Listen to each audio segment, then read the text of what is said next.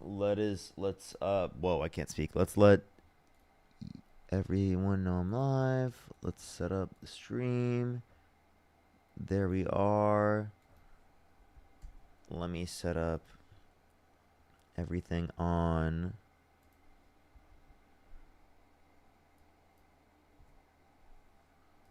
Everything over here on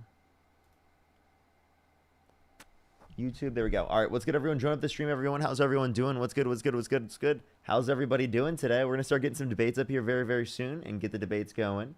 How's everybody doing? How's everybody doing? What's up, Kitty? What's up, Courtney? How you doing? Mila, how you doing? Taylor, what's up? Alina, how you doing? Melina, what's up? Leah, Jeff, how you doing? Samuel, how you doing? What's up, Scarlett? What's up, Winged? How you doing?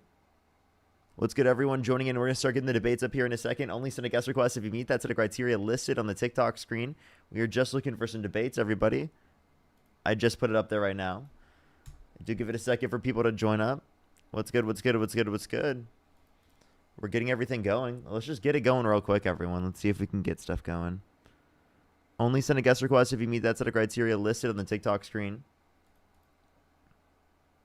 Yo, what's up, how old are you? 29. Do you support Donald Trump? Yeah. Okay, if you could go back in time, you could either vote for Donald Trump or Kamala Harris. Who would you rather vote for? Trump. Okay. What's your birth year, by the way? 96. For sure. Okay, so why do you support Donald Trump? I support him because I think he will implode everything, and that will lead to like a socialist movement, which I think it has already. Okay. Not going to waste my time. Let's go on the next individual. Only send a guest request if you meet that set of criteria listed on the TikTok screen. We are just looking for some debates. Yo, what's up? How old are you? Yo, what's up? How old are you?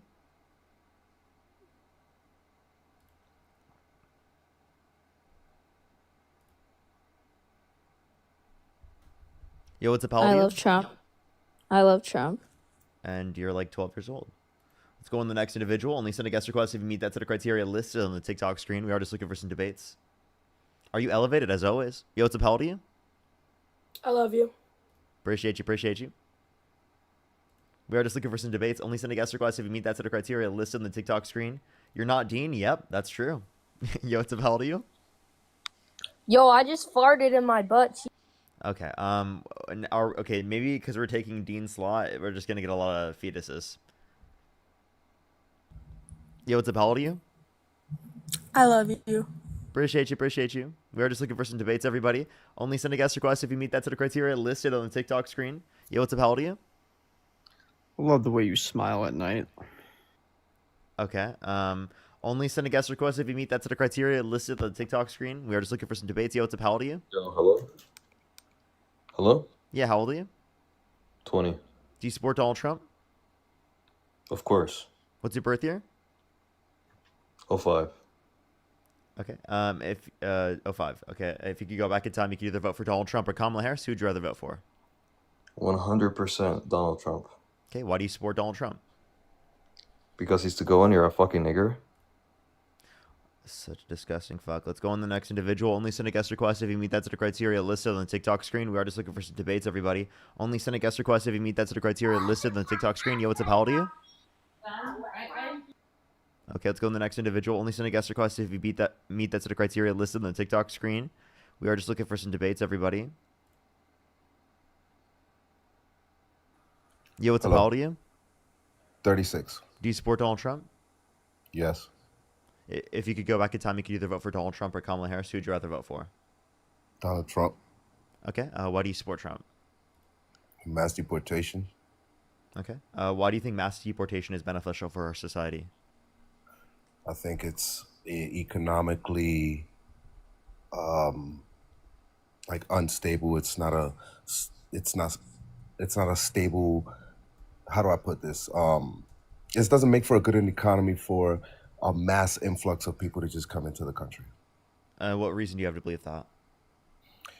I mean, just sound logic, just reason. Like, let's choose just one sector, right? School. If we let in, millions of kids and these classrooms grow from, 35 to 42 kids, then to 60 kids, this is going to overwhelm the teachers. Then we would have to build more schools and, hire more teachers. This is an expense on the taxpayer. This is just schools nationwide. We already spend like close to $20,000 a student. I think that's. I'm not saying we shouldn't. We don't bring illegal aliens in. Like, of course, it's not going to be zero.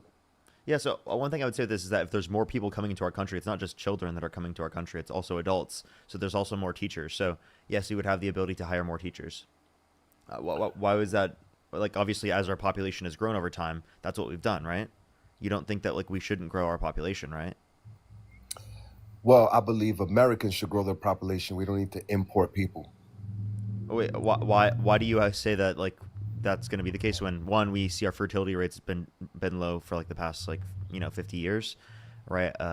Americans are choosing not to do that because of the set of conditions that exist, and then more immigrants coming to our country specifically. That's a part of America. They're Americans as well.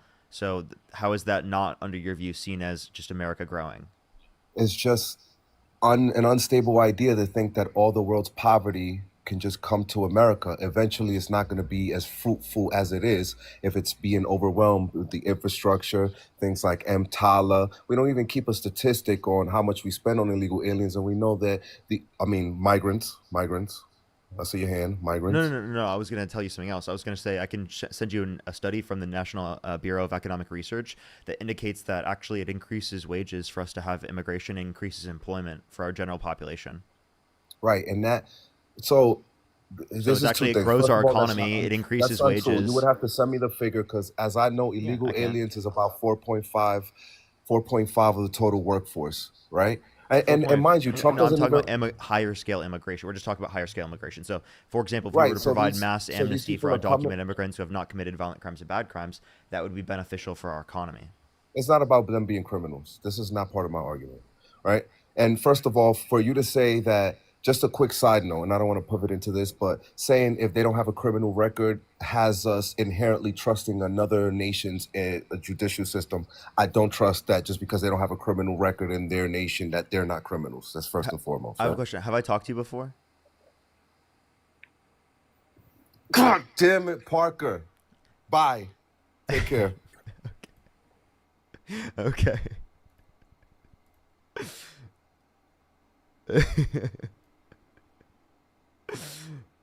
Santana sent me a text.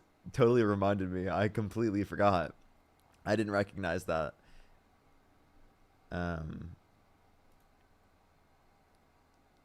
Alrighty, let's go on to the next individual. Everybody, only send a guest request if you meet that set of criteria listed on the TikTok screen. We are just looking for some debates.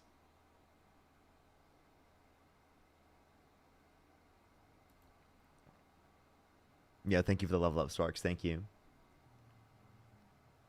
As well as thank you for the galaxy. Thank you so much. I really appreciate it. Thank you. Let's go on to the next individual, everybody. Only send a guest request if you meet that set of criteria listed on the TikTok screen. Only send a guest request if you meet that. Yo, what's up, Paladin? I love you, Micah! Alrighty, let's go on to the next individual. Only send a guest request if you meet that set of criteria listed on the TikTok screen. We are just looking for some debates. Yo, what's up, Paladin? Hey, I'm 47. I voted for Harris, but I want to debate.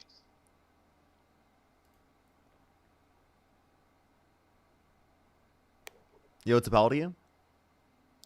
Appreciate the hand. I love you. Thank you. Appreciate you. Let's go on to the next individual. Only send a guest request if you meet that set of criteria listed on the TikTok screen, everyone. Yo, what's up, Paladin? 20. Do you support Donald Trump? Absolutely. Aaron, thank you for the glowing jellyfish. Thank you, Aaron. Okay. What's your birth year? It's April 2005. Okay. If you could go back in time, you could either vote for Donald Trump or Kamala Harris. Who would you rather vote for?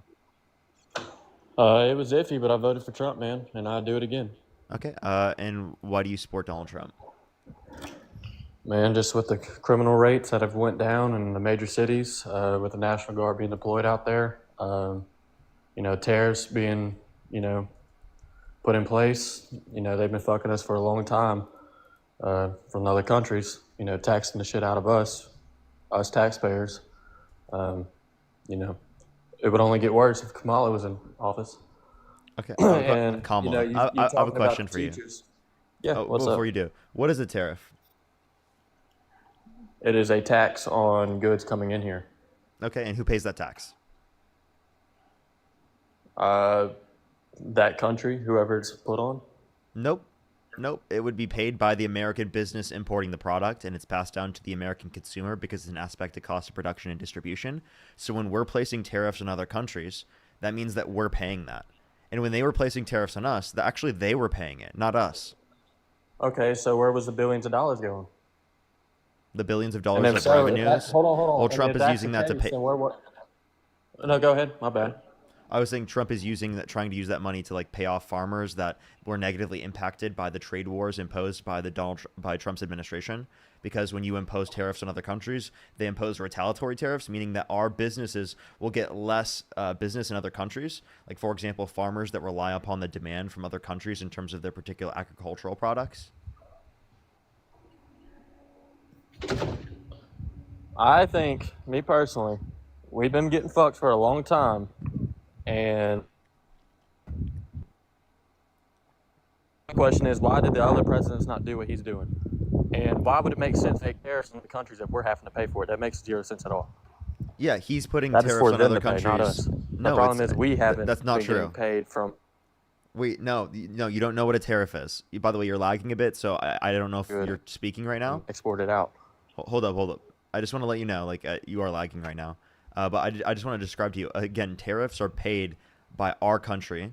That's how tariffs operate. Okay? I don't know what you think a tariff is. Mm-hmm. Like, if you think the foreign country's paying it, you've just been propagandized by Donald Trump. No economist will tell you that. Okay. And another thing, on that last debate with the teachers and everything, how do you expect a Hispanic that knows no English is going to teach our children to the quality that they need?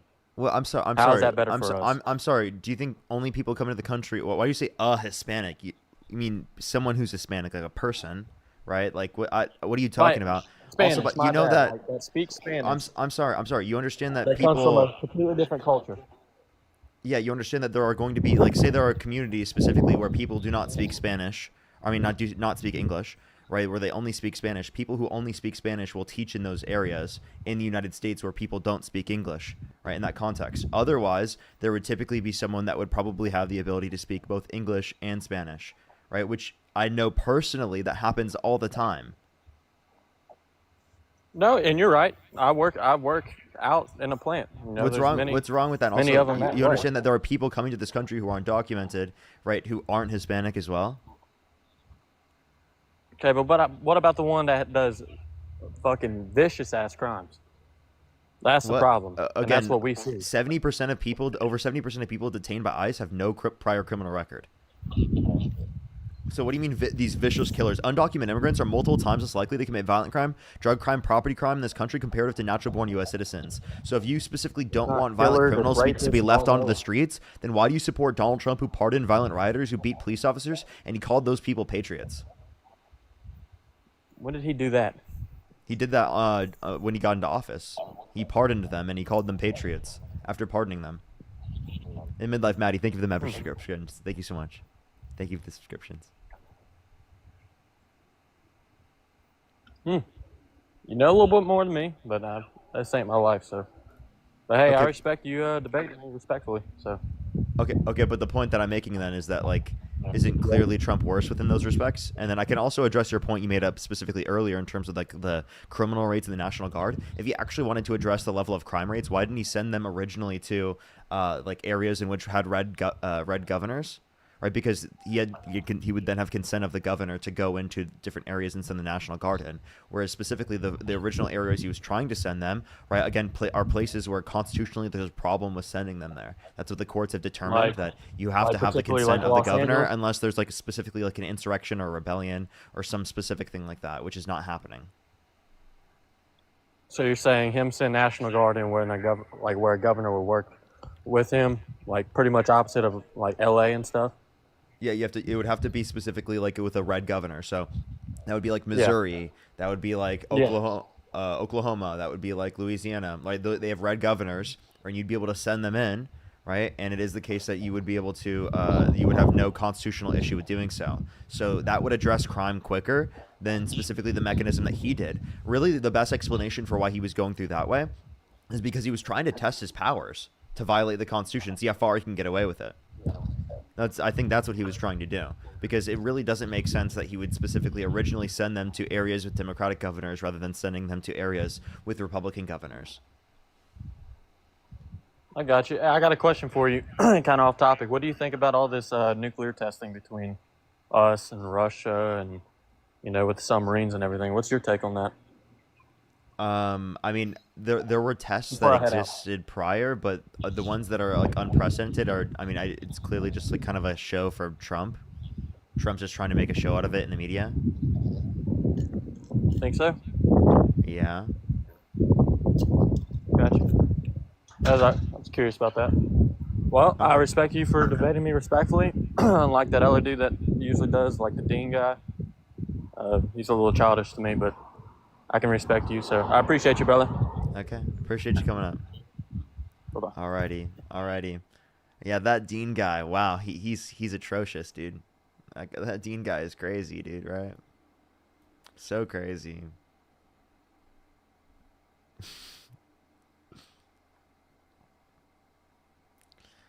Yeah, dude, honestly, yeah. Dude. Oh my god, that's so funny. Yo, what's up, how old are you? Dude. Only send a guest request if you meet that set of criteria listed on the TikTok screen. We are just looking for some debates. If you're on YouTube, hit that thumbs up. If you're on TikTok, tap that screen. Alrighty, let's go on the next individual.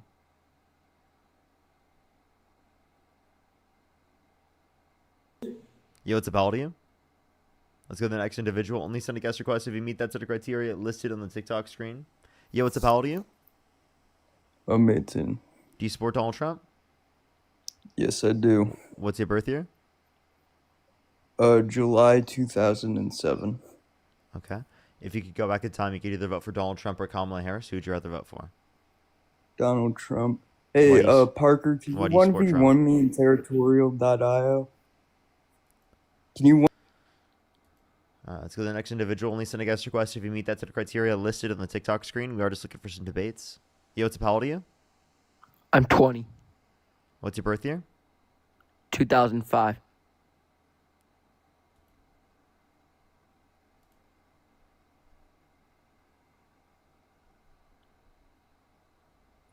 Yo, what's up, how old are you? Yo, what's up, how old are you? I'm 40. Do you support Donald Trump? Not really. Okay. Alrighty, let's go to the next individual. Only send a guest request if you meet that set of criteria listed on the TikTok screen. We are just looking for some debates, everybody. Yo, what's up, how old are you? Let's go on the next individual. Only send a guest request if you meet that set of criteria listed on the TikTok screen. Alrighty.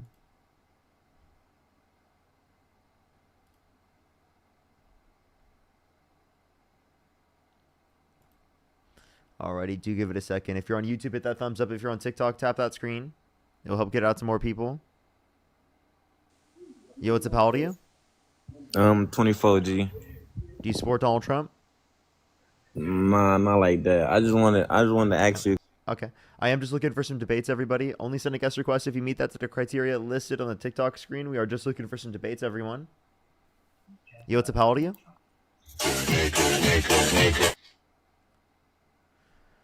Let's go to the next individual. Only send a guest request if you meet that set of criteria listed on the TikTok screen. We are just looking for some debates. Yo, what's up, how old are you? Hello? Do you support Donald Trump? Yes. What's your birth year?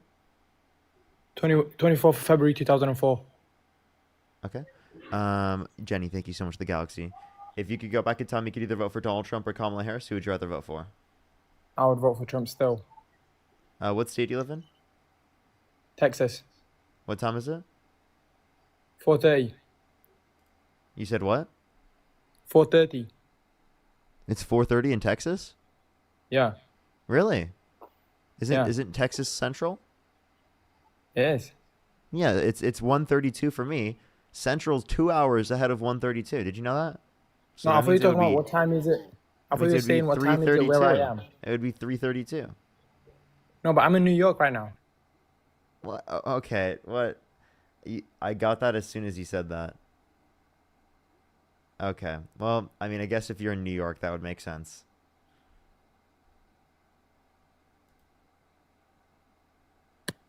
Yo, what's Parker, Apologia? can I just kiss you, bro? Okay. What is going on right now, chat? What's going on?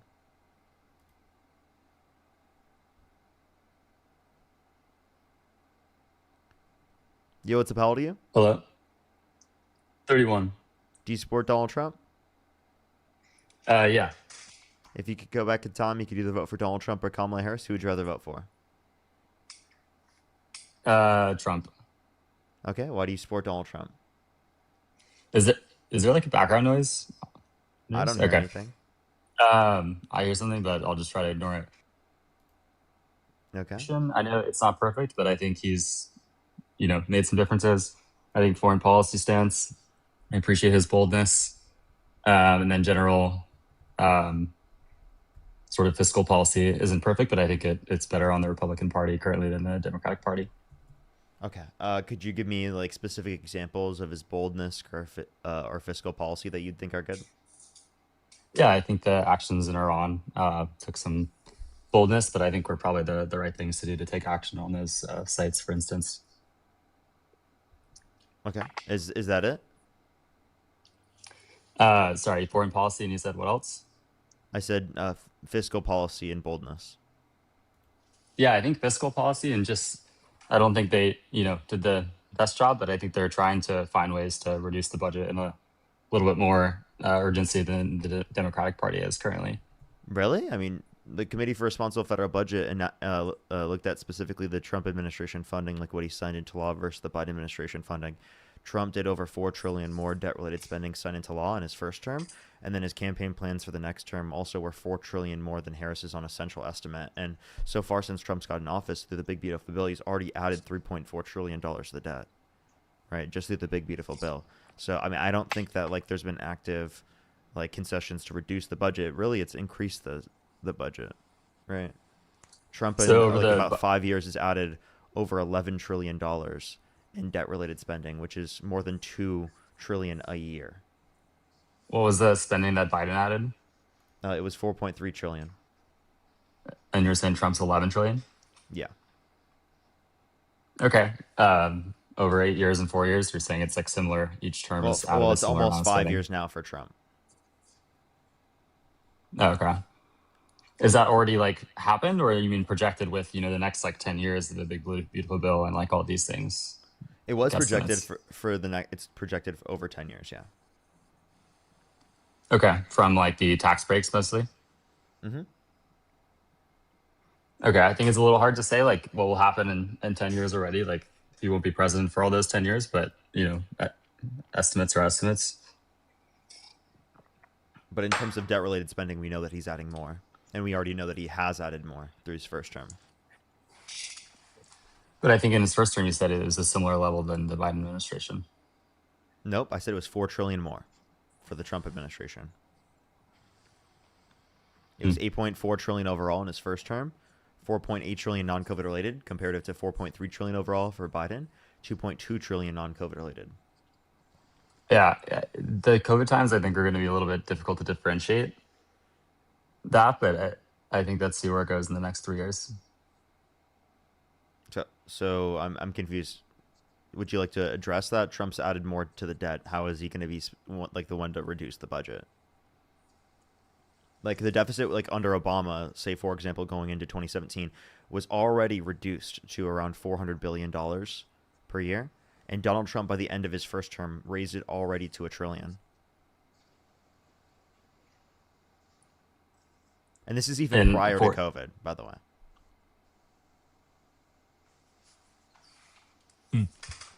I think maybe Trump isn't the best example, but if you were to compare the Democratic Party and the Republican Party, would you say that in general the Republican Party preaches more about fiscal conservatism and reducing the debt, or would you say that's No, not the no, case no, anymore. no. They want massive tax breaks for millionaires and billionaires, which add massively to the debt.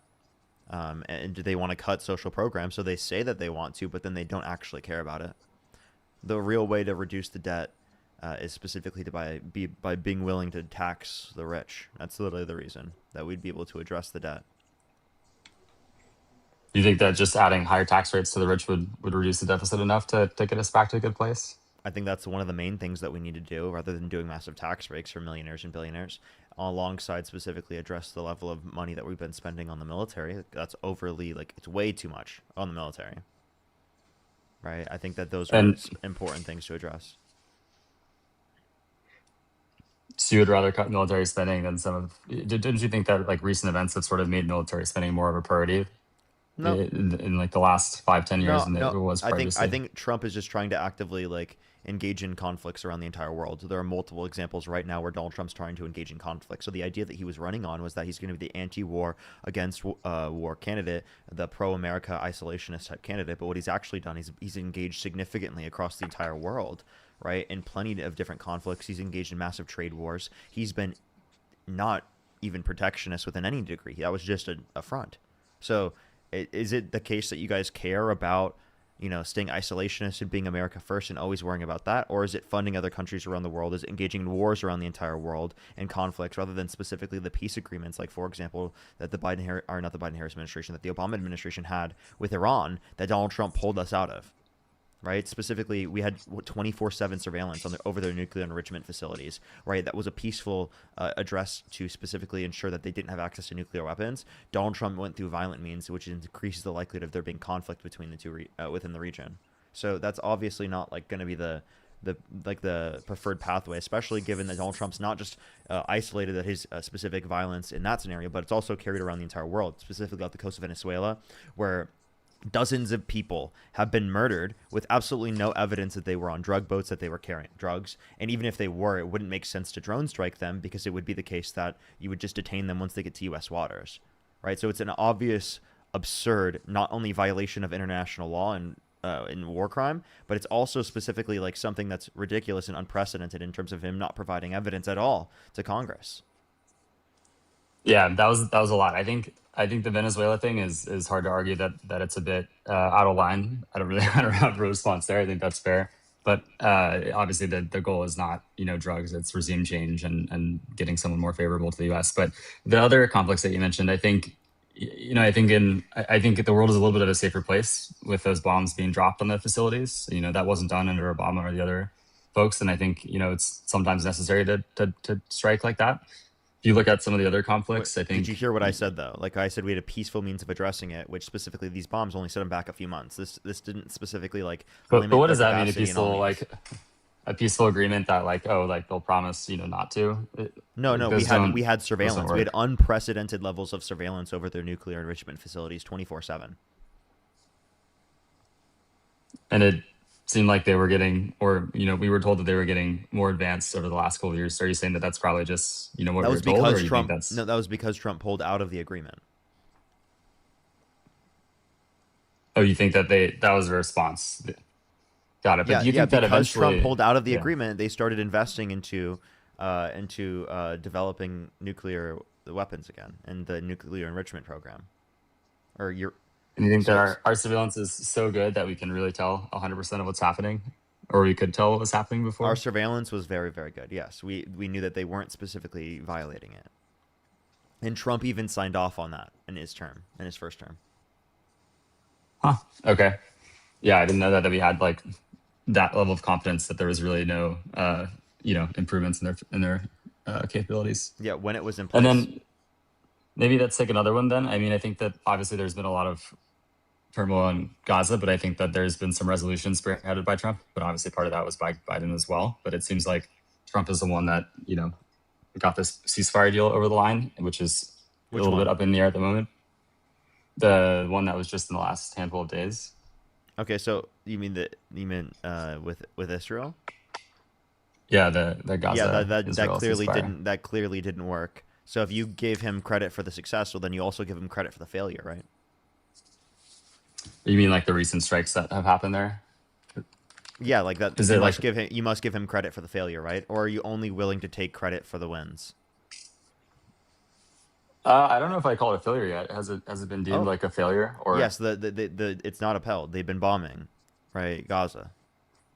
I They think limited the they. amount of food going into Gaza. I heard it was like a one-time strike. I didn't realize it was over. I think it's still the goal that they continue with, going back into a ceasefire. That was the same one that was agreed Who's upon. been reporting on that?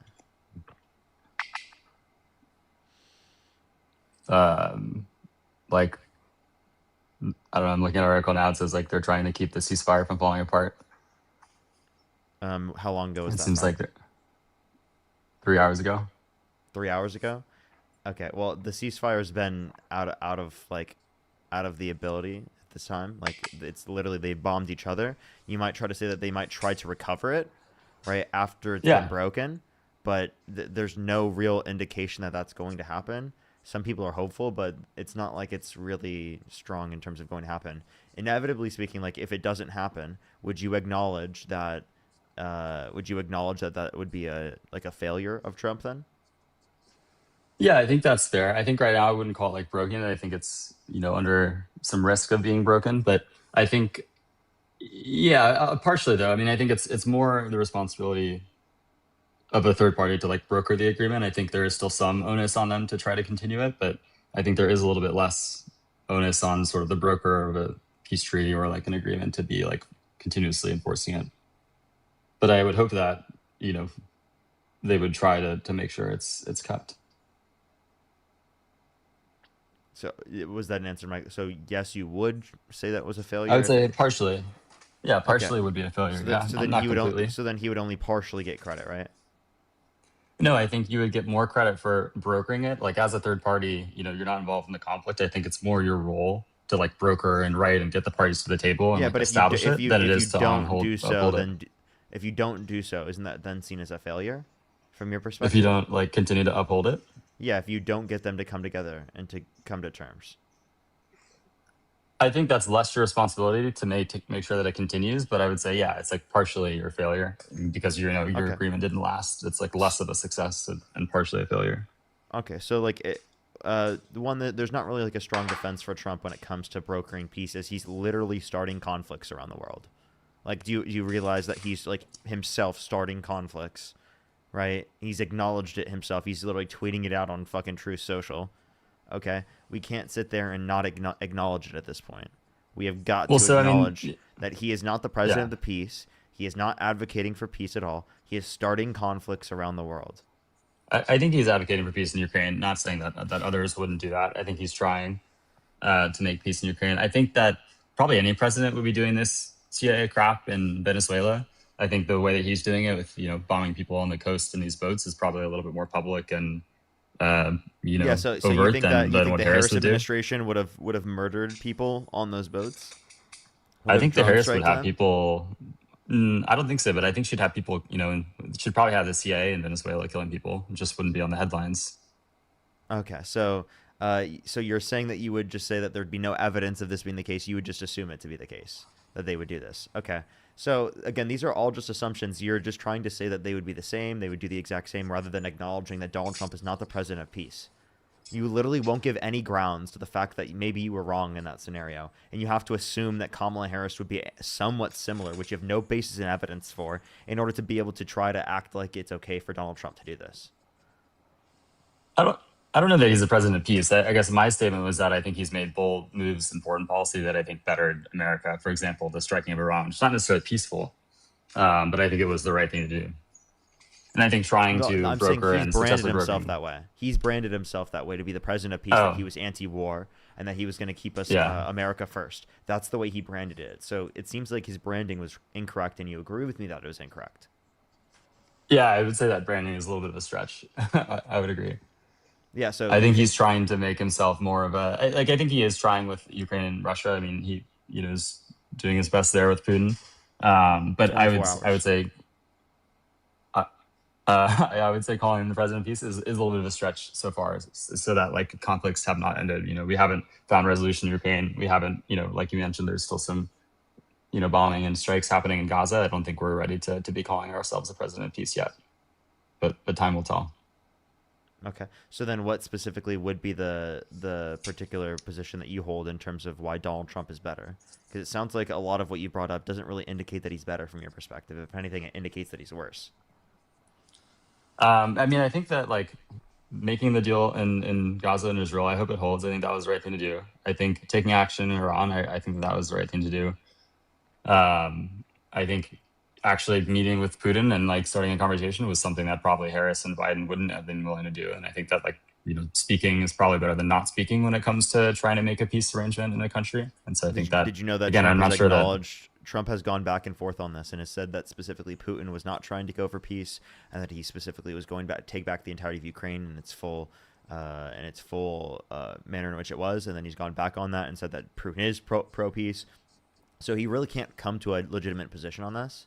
And he also said that he was going to literally end it in 24 hours. I think it's more plausible that he just has no clue what the fuck he's doing, and he's literally just trying to engage in negotiations with the power that specifically is engaging in the conflict. They're only going to step down if they get more out of it and if they can continue to go and invade the rest of Ukraine. Why else would they step down?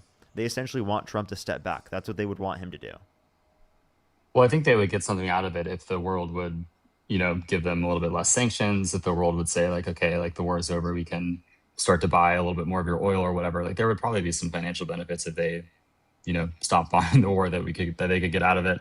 I think my assumption of what he's doing is just trying to make a deal. Maybe that's, they get to keep 10% of the territory. They get to keep some of the territory they gained or something. But then the result is that the war is over. Those sanctions were true either way. So like the specific idea that like, he could have gotten the sanctions to be taken away specifically if he decided to then not engage in the conflict was true under either administration. And they were originally imposed under the Biden administration. Yeah, but he's the only one that's like talking to Putin and trying to end this thing. Like I think what I saw at least of the other administration that they would probably do is just like, block him out and just like hope for the best and like not even talk to him. Like literally try to prevent him from being able to take the rest of Ukraine by bolstering a defense specifically in terms of a warlike front to force him to then concede, because we realize that he's not going to do so otherwise. Right? He's specifically agreed to terms in the past and then not upheld those terms on multiple occasions. Right? And that I think that demonstrates specifically that he's not willing to do so. I mean, I think both parties have and would provided arms to Ukraine to fight in the war to make it more difficult.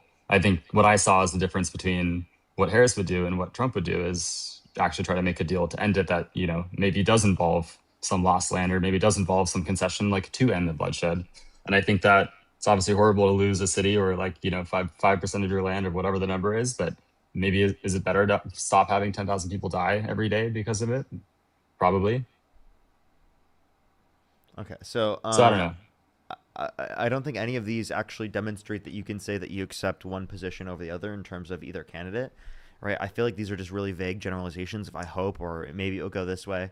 I don't see how this is a basis for your position on why you'd vote for one way over the other. It's very, well, a lot very of these conflicts that we're talking about are still open. I mean, they're still happening, right? So it's hard to give a definitive Yeah. So then if you don't have a definitive position, why would you come up and debate on the live with a position you have that's not because definitive? It's clear how these candidates are acting differently, right? So let's give the example of Iran. Like I don't think that Harris would bomb the facilities. I think that Trump would, right? Like that's a clear different action, even if the end result hasn't been like clearly, like defined and written in stone yet. For example, one, it only set them back by a slight margin, and specifically Donald Trump is the original reason why we pulled out of the agreement. He pulled us out of the agreement originally. Why don't you ever acknowledge that? I said that multiple times. You should acknowledge this. Yeah, but I think the original agreement, right, didn't involve sending like billions to Iran. Like, yes, we were surveilling them. We weren't sending them money. We were never sending them money. What are you talking about? Really? I thought we gave them like a fund. No, like an economic fund. No, we put sanctions on them, and then we got rid of the sanctions to get them to accept this deal. Oh, so it's their own money. It's all their own money. Okay, so you're saying we sort of help stimulate their economy by removing the sanctions as sort of a reward instead of directly sending them money. Mm-hmm. Okay. I mean that's nuanced, but I don't know that we should be taking off sanctions yet on Iran. So maybe that was partly the reason why we pulled out of that. You'd prefer to be at a circumstance where you'd engage in like back and forth like bombs. I think that's preferable. I mean, I also don't fully believe this statement that like this did very limited damage to the facilities. I mean, this is something that the U.S. That's has what probably been planning AP News for reported on. decades. It was only setting them back by like a few months. Yeah, I mean, are they down 400 feet in the bunker in the rock? Like, how do they know that? Like, you're telling me that they have better intelligence than, the Pentagon or whoever is reporting that these things were successful, these strikes that were planned for 30, 40 years.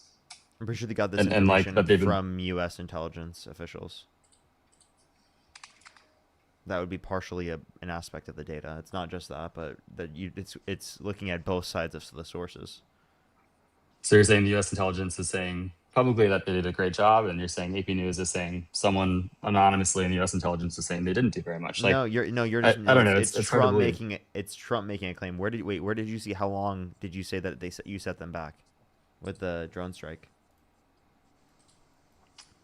The drone strike? Yeah. I don't think the B-2 bombers. I'm talking about like the facility strike, not the Yes. Yeah. not a drone strike.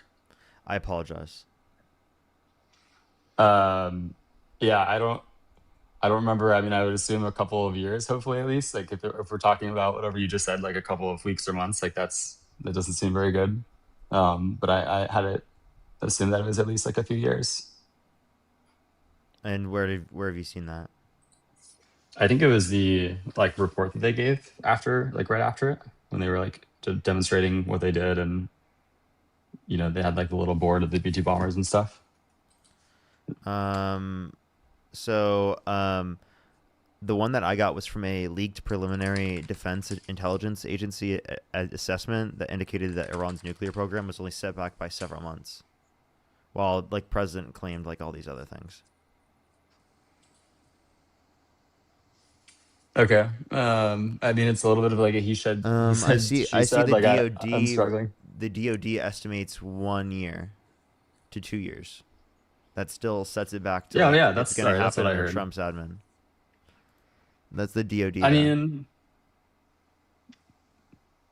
yeah, but 1 to 2 years. I mean, that's significant, right? Like this is something that we never really know how close they are because we keep being told they're like about to happen and then they don't. But 1 and 2 years is a significant amount of time, right? Like a lot can happen in that time frame, and Iran is a much different place than it was a few years ago. Okay, so then why wouldn't you say the same thing for the agreement that Trump pulled out of in the first place? That gives you more than 2 years. Because I think this is a more like definitive action. I mean, the agreements could be upheld. They could, they have a history of not upholding the agreements. Like, I don't know. It's just less. You can trust a piece of paper a little bit less than a demolished nuclear facility, right? Like, I trust a burned nuclear facility more than a piece of paper that says we promise we won't do something. Like, I just have a little bit of trouble believing that our surveillance is that good that we can tell that we're not. One, they're not developing something. You prefer to go to conflict with the country. Two, as it relates to this, you prefer specifically to, again, which it's not just a piece of paper saying this, it's surveillance. We had specific surveillance, right? I mean, I'm sorry, this is new. I didn't know that our surveillance is that good, so I will look that up. I will look that up. Go ahead and look that up. You said our surveillance isn't that good, but our intelligence is accurate? No, I mean, I don't know that we have like literally the surveillance that we can tell what they're doing like at every second of every day, right? I mean, that's we had better surveillance than what we have right now, right? I mean, if we blew up the facility that we were surveilling, then. And by the way, we had unprecedented levels of surveillance. So this idea that we did not have good enough surveillance is ridiculous. Okay, yeah, fair. I mean, I didn't know that we could, see everything that's happening like 500 feet down in this bunker every second of every day. But if we could, then that's news to me. So I'll give you that one. All right. Well, is there anything else you want to talk about, Rad? No. Want to give any economic policy of Trump's you like? Actually, can we talk about immigration? Go ahead. Okay. I mean, I'll just start out by saying, like, I think putting black bags on people in the street, like, not something I support. But I think that there was, for many years, probably too many people crossing the border illegally. And I think that, there are probably a lot of things that we agree on. Like, there should be, a way for legal citizenship that is not, ridiculously complicated and takes like 30 years. But I think when you have 10,000 people crossing the border illegally and you can't vet these people, there needs to be some sort of way to curb that, right? And obviously, building a physical wall like doesn't work. You can try to build a wall, people will go around it, and so what you need to do is sort of build a virtual wall, which is what Trump's doing with this aggressive administration stance, right? Like the number of people crossing the border has become zero, not because of a physical wall there, but because of the pressure, right? Like on this mass deportation campaign, because of these ridiculous social media posts. Like I don't necessarily love the method, but the results are the border crossings are going, back to a place where they should have been all along, right? So I think why is immigration bad? I think legal immigration is good. I think it's great. Okay, so then here's my point is that the current process takes too long to go through. For people who are already in the country undocumented who have not committed a violent crime or bad crime, give them a pathway to citizenship, where if they have not committed a violent crime or bad crime, they get to stay in the country, and they are given that pathway to citizenship where they are vetted during that process. That incentivizes people to identify themselves to authorities, right? And it provides a quicker legal pathway to citizenship for not only those that are already in the country, but also for those that specifically are going through the process. Take the money that they've invested in militarizing ICE and put that into making the legal process go quicker. Okay, but let's say Trump did that. Well, okay, let's say Harris was elected and Harris did that. I think that's awesome. People that are in the country are gonna have this process. I think that's great. Like we're gonna find the great people that want to be here forever. But at the same time, because of policy like that becoming public, right, tens of thousands of people are going to stream across the southern border illegally every day. So it's a lot the stance of the president that determines, just because we have such a big border, how much illegal border crossings we'll have. So I do think that it would be nice. No. If you provide a quicker legal pathway, why would they come to the country undocumented? They would rather come to the country legally. If you provide you said you have no issue with legal immigration, right? Yeah. Okay, so then what would be the issue? So the issue is we have a giant southern border, right? That is just impossible to build a physical wall. There will be still tens of thousands of people coming in illegally. If you have this stance that you can just have a pathway to citizenship, everyone can come in. We're not going to hold you to any standard if you come in illegally or if you came here. However, just figure out how to get here. And then we'll make it very easy to get a citizenship. If that's the point of view, then we're going to continue to have thousands of people cross the border on without checking their documentation. Why would they come in undocumented when they can just go through the legal process quickly?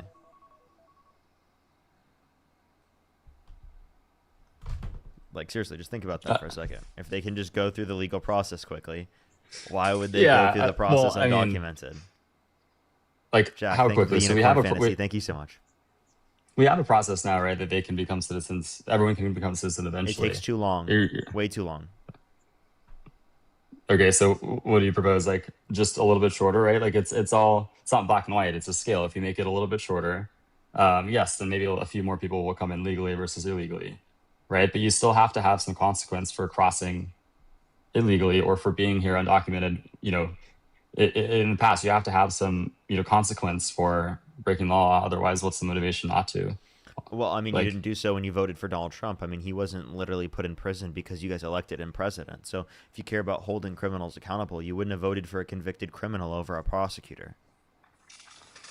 Okay, I think we can all agree that those charges shouldn't have been felonies. But yeah, fair. No, they should have been. They should have been. And even if they weren't felonies and if they were misdemeanors, that wouldn't change whether or not he should be held accountable under your perspective. Because, again, people coming to the country undocumented is a misdemeanor. And you think that they should be held accountable for that. How would you hold Trump accountable for that one? Not voting for him. You don't vote him for president. Because voting for him for president restricted him from going to prison. Voting someone for president, right, gives you the ability to pardon anyone's sentences, gives you the ability to have certain privileges. Yeah, I don't think you should have the ability to pardon just anyone. I think the fact that Donald Trump had the ability to pardon violent rioters who beat police officers, right, is a disgrace.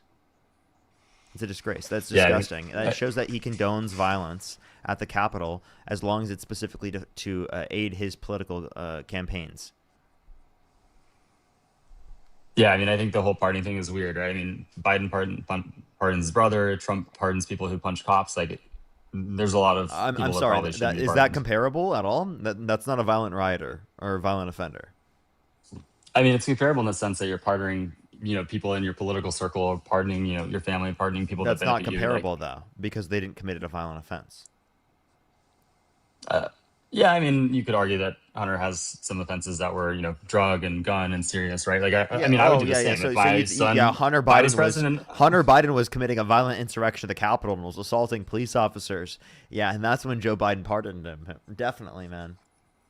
Look, I mean, I would pardon my son as well. Like, I'm not saying I wouldn't, but I think, yeah, I don't agree with pardoning people that are punching police officers. I think some of the people that were pardoned were probably, shouldn't have been, but yeah, that's a tough one.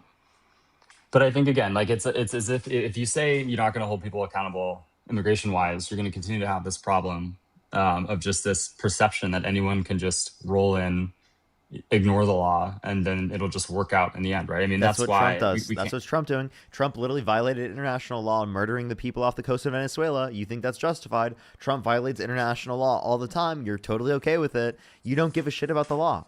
Like, seriously, what is this bullshit that you've got to enforce the law? I'm sorry, what? Hold on. I don't give a shit about international law, maybe, but I do care about international law. Is not real. I mean, come on, it's not a real thing. Wait. Okay, so you could say American law isn't real. American immigration law isn't real. As an American citizen, I do care about American law. It's not real. I don't really. Real. Wait. You care. So just saying you care about it doesn't mean that specifically makes it real, right? Because I could say I care about international law, and then that makes it real, right? No, I mean, I think consequences make a law real. Right? I mean, for the most part, if international law, if you break it, like nothing happens. Like, what are like the international police? Okay, so because there's no consequence, specifically because the United States is at the top of the world, that you don't care what they do. That's like saying if the Nazis won World War II, right? That just because that there was no law against them murdering Jewish people at mass, that means that they should do it or something. That's crazy, right? That would be absurd. Right, that it'd be okay with them doing that. You're fucking nuts, right? Those violations of international law mattered, and that's why we created them. You don't think that for example, the international criminal courts had a jurisdiction for holding criminals accountable after the war crimes during World War II, right? Yeah, I mean, I think it's good to try to have. Do you agree that they should have done that? That they should have held people accountable after the war? Yeah, they should have held the Nazis accountable for international war crimes. Yeah, okay, of course. So then you believe in an international enforcement of the law. So if you believe if you believe in international enforcement of the law, why are you totally okay with Trump breaking it? I'm not super okay with the bombing of the Venezuelan boats. I think as an isolated example, I think that's going a little bit too far. This isn't just one isolated example. What are you talking about? There were dozens of people murdered. There were dozens of people murdered. There were multiple different boats that were attacked. Yeah. As a whole incident, I don't agree with the, destroying of the Venezuelan boats. Were there other examples of Trump violating international law? Or, I mean, or was it just this one? if I was doing that, I would be here for a pretty long time, right? His defense of Israel violating international law, right? Actively funding them specifically violates not only international law but also the Leahy law. Okay. I mean, I would see international law as more like guidelines. I think I do probably agree with funding Israel, but I don't agree with the blowing up of the boats in Venezuela. I think you agree with funding Israel while they're committing a genocide and mass starving the Palestinian population? I mean, I agree with supporting allies in war, right? I mean, it's not always our position to... You also support a candidate that pardoned, or not pardoned, wanted to annex our allies. Oh, you mean Canada? Yeah. You just laughed at that. That wasn't real. Yeah, I mean, that wasn't real. That happened. Everyone he wasn't going to do that. Yeah, but it's like the Gulf of America. Is it okay for him to say that? To want to annex Canada? Yeah, not only Canada, but also Greenland and Panama.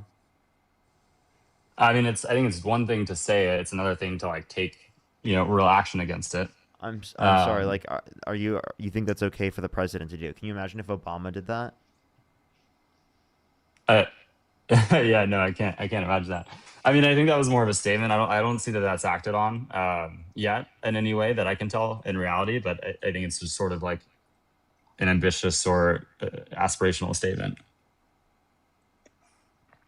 But I don't agree. It's I don't think it's the most realistic. So I'm sorry. Not only is that not upholding our allies, because he also tariffed them as well, but it's also the case that you're saying upholding allies that are actively committing not only crimes against humanity but also international crimes.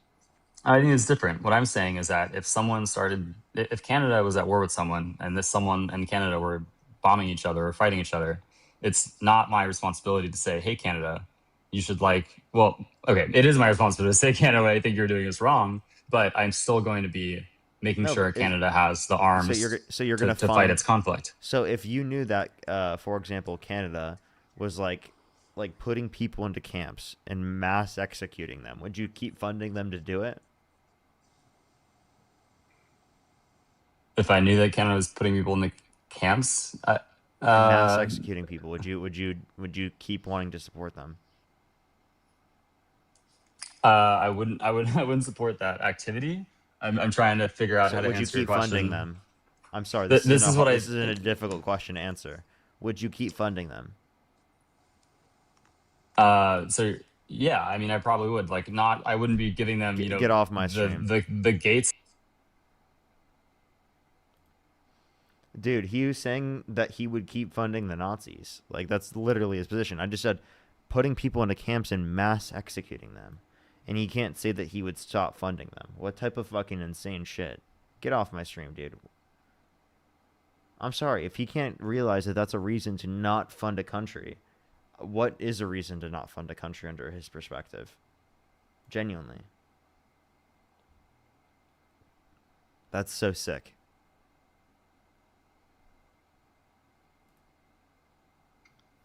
Yo, what's up? How old are you? Yo, Parker, I smacked the shit out you, dude. How old are you? Yeah, how old are you? Parker, I smacked the shit out you. What them hands do? How What old them are you? hands do, Parker? How old are you? I'm trying to see what them hands do, Parker. Answer my question, coward. Parker, is you nervous? Answer my question, coward. No, old you are you? nervous, Parker. How what old them are you? hands do, Parker? How old are you? You have like Yo, 5 seconds. Parker, I'll Charlie kick your ass, boy. Okay. What is wrong with people, dude? Like, I just genuinely don't understand why he thinks that's funny to do.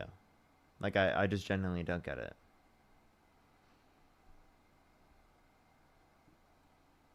Yo, what's up? How old are you?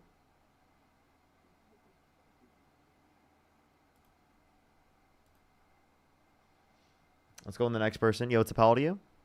What's good? What's good? 28. Do you support Donald Trump? Oh, of course, man. Okay. If you could go back in time, you could either vote for Donald Trump or Kamala Harris. Who would you rather vote for? Man, who do you think? Well, I'm asking just to clarify. I ask everyone. I mean, obviously, like Trump, right? Okay. Why would I vote for Kamala? What's the point? Well, she's a significantly better candidate. I can tell you why. How? She was never the president. Trump was. Okay, I don't think whether or not you've been a president before makes you a better candidate. Right? So we can go through this. Name one particular policy that Donald Trump supports that you think is better than the one policy that Kamala Harris supports. Or any policy, sorry. Man, the immigration. We can't let these people. Man, these illegal immigrants are taking like blue collar black jobs. You guys talk about like supporting black people, yet when it comes to blue collar work, all they do is take their work because they get paid a lower wage. So it's immigrants pretty much taking all the blue collar work. Actually, immigrants come to our country and they increase employment rates, they increase wages, and they increase GDP. I can send you a study from the National Bureau of Economic Research that indicates the three. So the idea that they're taking jobs is wrong. They actually increase the likelihood of Blue employment collar work they of do. people. No, that's not true. Provide me Yeah, a they single do. source. Provide me one source that says that. Hey, man, I'll pick your ass up and drop your ass quick.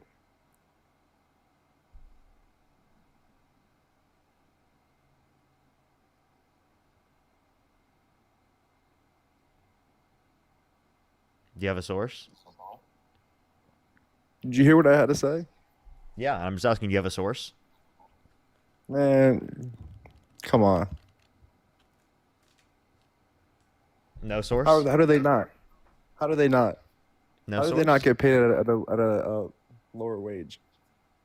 They I just always told do. you. There's a study I can send you from the. 1099. You can 1099. I just told you I can send you a study from the National Bureau of Economic Research that indicates that they increase employment, increase wages, increase GDP. Man, I will pick your ass up and drop you so hard. Is this like and then keep striking you over and over and over again after you're already unconscious. Okay. What was the point of saying that? Bro, come on.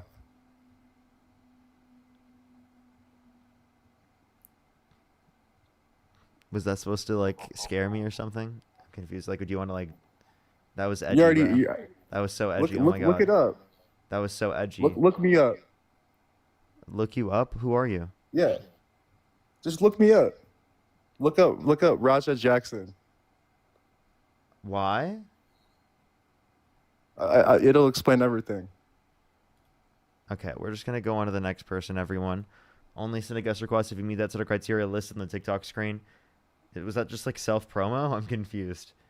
Brittany, thank you so much for the $5. Thank you so much. Ellie, thank you for the $5. Cassie with the $15. Thank you so much, Cassie. I really appreciate it. Thank you. Let me make sure to catch up on YouTube fully, and then we're going to go to the next person. If you're on YouTube, hit that thumbs up. If you're on TikTok, tap that screen. It will help get it out to more people. Rachel with the $5. Thank you so much. I really appreciate it. Thank you. They said, chat, look up ice whistles and learn how carrying a simple whistle can help protect immigrants. Absolutely. That's great. Thank you so much. Neo, thank you for the $5. Thank you so much. Shani, thank you so much. I really appreciate the $50 on YouTube Super Chat. Thank you so much. I really appreciate it. Thank you. There's some W's for Shani in the comment section right now. Thank you. Hoppy with the $25. Thank you so much. This is the first time I'm seeing that's actually unhinged. I'm going to have to look further into that. That's unhinged. That's absolutely unhinged. Pazzo, thank you for the $5. Thank you so much. Lance with the $2 as well. Thank you. Yeah, it's diabolical. I think I don't even know. I can't believe that they would be telling. Like, I think it sounded like they were trolling almost. Only send a guest request if you meet that set of criteria listed on the TikTok screen. We are just looking for some debates, everybody. Only send a guest request if you meet that set of criteria listed on the TikTok screen. We are just looking for some debates. Alrighty, let's go on to the next individual.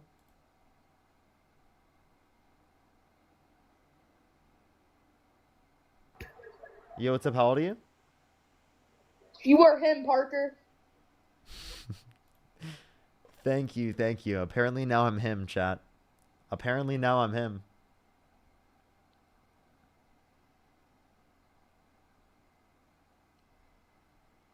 All right, let's go on the next individual. Only send a guest request if you meet that set of criteria listed on the TikTok screen. Only send a guest request if you meet that set of criteria listed on the TikTok screen. Yo, what's up? How old are you? Let's go to the next individual. Only send a guest request if you meet that set of criteria listed on the TikTok screen.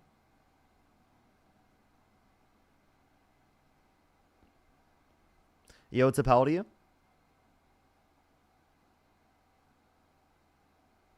Yo, what's up? How old are you? Hi. Okay. Well, you said hi as soon as I kicked you off. I'm so sorry. I am very sorry about that one. If you're on YouTube, everyone hit that thumbs up. If you're on TikTok, tap that screen. It'll help get it out to more people.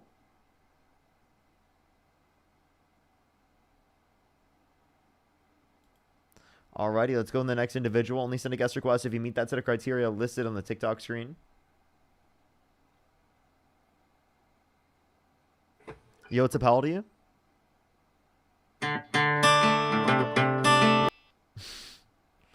Let's go to the next individual. Only send a guest request if you meet that set of criteria listed on the TikTok screen. Faggot ass nigga. Faggot. Yeah. Let's go to the next individual. Only send a guest request if you meet that set of criteria listed on the TikTok screen. Yo, what's up? How old are you? Hi, I'm 24. Do you support Donald Trump? Yes. If you could go back in time, you could either vote for Donald Trump or Kamala Harris. Who would you rather vote for? Donald Trump. Okay. Why do you support Donald Trump? I support his views on abortion, immigration, and yeah, I guess those are my two big ones. Okay. What about abortion and immigration?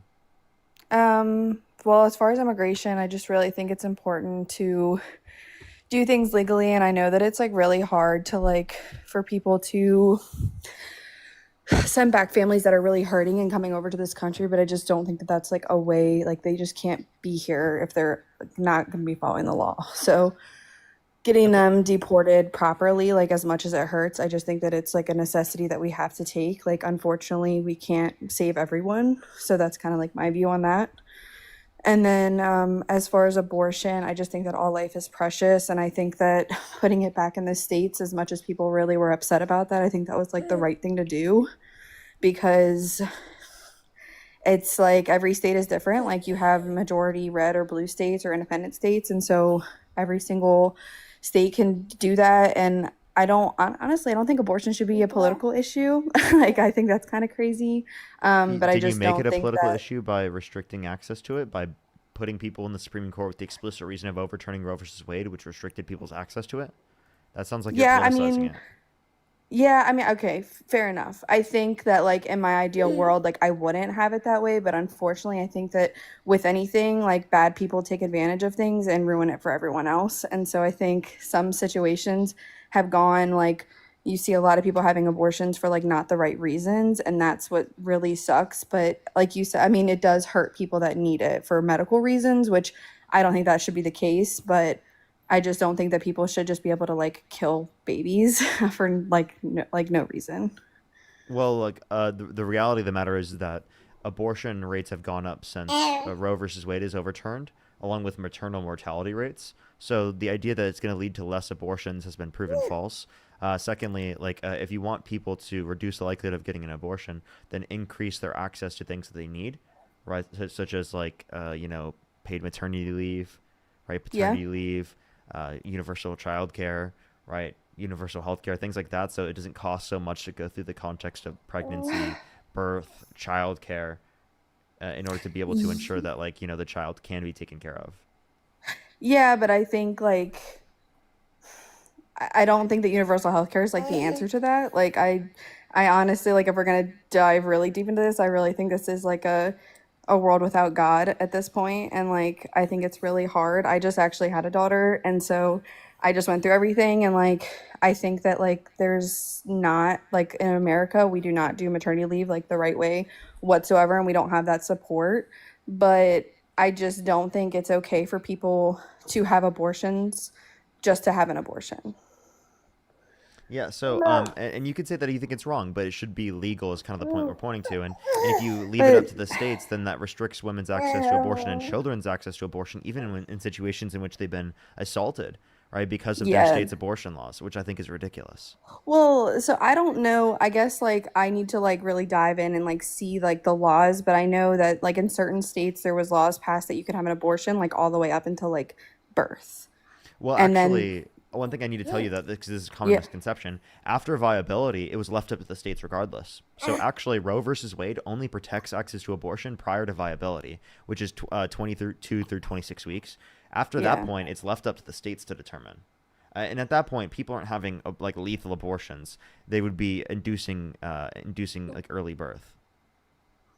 Yeah, but I mean, there was like I did read, I don't remember which state it was, my apologies, but I did read literally where it said that it was okay to have like an abortion or a DNC like up into like birth, which is crazy in my opinion. Well, that's like in medical circumstances if necessary, right? Yeah, it's And only if it's necessary, obviously, but I I'm mean, talking about like if you choose people aren't just like specifically engaging in lethal abortions for no reason.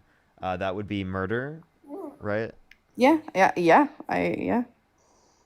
I guess. I mean, I Like, guess I we think probably. everyone acknowledges that at that point in the pregnancy, like it's literally a baby. Everyone acknowledges that. The point that we're Yeah. saying is that Roe versus Wade protects it prior to viability. So after viability, it was left up to the states regardless. So if you want to restrict the Yeah, states I from mean, being able I to do guess that after even. viability, well, then you need some other law rather than specifically overturning Roe versus Wade.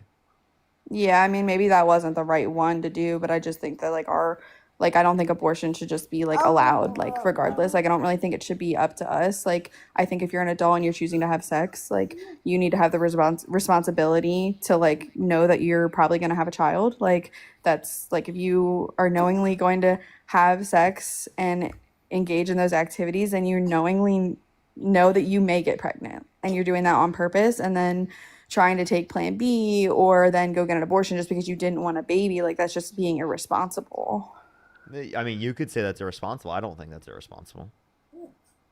Okay, well, Like, Jenny, I I don't guess see what's that's like a wrong with. moral. I don't see Yeah. what's wrong with an abortion in the early points of pregnancy like that. Like it's I mean, it's a non-sentient. life, like it's murder.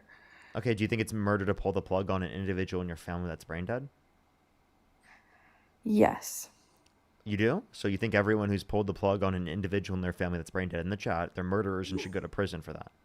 Okay, that's a little extreme. No, But like, of you course think not. But I mean, in the grand scheme of things, like if somebody was suffering, like that's different though than like like a baby, a no, fetus literally has nothing to do with life. Where you've known this person and they're now suffering, and you're just like watching them at the suffer. Like point of that's brain death, completely they're different. medically considered dead, right? So they're Yeah, not.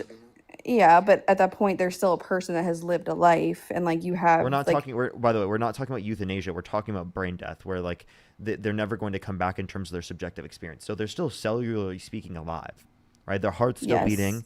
They're still cellular processes, but the person that we know of them is never coming back. yeah. Okay, then I guess I will retract my statement. I don't think that that is murder. Yeah, so like the point that I'm making is that we don't just value cellular life. We value what the person is, right? And what's the person? It's going to be at the point of sentient life, which is like 20 through 24 weeks according to neuroscience. That's what most neuroscience papers indicate. So that's actually like where I would see where we value it as a person. Prior to that point, I don't really see why we would say that. And I don't think that people's rights should be restricted for something that's literally clearly not sentient. And I also don't think IVF is wrong. Do you think IVF is wrong because we discard zygotes and embryos? I honestly have really mixed feelings on IVF. Obviously, I think it's a wonderful thing for people that like, can't conceive naturally, but then at the same time, like with my religious beliefs, I don't love the idea of trying to play God and like choosing which embryo is the better one. Like I don't love that part of it, but obviously when people can't have children, like that's obviously like an amazing resource that thank God that we have. So like I definitely have mixed views on it, but So should it be it's considered like illegal because you're discarding zygotes and embryos that under your view are living human beings under your view? I mean, I think that like I haven't gone through that personally. So like I don't want to speak on it personally, but like I honestly think that if I was to go through that, I don't know if I would be okay with like discarding my embryos like that. But for other Would people, probably like, do you think it should be illegal? Like, you could say, morally speaking, that you wouldn't want to do that. That's like totally fair for you to want to do as a person Yeah. yourself. But we're talking about like what you think other people should legally be able to do. I don't love the idea of it, but I would never like say that it should be illegal. No. Okay, so that's kind of like my point is that like Yeah. that's kind of like why would you consider abortion to be illegal or say it should be illegal? You could say personally you wouldn't want to do it yourself. That's totally fair. No one's disagreeing with you on that. Like if you personally are against abortion, that's totally up to you. No, seriously, no one in this live is going to have an issue with you saying that. For personally for yourself, you think that. But really what people Yeah. have an issue with is when people extend that to saying they should use the law to force other people to abide by that personal sense of how someone wants to live their life.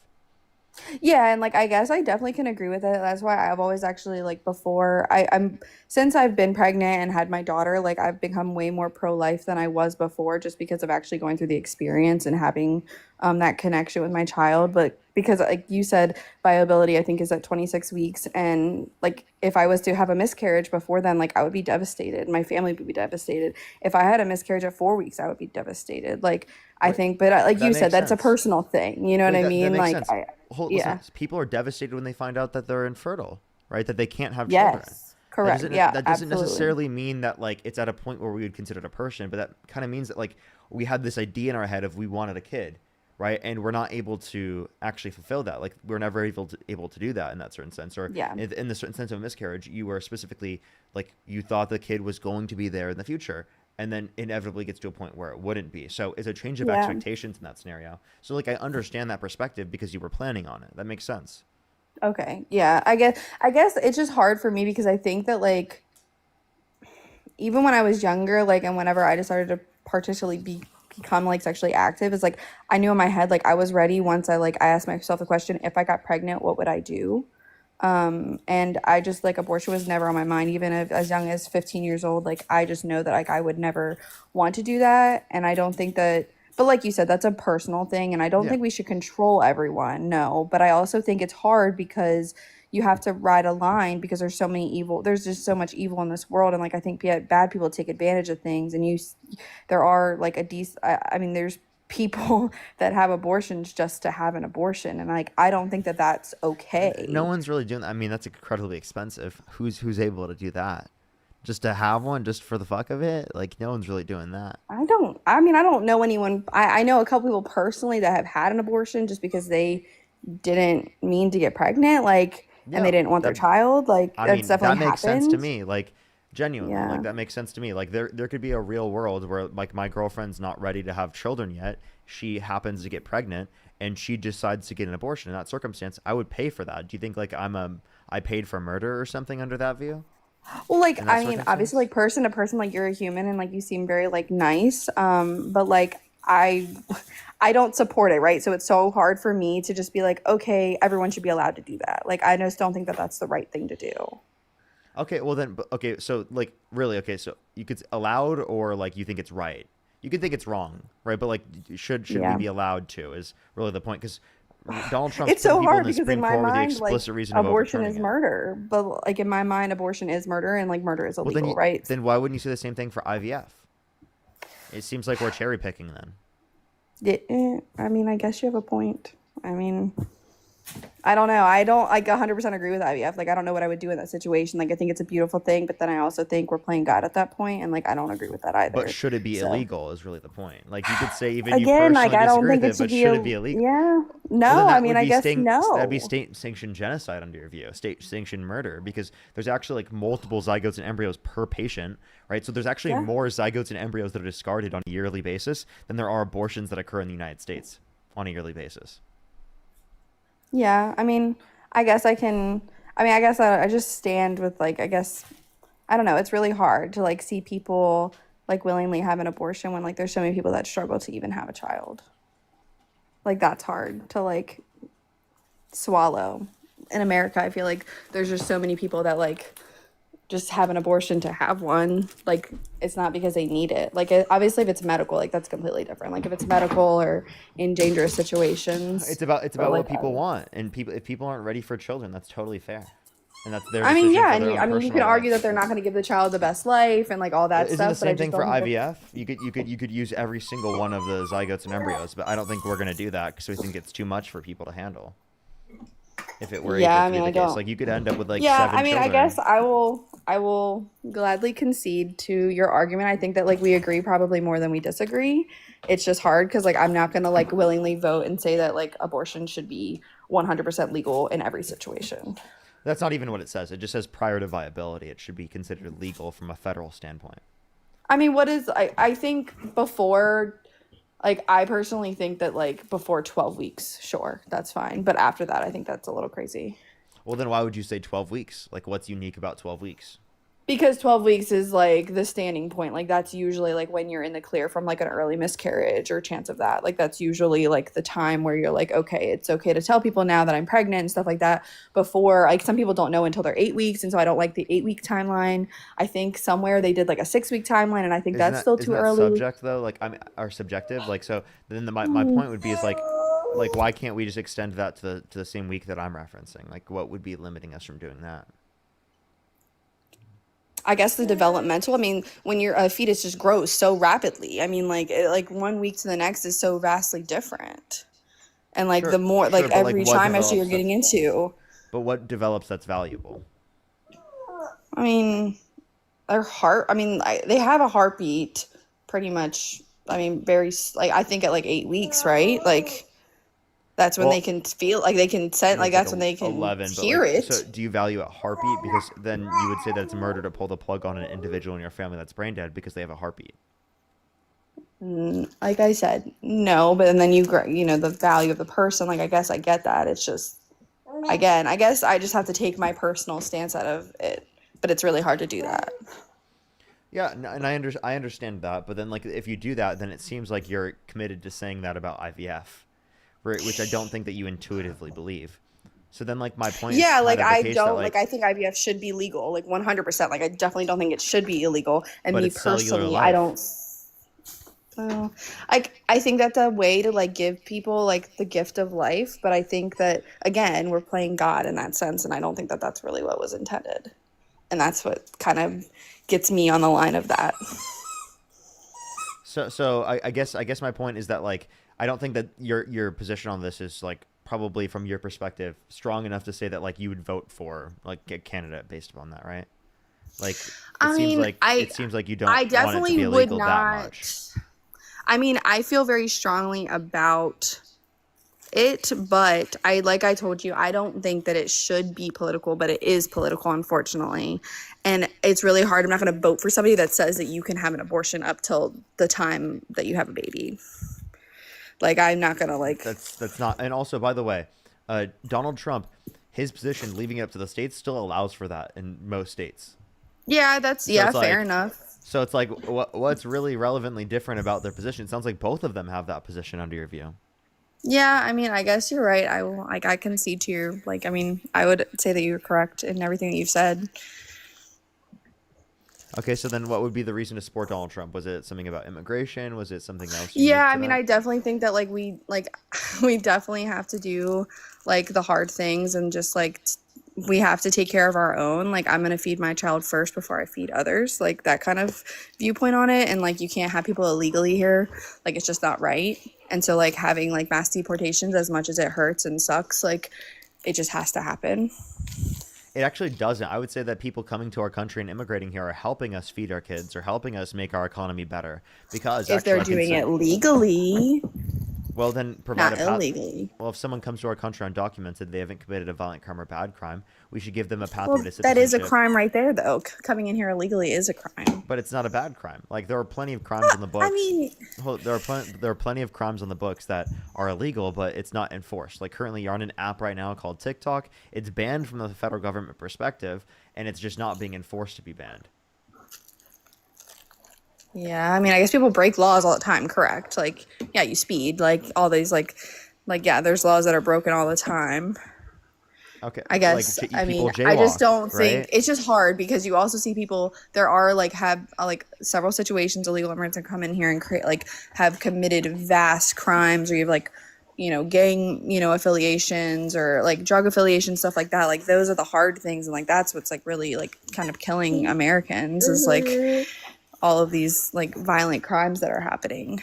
Yeah, so when Donald Trump pardons violent criminals who beat police officers on January 6th, that makes that worse off, right? I mean, I don't know particularly who was pardoned. I know that my viewpoint on the January 6th thing was that I definitely saw where he told people to come out. He never said to riot, which rioting and protesting are very different in my opinion. Peacefully protesting is our right, and it's you should be able to do that, but rioting is not okay, at all. And so obviously the people that stormed the Capitol building were wrong.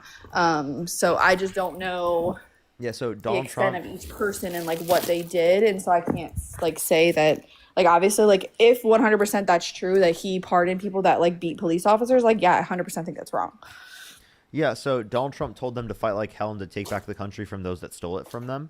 And then he pardoned DJ Rodriguez, who drove a stun gun to the neck of a police officer, which led to that police officer having a heart attack. Well, that sounds like an awful thing. I don't think that January 6th is the worst thing that's ever happened in this country, though. People act like it's the 9/11, and it's definitely not. So it's definitely something to say because Donald Trump pardoned the violent rioters who beat police officers, right? That's How like many a violent unique thing. rioters were pardoned? So there were, I'm pretty sure it's 140 different people that assaulted police officers. I'd have to check specifically. I'm pretty sure all of them were pardoned. And all of them were being violent again, 100%. Not every being single violent person there was and- violent. There were over 1,600 people there. I'm not saying every single person there was violent. Okay, so I mean, I just think that there's worse things that people have done, and if somebody accidentally hit somebody in this mass whatever, I mean, goes both ways. I don't think, I don't know, I just don't think January 6th was that awful of a thing. It wasn't. It was an awful thing to do, but I just in comparison to other riots that have happened. Hold up. So I was thinking of police officers. How many police officers were injured? There were 70 sentenced. Okay, so only 70 people were sentenced, and then Donald Trump pardoned These all. are violent rioters. They were? Yeah. I can give you an article that goes over specific people that were pardoned. I mean, I don't even think this is necessarily relevant. The point is that he pardoned any violent rioters, and no single person specifically should have assaulted. I mean, is he the only person who has ever pardoned a violent person? Because I'm going to say no, right? I don't know a single other person who has. And also, like, if you want I to mean, didn't reference, Joe Biden like if you want to reference, pardon people that were not good people? I you mean, can't give me a single circumstance of Joe Biden, Barack Obama, or any of them pardoning violent rioters who beat police officers. You can't do it. It's not I mean, a maybe thing. not that specific instance, no, but other bad people, yes. Violent rioters, though?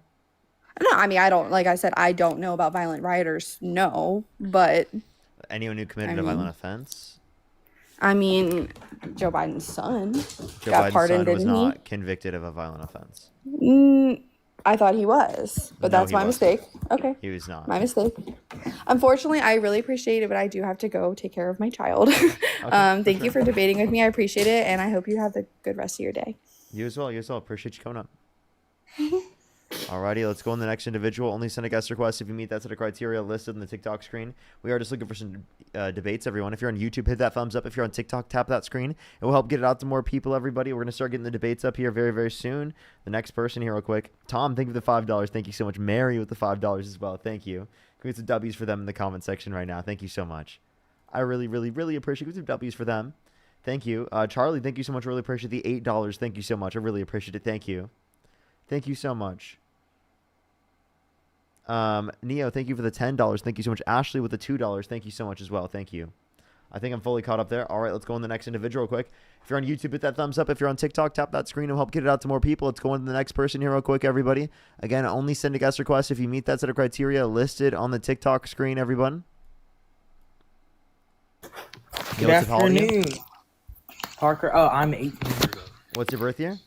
May 15th, 2005. May 15th, 2005. I mean, May 15th, 2005. And you I'm said from you're 18? Oregon. Yes. Yeah, that math makes so much sense, man. That's some really great math you got there.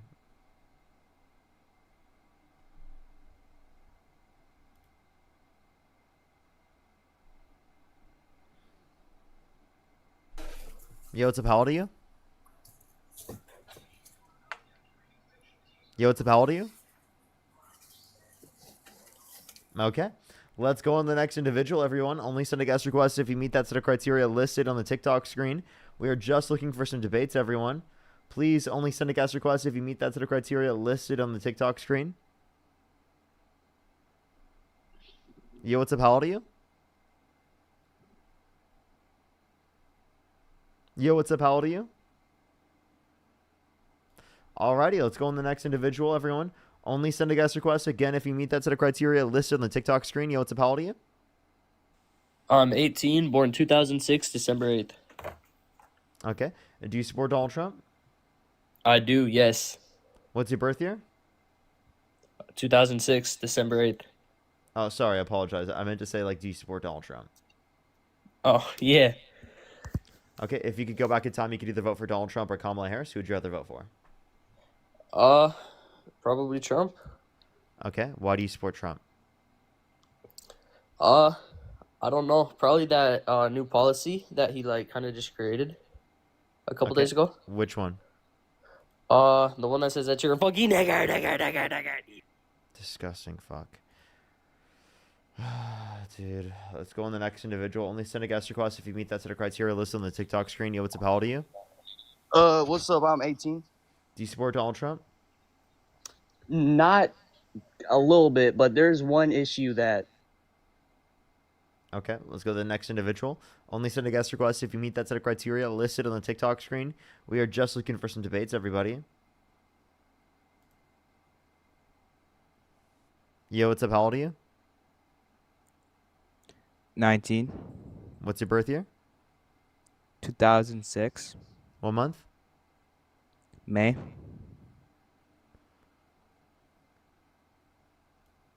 I'm ready to.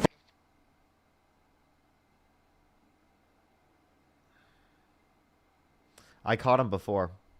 What is that? I literally just got like an inner feeling that they were about to do something, so I just immediately.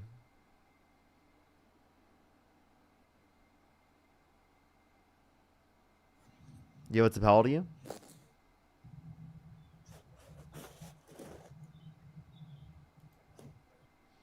Let's get the next individual. Only send a guest request if you meet that set of criteria listed on the TikTok screen. We are just looking for some debates. Only send a guest request if you meet that set of criteria listed on the TikTok screen. Yo, what's up? How old are you? 35. Do you support Donald Trump? I have something I want to ask you. I'm sorry. I am just looking for some debates. I do apologize. I'm just looking for people who specifically do support Donald Trump to get some debates going. Yo, what's up? How old are you? 56. Do you support Donald Trump? I do. Okay, if you could go back in time, you could either vote for Donald Trump or Kamala Harris. Who would you rather vote for? Donald Trump. And why do you support Trump? I just like his policy. Like what? Well, I like that he's trying to put the American people first as far as bringing more money back into this country. I believe this shutdown is a Democratic ploy, that they don't want to play by the rules. And that, I mean, come on, when do you debate during a CR, clean CR? Why not sign it? Yeah, so the reason why the Democrats specifically don't want to sign the CR that you're referencing is because it cuts the funding that was going to be continued for the But didn't they have ACA 4 subsidies. years didn't they have 4 years prior to fix that gap where it expires? That relies on like Congress getting that passed, which they have to get through the filibuster, like what they're doing now. So that's not the point that I would specifically point on to. The point that when do they add policy into a clean CR just to keep the government open? I mean, like, you're talking a lot of people not getting paid to be out of work because the Democrats want to put in or debate this policy that they could debate when the people get back to work. When is it? Why is it politics over people? When did that start? Like, why? Well, actually, I think that the Trump administration is doing that. One, because Trump himself in the past has specifically said that it's actually like going to be the job of the president to get people to come together specifically to vote to keep the government afloat. But now, specifically when he's president, apparently that reasoning doesn't apply. So what was the last time the government shut down? 2014. And who was president? Barack Obama. Right. And that it lasted for what reason? Because he wanted Obamacare passed, correct? Or actually, wait. Wasn't there one in during the last Trump time in was 2018? Trump. Yes. Yeah. Trump. That was the last time. And Obama's shutdown was because they wanted Obamacare passed, and he started crying that he wanted it passed. He's going to shut down the government. The Democrats like to hold the public a hostage to get their policy. He's the one it shut down twice under Trump. They're shutting it down because they hate. It's all hate, dude. Oh, come on. I thought it was the president specifically that's got to get people to come together to get people to keep the government afloat. Okay, so why, if the Democrats want to preach unity, why aren't the Republicans negotiating? They are negotiating. No, they want a clean CR. No, they aren't. They keep just putting in the same CR. They're not negotiating. They're not even picking up the phone. Okay. I'm sorry. Yeah, it's a clean CR just to keep the government open. There's nothing added, nothing taken out. It's the same thing they signed the last 4 years. Not true. It's the same CR they signed the last 4 years. That's just not true. They've Right, literally. so you agree with what they want to do, the bill they want to pass. You're for funding what they want to fund in that what they want to pass. Yes, because I don't want people's premiums to increase. Well, the premiums are going to increase anyway. The deadline's passed. Yeah, No, the deadline passed for the.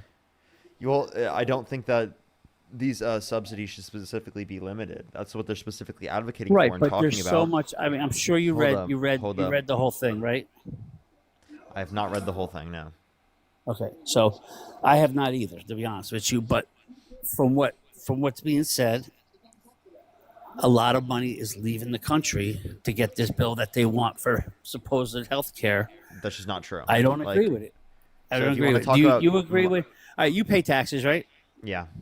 You have a job. You got a W-2. You pay your taxes. You pay your government and everything else, right? You don't mind paying for people that are not supposed to be getting the health care that we get? Is that, I mean, just tell me, you don't mind paying for others on the free ride? Dude, undocumented immigrants are not in the context of the bill, right? Getting any type of benefits in terms of like health insurance. If you're talking about paying for other people's health insurance, absolutely. I'm a taxpayer, and I'm absolutely okay with increasing the amount of money that we're spending from a government perspective on people's health care. I think right now we do not cover it enough. We should be covering it to a greater extent.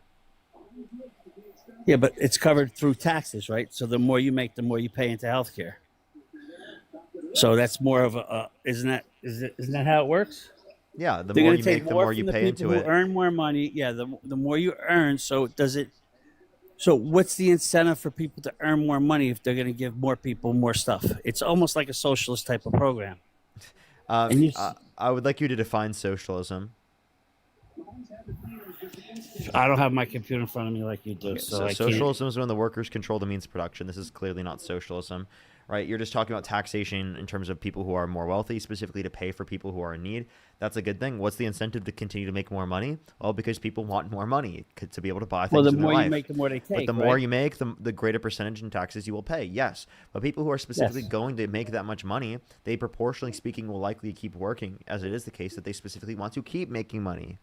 They have some goal that they're looking for, and they can pay it. They can afford it. So I would rather the tax be placed on people who can afford it and have the disposable income than it be placed on specifically people who cannot afford it. Like the tariffs that Donald Trump's advocating for, they increase taxes for working class Americans, for lower class Americans, because it is the case that lower and middle income individuals spend a greater proportion of their income on consumer goods. So when tariffs increase the price of consumer products because there is a tax paid by the American importer who's importing the products to this country, and it's passed down to the consumer because it's an aspect to cost of production and distribution, and it's not placed on the profits, well, then that means that it's specifically going to increase the taxes for working class Americans and shift the burden of taxation from those that are disproportionately higher income to those that are disproportionately lower income. I'm not debating the tariffs increase the pricing of the products, of course, because if it's made in China, where it's being made cheaper, Think about it this way. No, I want you to think about it this way, though. What is it doing to the burden of taxation? If the burden of taxation is being shifted from a progressive tax structure where disproportionately richer individuals pay taxes to a greater extent to a system in which is regressive through tariffs, which lower and middle income individuals are spending a greater proportion of their income on that increase in tax, then what you're doing is you're shifting the burden of taxation from those that are disproportionately rich to those that are disproportionately lower income.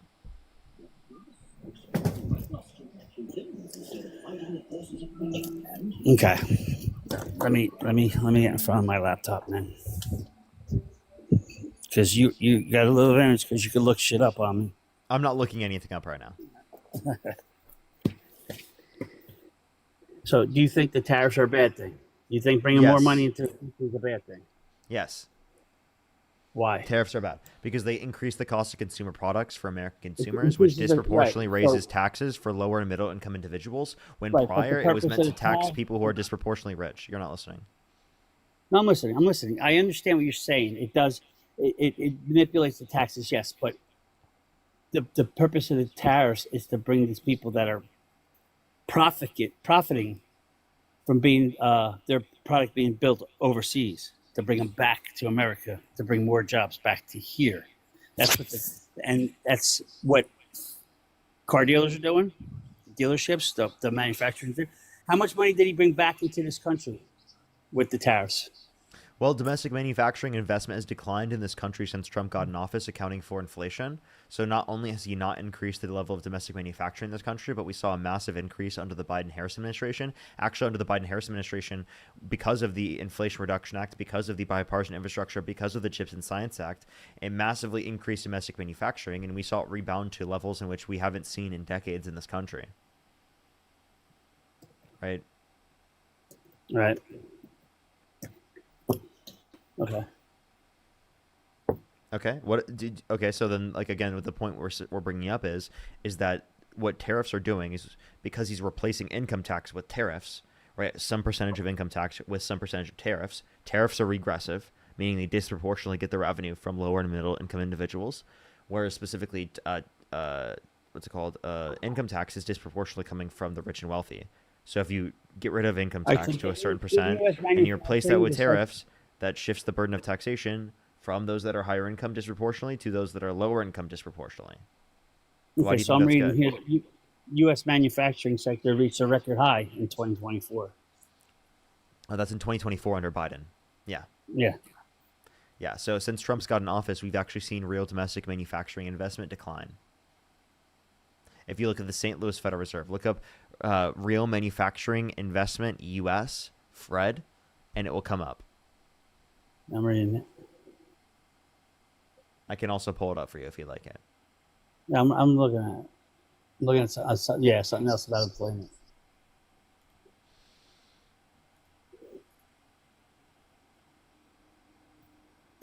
So did he just strike a deal? Did he just make a deal with China? And the whole thing with China was for the rare earth. I don't see anything with China that we've got that's bettered this set of conditions prior to when he was in office. I don't think a handshake demonstrates that. Trump is just taking credit for everything. Alex, thank you for the $5. Thank you. I still think the shutdown should be discussed, and I mean I think the CR should be signed and the government should open, and then debate should take place as far as the healthcare situation. I'm agree. Listen, I don't disagree. I feel everybody should have healthcare. Everybody should be covered. But I mean, you can't. Wait, why do we have to, in order to be able to get to that debate, have to concede to your side? Why don't you have to concede to our side? But that's how it's been done. Nobody put policy in doing a continuing CR. Wait, when was the last time? Why in order for us to be able to get to the point where we're having the debates, why in order for us to get to the point where we're having the debates, do we have to specifically agree to your position? Why can't we agree to my position? Because the way it's written is not. I don't agree with. Okay, well, same thing with yours. I don't agree with yours. So what do we need to do? We need to negotiate. How do we negotiate? Our fucking Congress members need to be calling each other and picking up their damn phone. Republicans are not picking up the damn phone. They're not negotiating. They're not having dialogue about this. They keep putting through the same CR, right? Hoping that somehow it's going to change the vote in the future because they're trying to force Democrats into specifically the situation because they changed the interpretation of the law to not provide SNAP funding. Did you know that? Yes. Yes, there's funding for SNAP, but from what I've read, that there wasn't enough to cover the whole program. No, there was. Wait, so I'd love to see the source on that because they did absolutely have enough funds, and it is the case that the Trump administration, just based upon their quote-unquote own interpretation, are saying that they can't apply this when prior they could do under the context of a government shutdown. All they've done is say that they just don't want to do it, essentially, because they don't want to interpret it in a way in which allow for them to utilize emergency funds that they do have specifically to pay for SNAP. Hold on.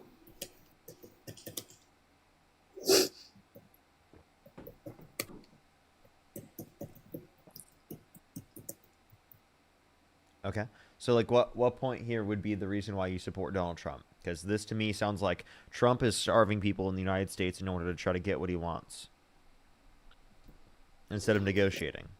I guess that's where we're different. I think the Democrats are starving people in America to get what they want. No, you understand that they had over a month to specifically talk about the terms, and they decided not to do that. Right. They decided not to even talk. Right, because what they're proposing is funding for a lot of stuff that's outside the country in their bill. So, yeah, you're saying that we're fighting for stuff out of the country. How are we fighting for stuff out of the country? What are you talking about? It's in their bill. What they want us to agree to before they sign the CR. Like sending $40 billion to Argentina? Yeah. No, that's actually the Republicans. No, Argentina. No, the whole transgender thing. What trans thing are you talking about? Let me find it, dude. Hang on. What? There's nothing that's being brought up that's even talked about relating to that. What are you talking about? Sex changes in Wanda and all that shit. No, there's nothing to do with any. There's nothing to do with that. That doesn't exist. That's a made up fucking talking point. Where's your source for that one, buddy? I'm looking it up. Yeah, don't worry. We'll look for it. I'm trying to find the hold on, I'm trying to figure out how to write it.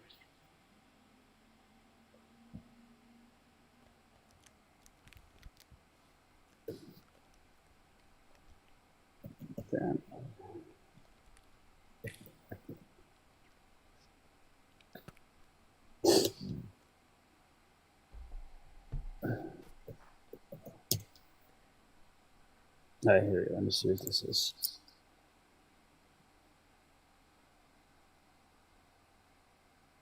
By the way, everyone asking for Dean. Dean's going to be on live later today. I think he's starting at like 5 o'clock my time.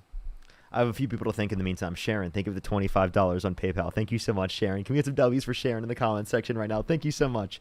Megan with the $10. I really appreciate it. W's for Megan as well in the comment section right now. Thank you. Thank you so much. Winkle, thank you for the 5 pounds. Thank you so much. I really appreciate it. Zach with the $20. Thank you so much, Zach. Good to see you as always. Thank you so much. I really appreciate it. Thank you. Yes, literally. I don't know why everyone assumes I'm like looking things up. I've actually seen so many comments where people think I'm like literally getting everything off like ChatGPT. Alex, thank you for the $5 again. Thank you. And a stamp, thank you for the $2. ChatGPT. Yeah, apparently a lot of people on random TikToks think I'm like in random TikTok comment sections think I'm like using ChatGPT.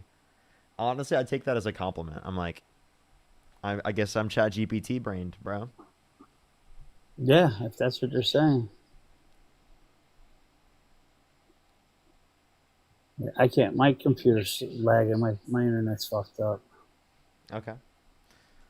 Yeah. I can't bring it up on my thing to even discuss it with you because I don't want to say shit that don't really know what I'm talking about. You know what I'm saying? So I don't want to spew nonsense if I can't find it. And I'm really lagging over here. Oh, can I ask you about something then? How do you feel about Donald Trump, like literally lying about science, like saying the climate's gonna start cooling, science just doesn't know it yet, climate change is a hoax. Him saying that like Tylenol usage during pregnancy causes autism when there's been a study that indicates no association.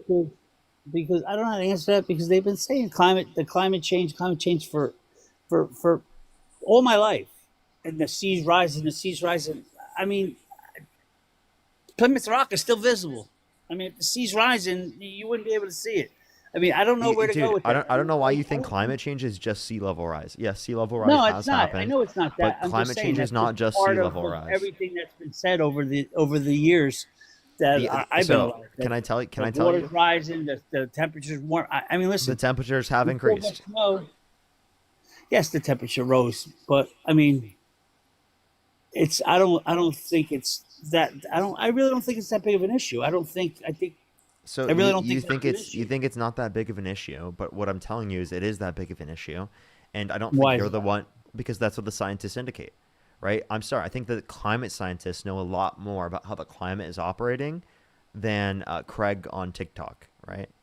I think Craig on TikTok probably knows a little bit less than the climate scientists that have been studying this for decades, right? Well, listen, I'm not disagreeing with that. So I'm just saying, and I'm sure I know how to operate my machine better so than scientists. then, like, why is Donald Trump thinking that? Donald Trump thinks it's a hoax. He said the climate's going to start cooling and that science just doesn't know it yet. So Donald Trump thinks he knows better than science. How do you want me to answer that? If that's what he thinks, There is no way to answer that. There's no way to answer that without. You're right. There is no way. I can't say he's wrong, and I can't say he's right. But yeah, listen. You go with who's educated in that department. So I mean, if the scientists are saying that, I mean, they've been saying climate change for 50 years since I've been alive. I don't see it that much. I really don't see it that much. What do you see?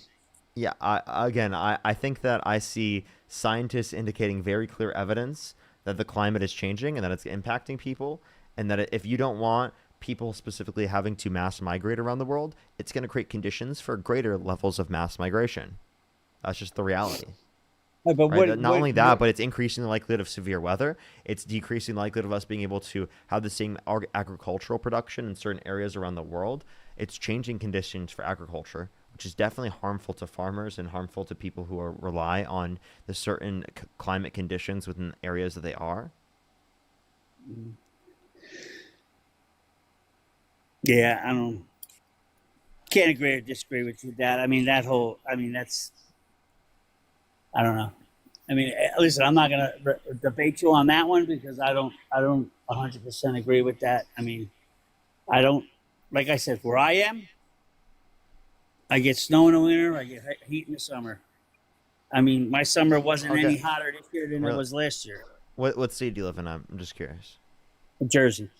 Jersey? What temperature is it outside today? Right now? Yeah. Hold on. It is. It's going to be coming up on my phone.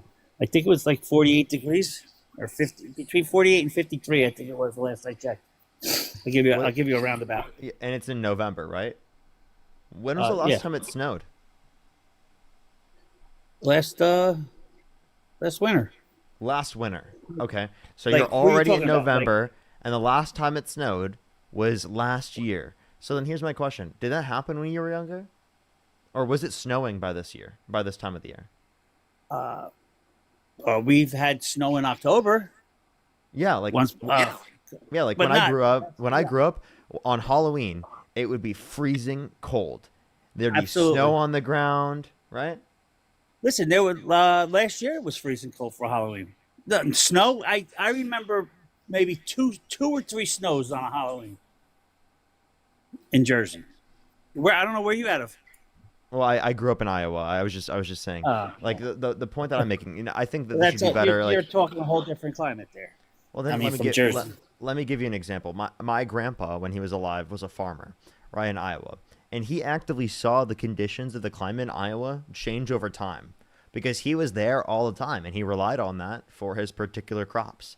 So ask farmers, talk to farmers, ask them about how the climate's changing. Don't just say the random people that are specifically just, fucking going in different businesses and stuff are going to have the ability to identify the changing climate. If you want to ask someone based on their daily life on whether or not there's been a change in the climate, talk to the people who who have been farmers. Okay. And they'll I tell can you, do that. the climate has changed over decades and decades and decades. That's true. Don't just ask them, ask the climate scientists. What are they saying? Look at professionals and what they say. And the issue is when Donald Trump says that climate change is a hoax, and he essentially tells you not to accept the climate consensus amongst climate scientists, that causes an even greater public health crisis, not only relating to climate change, but also what he does in terms of COVID. I mean, he brought up using disinfectant by injection to fight COVID-19. Right? Like, that's absurd, isn't it? Yeah, I mean, but climate change has to do with, I mean, like, there are phenomenons like, I'm just got something like the El Nino that has something to do with climate change. That brings different weather patterns to certain parts of the country. I mean, last year here, climate change in my area showed record-breaking temperatures for 24. Was one of the warmest on record. That's 1 year. I mean, if you're telling me it's consistent, then I can see climate change, but it's different every year. No, The year you before understand that that was on cool. average, the global temperature has gone up, right? That's on average in this country. It's every year. Yeah, yes, on average. But could that be due to all the air travel, space travel, and stuff like that? The ozone layer and breaking through that. I mean, that has to be contributed to it. So wait, what has contributed? Go back to that.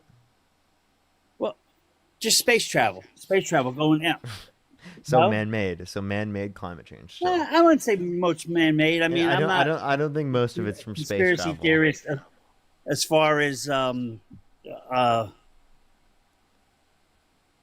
man-made stuff. I mean, can you make rain? Yeah, I mean, India made it. No, but it's man-made influencing of the climate. Hey, I think it has part to it. Yeah. That is the main driving factor. That's literally what climate scientists indicate. Why are you the one evaluating this rather than looking at what the scientists are saying? Come on, this is what I mean. I really never put it to thought, climate change, to be honest with you. I mean, to me, it's really a non-issue for me. Well, it's not going to be a non-issue for very long. You understand that, right? This idea that because it just doesn't impact me right now means I'm just not going to address it. It's exactly what's going to be harmful to your children. Years. I'm sorry. Wait, do you say the same thing about the debt? We shouldn't care about the national debt because, it's a non-issue for you. It's giving you more money. The national debt. Let me ask you something. Do you think the national debt will ever get paid? I think that we should pay it. Yeah. No, absolutely. I agree with you. It should be paid. Do you think it ever get paid? Who's coming to That's- take their money? At some point, yes, it will be paid. And do you want how's to that? know why I say that? Because Yeah. we'll pay off the debt that we specifically had to because they have certain deadlines, and then we'll come out with new debt. Oh, So will will we be able to bring the balance down? Country? We can if we actually address it. Well, I mean, I think the balance. I think we need to because of the fact that it creates a huge deficit problem. Well, It wasn't creates 17 a lagging indicator on the taken off of debt. that debt? Wasn't 17 trillion just taken off of that debt? What'd you say? Wasn't 17 trillion taken off of that debt? No, when? I thought I just read something about 17 trillion. I'm getting a little annoyed. Not with you. I can't get a freaking clean state. My Wi-Fi in my area is in and out. Sarah, thank you for the $10. Thank you so much, Sarah. I really appreciate it. Beverly, thank you for the $25. Thank you so much. I really appreciate it. Thank you so much, Beverly. Yeah, I know. There's so much severe weather happening. They said they just had a typhoon in Alaska. That's Well, crazy. Look at Jamaica. What's up? Look at Jamaica. Yeah, you understand that like those type of weather events are more likely to occur because of climate change. Yeah, that right? Because of climate change. I mean, Yes. listen, that storm in Jamaica. You're not going to see that. I don't think you're going to see that every year. No, I'm just saying severe weather events are more likely to happen like that because of the fact that climate change is influencing those to be more likely to occur. Right. Definitely the water temperature change that influences the weather. Water temperature influences the severe weather, the hurricane type weathers. And, so hurricanes, tornadoes. Yes. Water change, not so much tornadoes, more hurricanes, because hurricanes form over the water more so than land. Okay. So I'm confused what your point is here.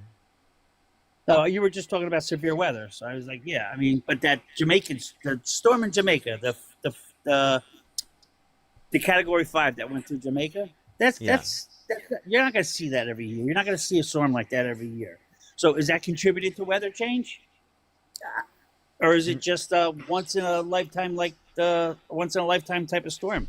I'm just saying that these are more likely to happen because of climate change, because of the change in the You're temperature saying more of the water. frequently? Yes, more. You're frequently. saying more frequently? Okay. Well, all right.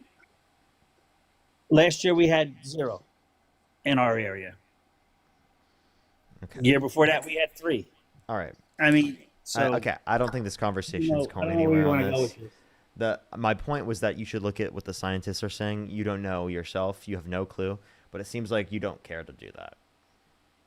I will look. I said I'll look it up. I just, I'm waiting until freaking get a signal. Okay.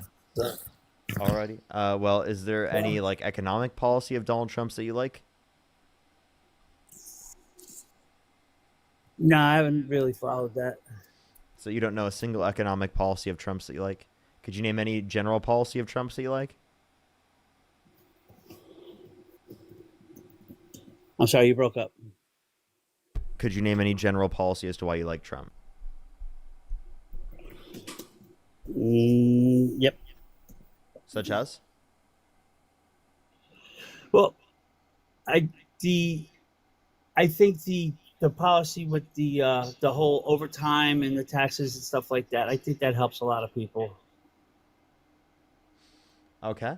So you said overtime. So the deduction on overtime is within the big beautiful bill. The deduction on overtime is a very small portion of the bill, and this I is think also 25,000 is the write-off for. It's not 12,000. even. It was 12,500. It was a deduction. I think a lot of people got confused with how that was going to work anyway with the overtime. It's a $12,500 deduction, meaning that you just deduce that from your taxable income. Secondly, as well as it relates to this, Kamala Harris wanted to keep all the tax cuts that were applicable to income earners under $400,000 a year, while increasing taxes on income over $400,000 a year. Donald Trump's bill adds $3.4 trillion to the debt, gives massive tax breaks to millionaires and billionaires, cuts 420,000 children off of free school lunch and breakfast on average every single month, 2.5 million people on average every single month off their food stamps, and over 10 million people off their access to health insurance. That's why it's a horrible bill. Okay. I'm listening. That's the big beautiful bill you're saying. But then wait, does it take them off of healthcare? Because I read something different that it doesn't take them off of healthcare. It's forced. You have to work a minimum amount of hours if able to collect. Yes, it changes the work requirements so that less people are going to be able to get access to it. Which in no circumstance should that ever affect children. He's doing it to be vindictive or to put people that are qualified and healthy enough to work to get them to work. I think it's to be vindictive because. Go ahead. Go ahead. I mean, I've seen TikToks or videos. These people crying that they have to go work or do community service 20 hours a week, and they're able-bodied, and they don't want to do that because they're getting the free healthcare and the free this and the free that. I believe if you're a healthy human being, you should go work. Yeah. So You again, not agree with that? Okay, so what you're not understanding is that there's lots of people who are disabled that have yet to get onto disability. I understand that 100%, and I agree with that 100%. But I'm asking you, do you agree with these people that are willing and able to work that refuse to because they're on that free ride? If it is the case that someone specifically isn't limited in any capacity, I would say that they should work. I don't think restricting their access to food is the best way to incentivize them to work, though. And I don't think it should have any impact on the children because the children specifically, they can't do that. They can't work. They shouldn't have their access to free school lunch and breakfast limited because of that. Now, let me address this in general. This policy that's being passed, it affects people who are disabled who have not yet qualified for disability because it takes super long to get qualified to disability. Okay. Okay, so that's what I'm saying is it's just going to harm a lot of people. Yes, but if they're truly disabled, they're going to be entitled to their benefit. He's not going to take them off of their benefit. Once they qualify for disability, but if they have not qualified for disability yet, they're going to be disenfranchised. They're going to be disenfranchised until they qualify. Yeah, which takes a long time to qualify. So if they were qualified already for that benefit, then they wouldn't be taken off of it. You understand that, again, the reason why it's saying that they don't qualify is because they added a work requirement that did not exist prior? Yes. So they have to, so basically, if they're truly disabled, they have to They are disabled, and they have to go through a process in order to be able to get access to that disability. Correct. Okay. And that process takes super long, and in the process of doing so, they could have their benefits restricted because it takes years to go through said process in plenty of circumstances. Years to go through the process if you're already if you're already on the disability medical, they're going to wait. I don't think they're going to make you wait years to be processed through to see if you're qualified. I mean, no. Again, I'm talking about for someone who is not quite qualified for disability yet. Right, but where's the proof that they're going to wait years to get it? There's people in the chat right now literally telling you it's taken them years to go through. For many people, it says 3-4 years in the chat. They're literally indicating that to be true. Those are people in the chat that have gone through the process. And they were told it's going to be 3 or 4 years? No, they went through the process, and that's how long it took. But yeah, I'm getting confused because you're telling me this process just started with being taken off of the benefit. I'm talking about how long it takes for people to get onto disability and to qualify for disability. Right, but the people that are already on the disability is what I'm saying. No, for them to originally qualify for disability.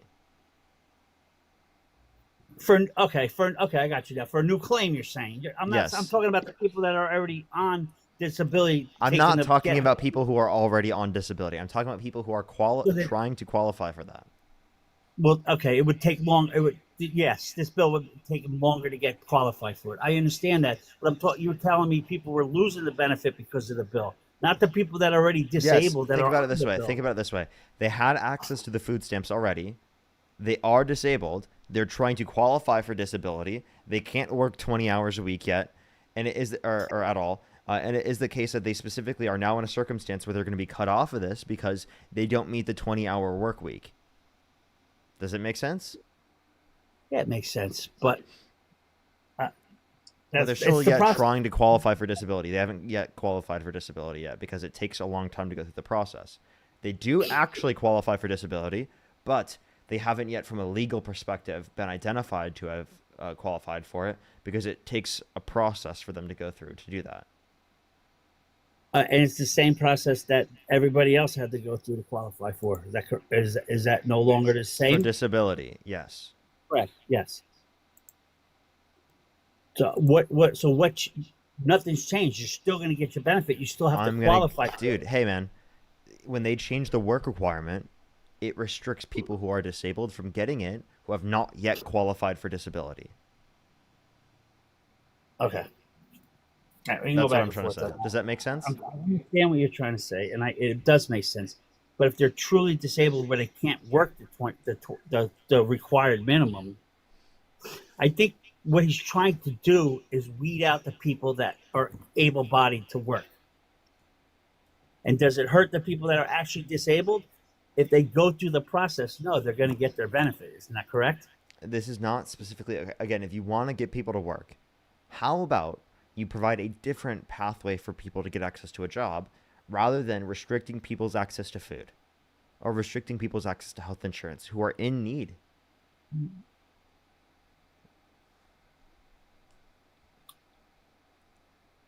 With the work requirement. Okay. Yeah, I don't think we're going to see that one. I think if you need to qualify, if you're disabled, you need to go through the process to qualify to be disabled. Yeah, so in the time it takes them to go through the process, say they're at the beginning aspect of the process, it's going to take them years to go through the process. What should they do in the years before they get access to it? What did they do in the years before this bill was passed? I'm saying that they're disabled and they haven't yet got access to it. They're going through the process right now. They've started the process, but it takes years to go through it. Because it takes years to go. Because it takes years to go through the process. Yes. So what I'm asking you is, what did they do with these people that are filing their claims for disability to get the benefit? What did they do before the bill was passed? They just got the benefit? They got the benefit, right? Not because they were disabled, but because of their income threshold. They qualified. Because they're in, okay. And then, and this bill has an income requirement or a work requirement to qualify for the benefit. Say that again. Go for it. I think they got the benefit based on their income requirement, you said, right? Not based on their disability qualification. Yeah, in this circumstance that I'm providing, in a hypothetical situation. So, in your hypothetical situation, if you were disabled and you had to file for benefits before the big bill, wasn't it the same waiting period to get qualified for benefits, for health benefits? Yeah, the disability process has not changed. We're talking about the process for qualifying for food stamps. Okay? Oh, for food stamps. I was on the healthcare. I was trying to understand the whole big bill. The big bill. Well, then take away food stamps, Medicaid. Okay. This is the big. If you're disabled, if you were going for government benefits, okay, you have to qualify to prove that you're disabled. Correct. You have to go through a process. It takes years to go through said process. So when someone begins that process, they don't have yet access to disability yet they still are disabled. Correct. It's the same as before this bill was passed. It was the same process, isn't that correct? Yes, but because of their income threshold, they specifically, and because the work requirement wasn't there, they were able to qualify for Medicaid. But under this bill now, because the bill's been passed, because they don't meet the 20 hours of work week, every single week, because they're disabled, right? It is the case that they can't get access to it. They qualified for health care based on their work Their level of This income. is where you lose them. Your level of income, they qualify for Medicaid. But I'm talking about the disabled people that are trying to get health care. They still have to go through the process. Isn't that correct? The process is still the same before and after the bill was passed. Isn't that correct? The waiting period is still the same. Isn't that correct? The only thing that was added, you have to prove that you can't work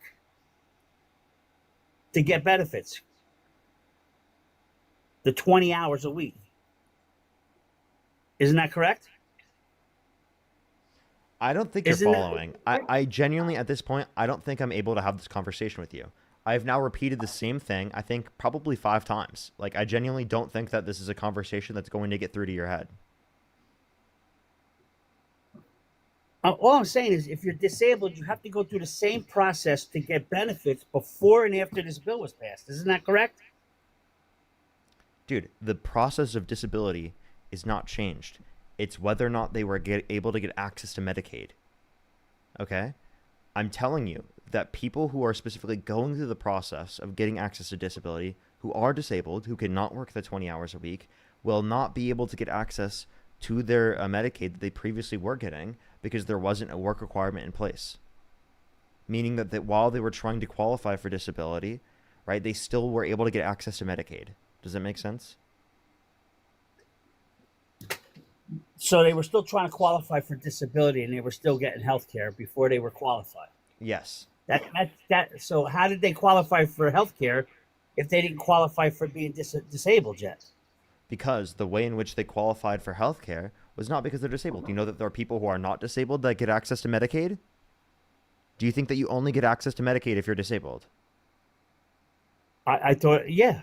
No, there are people who get access to Medicaid who are not disabled. For income levels, for Yes. lower income levels, they get Yes. They start, and that has to be a process too. There's a Yes. process of doing that too. Yes, there's qualifications, and Trump has changed the qualifications to add a work requirement when prior there was no work requirement for Medicaid. Okay.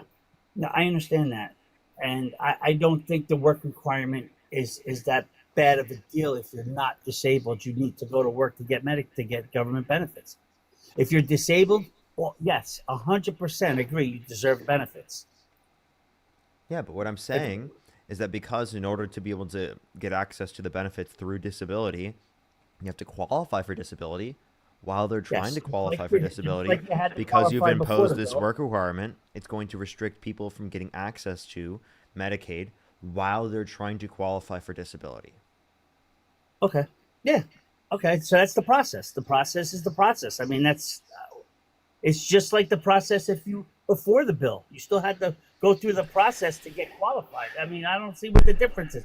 Because there's a work requirement, everybody's got fucking shitting diamonds over here. It's like, there's a work requirement. Big deal. If you can work, go to work. If you can't, you're going to get disability.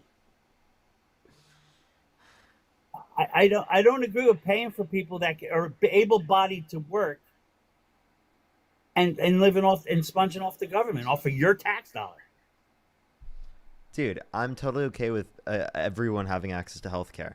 No one in this So am I. country, If no you're- one in this. if you Hey, dude, truly need them no- and you're able and you no truly one in this. cannot. Good. Everybody in this country deserves health care. Absolutely. Okay. I believe in universal access to healthcare, meaning I think that health insurance should be provided to everyone through a public option. Right? Everyone gets access to it, right? So I want to pay for everyone, right? The idea that like we're going to be paying for some people is no issue to me. What's wrong with that? There's not. I do it now, so there's no issue with me. But I have the issue with people that are able to work that refuse to because they want the free ride. That's where my issue is. Okay. What percent of So people in these weed out- programs? weed hey, out those people. What percent? That's not what's going to happen here. What percent of people in No. these programs do you think that this is applicable to? I'm going to go over 20%. What source do you have for that? You asked me an opinion. That was an opinion. I don't have a fact. I'm throwing out. I think it's over 20% of the people that are getting benefits are able-bodied workers. They're all over fucking TikTok and Facebook complaining that they got to work 20 hours. I mean, they sell themselves out. I'm sorry. I think it's ridiculous that like you don't want to provide people access to basic amenities, and No. you're Don't. no, no, I didn't no, say they that's want to just the provide. reality. I'm paying That's the for it reality. now. Let me give you a broader perspective on this. This big beautiful bill. Pay for it now. This big beautiful bill does not even affect right the people that you're specifically referencing only, right? I'll give you another specific. And for children, 420,000 children are cut off of free school lunch and breakfast on average every single month because of the big beautiful bill. Do you agree with that? No. Okay. Are you willing to say that you support Trump even though that this still occurs? Yeah. Because of his policy.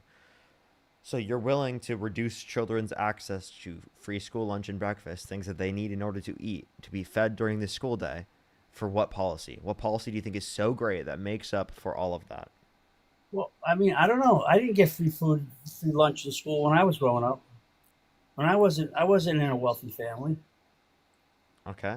Well, I think every kid's meal should be taken care of. So just because you didn't get it as a kid doesn't mean you shouldn't create that system for other children. But I pay for it. I pay for other children to get fed. I'm sorry. So, Do you really? I'm sorry. Do you really care about the amount of money that's going to feed children? I don't give a shit. I would want the children to be fed. listen, I own a small restaurant. I give out more free food to homeless and sheltered than probably any restaurant in my area. So, But from the federal government perspective, you don't want to give out food. What's that? From a federal government standpoint, you don't want to give out food. I This is not don't even want going to to increase your taxes. I don't want to give it out to the people that are willing, that are able-bodied to take care of themselves. That's what I don't want to do. So we're talking about I don't children, want though. We're talking healthcare. about. Hey, dude, we're talking about children right now. And yeah, I'm all for feeding the children. Okay. Like I said, But you just no said that you're problem. willing to. You just said that you're willing to specifically vote for Donald Trump, right? I don't think he's. Even though I he have cuts to- off I children have to off of see their where access it says to. that these children aren't being fed. Where's it? Where's that written? The Congressional Budget Office. Okay, it's a bipartisan committee from the federal government.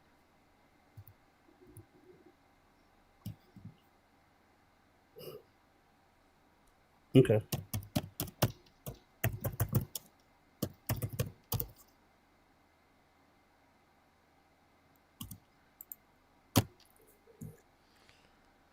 I mean, my whole thing is I don't like the free rides, dude.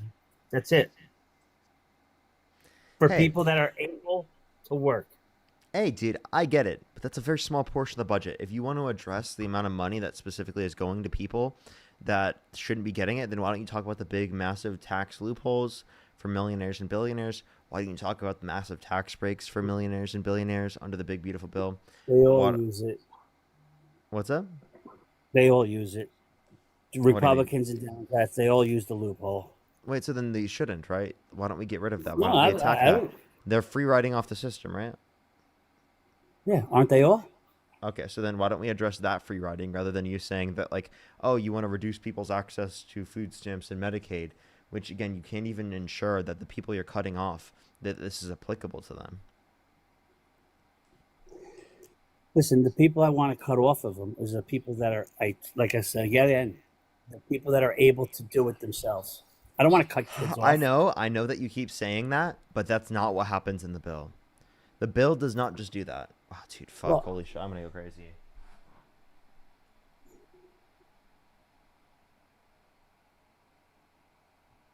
Don't go crazy. They got Xanax for that. I actually have to kick you now because you can't say that on TikTok Live. What's that? I'm sorry, man. You can't say the X DRUG. I'm pretty sure you can't. At least I'm not gonna take the risk for it anyway.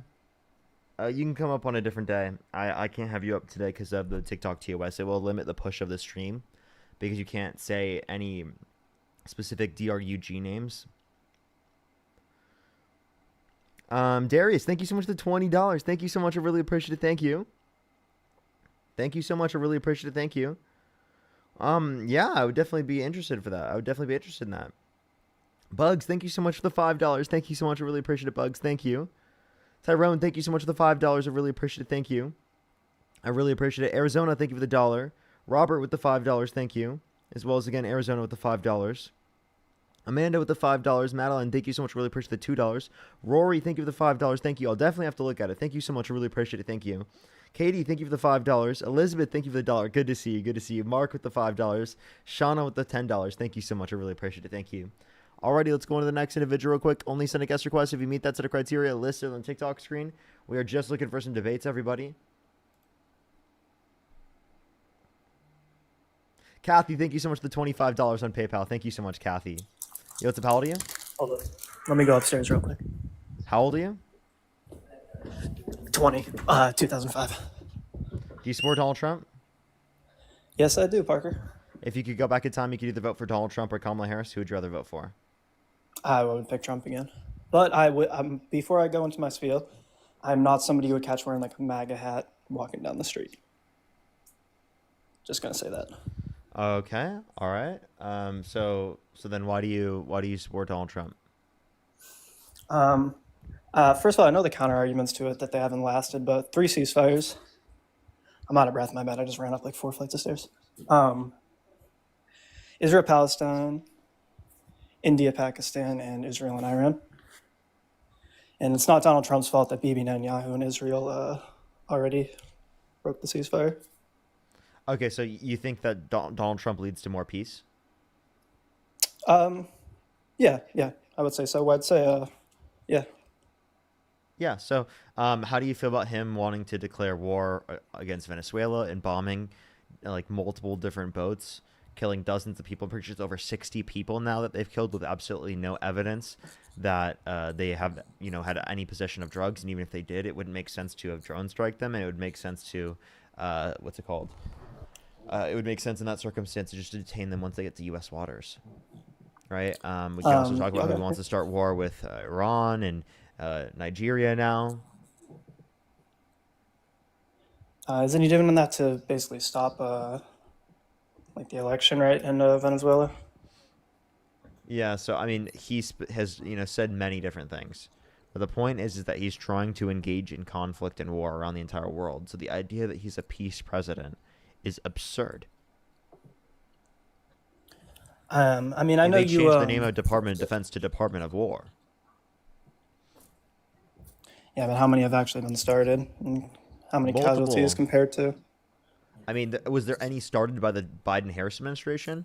There was no, you couldn't even imagine the Biden-Harris administration, from fucking Twitter declaring war on different nations and bombing just fishermen boats with literally no evidence that they had any drugs that they've given to Congress. No evidence. I mean, some of them were known drug smuggling boats, correct? I mean, I've done a little bit of research. Oh, give me a single source on that one. What evidence was given to Congress? I mean, if you'll probably know more on this topic, so I'm gonna take it at face value right here and believe you. But so are you not giving them any props for those 3 other trees? Any of those? No, I don't give him props for peace because all he's trying to do is take credit for things that he didn't even cause. So Trump is really good at bragging about things that have nothing to do with him, like literally. And that's what they were making fun of him for. Like foreign leaders were making fun of Trump, saying that he'll brag about literally anything. I mean, I've noticed that pattern as well. Yes, he does like gloating. Yeah, things that have nothing to do with him. But I mean, he was in talks. We all know how close. I mean, he is with Bibi Netanyahu. He was talking with him about a peace treaty. That is like a known thing. It's not his fault that Israel and Bibi broke that. Like, okay, even though we're very intertwined with Israel. So explain to me why you would give him the success, but you wouldn't give him the failure. Well, because he's not a leader in Israel. I feel like that's kind of like a false equivalence. Doesn't he have power over them? I mean, at face value, yeah, but I mean, isn't it pretty known that Israel's intertwined with our government? Like, okay, I know you know this. You're smart. Well, I would say that there's still going to be some mechanism that the president has to be able to hold Israel accountable that I would say both sides should be doing.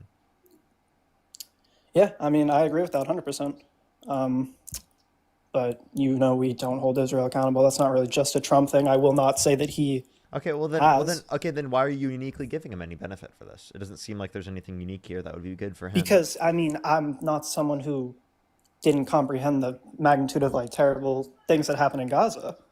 I was glad that it, and I also don't know this, has it stopped to an extent? Like, so that or you is it still understand full force? they're bombing Gaza again, and they are literally preventing the amount of aid going in. All right, so it's still pretty terrible, yes. So like, this is kind of like my point is that like, we still have India and Pakistan. Okay, continue, my bad. Well, both sides didn't even indicate that Trump caused there to be a reduction in conflict. India and Pakistan, or what? Israel and Palestine? India, Pakistan. Okay. Well, I have some other points too, but that was just what's happened pretty recently. What are your other points? Hasn't in recent weeks and months, like some food prices have dropped, such as eggs and stuff, right? In recent weeks, grocery prices have gone up. Now, eggs prices have gone down since like the earlier aspect of this year because of bird flu, right? Bird flu was increasing prices of eggs because of the fact that we had to kill a bunch of chickens. Okay. But like, yeah, like I'm serious. Like if you want to look at like overall grocery prices, they've gone up according to the Bureau of Labor Statistics. There's actually higher upward pressure on prices because Trump's implementation of tariffs and because of the reduction in the interest rate. Okay. I'm just trying to think of some other points, I'm just here for a discussion. Just like most of these people are. I think he's pretty articulate. I'm not articulate isn't the word I would use. I would say he's a good speaker. He's motivational in some ways. Trump is a good speaker. He said that the climate is going to start cooling. Science just doesn't know it yet. Yeah, I know about it. I know about what he said that windmills are causing whales to die in numbers never seen before. He said that if he won, or if Jesus were the vote counter in California, that he would have won. Did you know that? Yeah, I feel like we can't really bring religion into this, though, right? Because I feel like you're not even religious. So, like, I feel like, or maybe you are. I don't know enough about you, Parker. Sorry if that's a bold assumption. I'm not religious, but like the point that I would make with that is that, yeah. If Jesus were the vote counter, I don't think you would even say that's true, right? Like he clearly didn't win California. No, I know he didn't. The idea is if someone was a good intentioned individual, that's the idea. I understand the idea. Like I grew up in a Christian household. I know what you mean.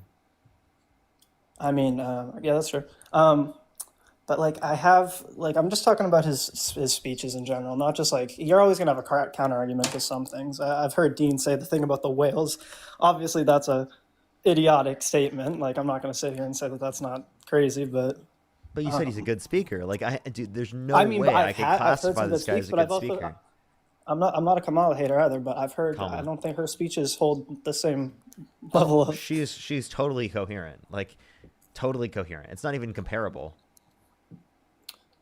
The accent thing was a little weird during the election. I'm sorry. The code switching is not going to be a reason why you're going to look at her in a negative connotation insofar as that you wouldn't vote for her. That's ridiculous. So that's like a known thing that she was code switching? She's like admitted that? Yeah, it's called code switching. No, I've heard of the term, but I'm not gonna ridicule her for something that's completely fine. Then I thought code switching was like looked down upon in a way because she was like using an accent that isn't natural to her. Isn't that like in essence a little weird? No, because it's specifically so that like for code switching in these contexts are specifically so that people do not experience racism. Right? Wait, is what I just said misogynistic in any way? What No. thing? Like anything I just said about Kamala, because chat said that's misogynistic. I would have to know what specific claim they're referencing. Her name is Kamala, by the way. But Kamala, not Kamala. Okay. Yeah. The point that we would bring up is that clearly Kamala Harris is extremely way more qualified than Donald Trump. It's not even close. You understand that like comparing her speeches to his are like comparing someone with a PhD to like a kindergartner. Like I'm serious. That's the comparison here. Donald Trump is like has a kindergartner type speech pattern.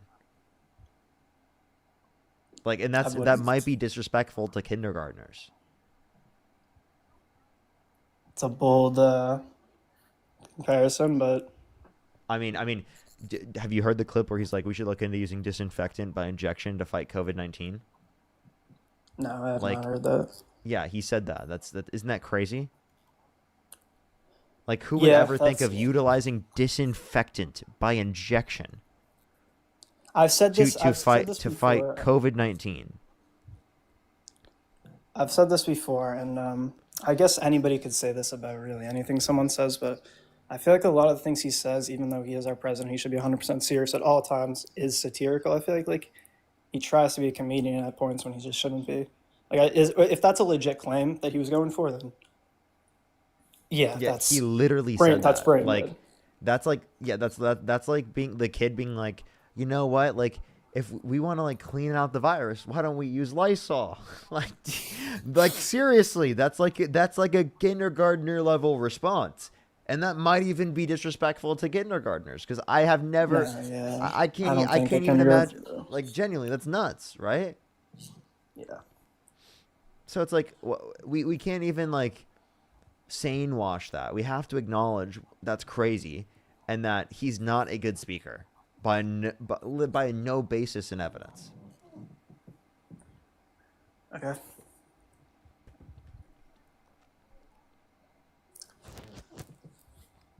I mean, I'm never gonna change my opinion on some parts, but I know, like, I always see where you guys are coming from, and I understand. Like, I know about E. Jean Carroll. Like, I've heard about that. Like, I know about Dean. I talked to. First of all, people are making fun of me, but like, I'm kind of new to ever going on like a live and debating, so I'm a little nervous. You can hear it in my voice, but he brought up the Howard Stern clip. Dean did. I also said that I think that could be satirical just based off the fact that it's Howard Stern, the world's biggest comedian. It's One not back in the day, satirical. like, And even then, yeah, you don't say that about your daughter. That's crazy. he wasn't. Wait, was. No, he was talking about pageant, creeping on girls in the pageant show. Well, sorry, I didn't even know what clip you were referencing because there's so many horrible clips with Howard Stern. You're talking about the one where Howard they Stern bragged didn't say it. about Donald walking Trump into the said it. changing. Yeah, Donald Trump. Yeah, talked about bragging about walking into the changing rooms of naked women while they're changing without their consent. That's a legitimate thing that Donald Trump said he would do. And then also there was an 18-year-old that came out and said there were 4 girls as young as 15 years old in these changing rooms when Donald Trump would barge in. No, I know. I've already been in on the conversation. I heard about it, and I said to Dean already. I said, obviously, if I'm not trying, people were saying you're defending a rapist. Like, I'm just trying to have a conversation and make a point for why that couldn't be. I get that could be like not believing the victim, but I'm literally just trying to have a conversation. I would never like. I'm pro-abortion and I'm pro-Trump. So like, I know you can say that's hypocritical, and but I am. And Okay, I thought that clip was satirical. but That's the point I made. Let's talk about this point then. Like, why don't you believe Eugene Carroll? No, I believe Eugene Carroll. From what I've seen, I mean, he was held civilly liable. So you are defending a rapist. No, I believe Eugene Carroll. So how am I defending a rapist? Because Donald Trump raped Eugene Carroll. I mean, I believe Eugene Carroll because he was held civilly liable. I believe the courts. So, I guess. So then, why are you defending a guy that you think did that? Because I'm just trying to have a conversation on what 60% of our country is Republican. Okay, but do you believe that? Do you support him? Like, if you could go back in time yourself, would you vote for Donald Trump with the knowledge that you have right now? If I thought it was better for the country, yes, I would. No, do you think it's better for the Because country? I'm separating personality from politics here. Like, you can say that's not possible. I'm asking you, if you could go back in time and you could vote based upon your values, sus. What would you do? What the hell did that person just say? Dude, I'm about to tell you to turn off the chat or I'm going to kick you off my stream. Okay, I will leave so you can go on to the next person because I had a good conversation with you, but I wouldn't vote. Okay. Okay. Let's go to the next individual. Only send a guest request if you meet that set of criteria listed on the TikTok screen. We are just looking for some debates.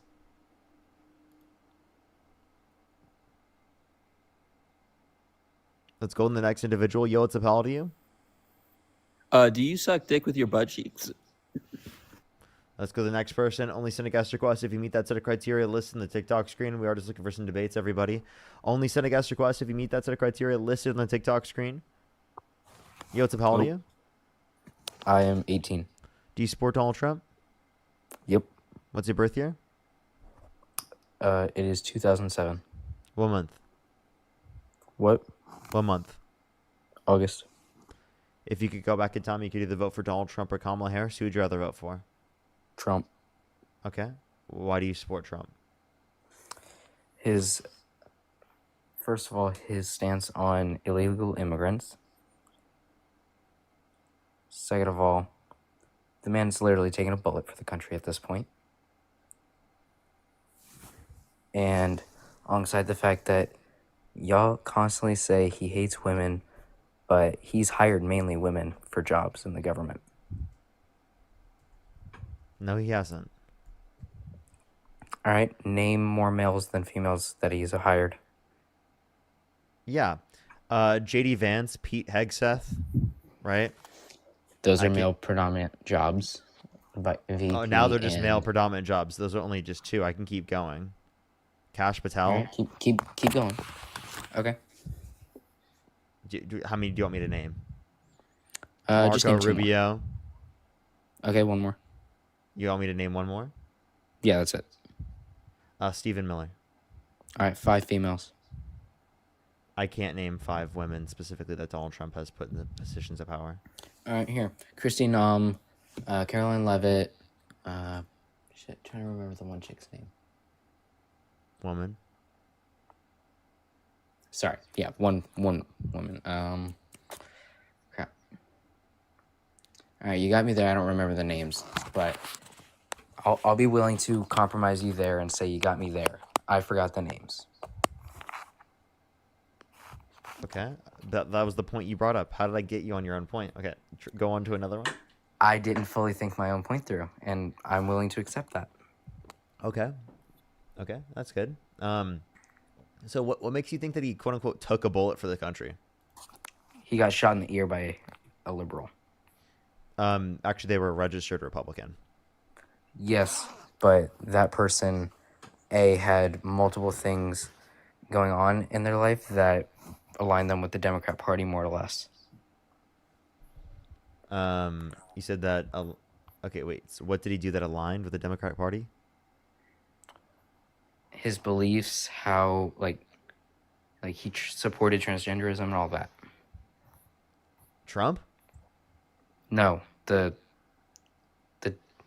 nut who shot Trump's ear. I'm not saying the guy's name. I think you're thinking of a different situation.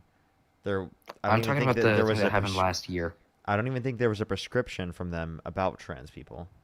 Like they were known by the people in their classrooms to be like that one conservative kid.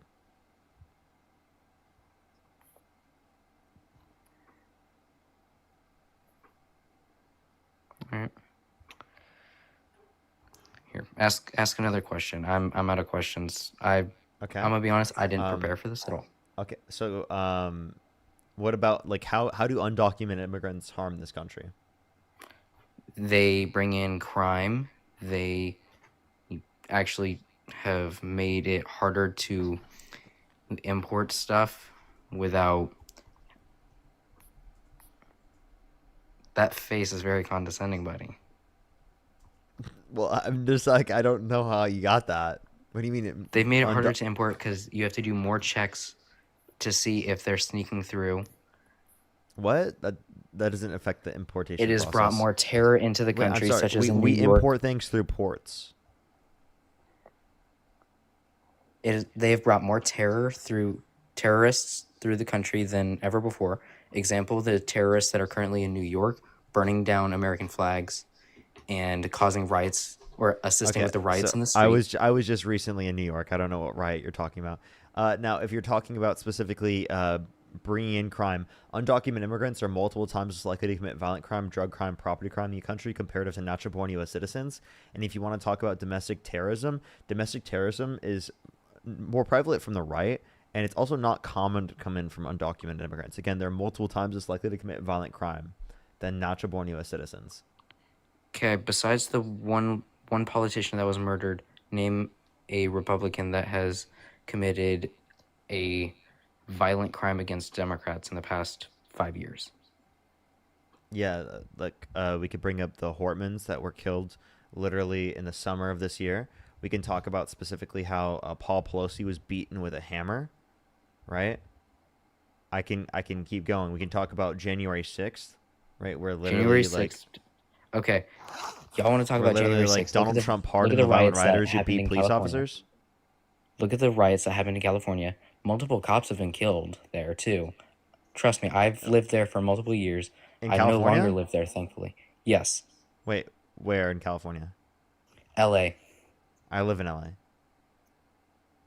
Well, then you've seen the riots. I have not seen a riot. The George Floyd riots. We could. Wait, hold on. Why are you? Okay, you're going back. So, by the way, name one single Democrat that supported any political violence that's in office.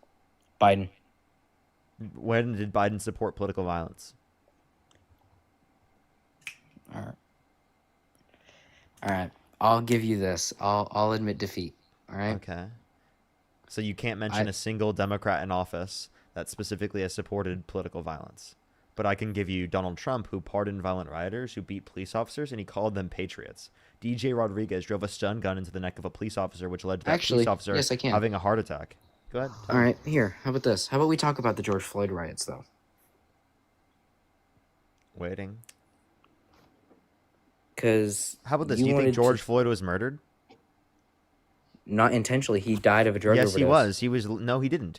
The cause of death, based upon the autopsy report, was asphyxiation.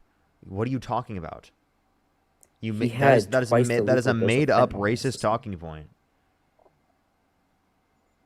Having twice the lethal dose of fentanyl in your system? One, you can't say that on the live, so I have to kick you. Two, again, it was not listed as a cause of death, and also, I don't even know where he got that number from. No, there was no evidence that he died due to that. Again, all the evidence indicated asphyxiation.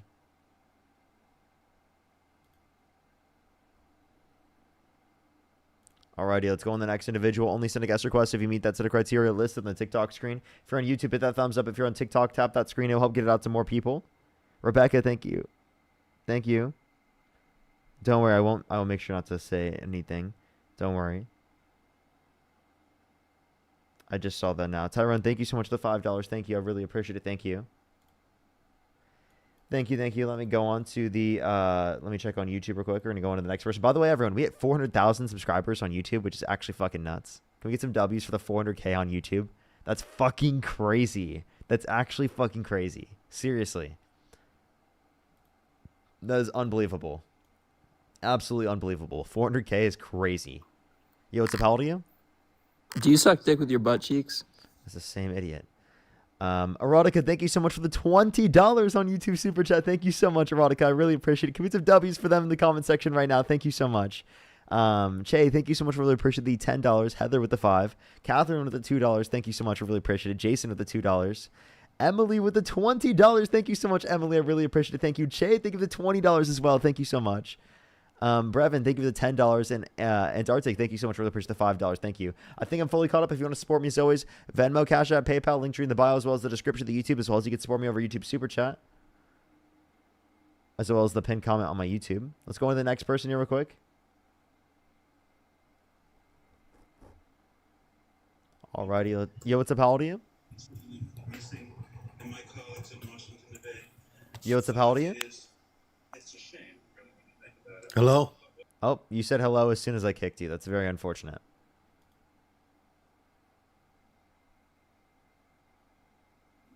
Yo, what's up? How old are you? Hello? Yeah, how old are you? Can you hear me? Mm-hmm. Hello? Hello? Can you hear me? Yes. Can you hear me? Okay. Seems like you're having an issue connecting to the stream. Alrighty. If you're on YouTube, hit that thumbs up. If you're on TikTok, tap that screen. It'll help get out to more people. Yo, what's up? How old are you? 51. And do you support Donald Trump? Yes, I do.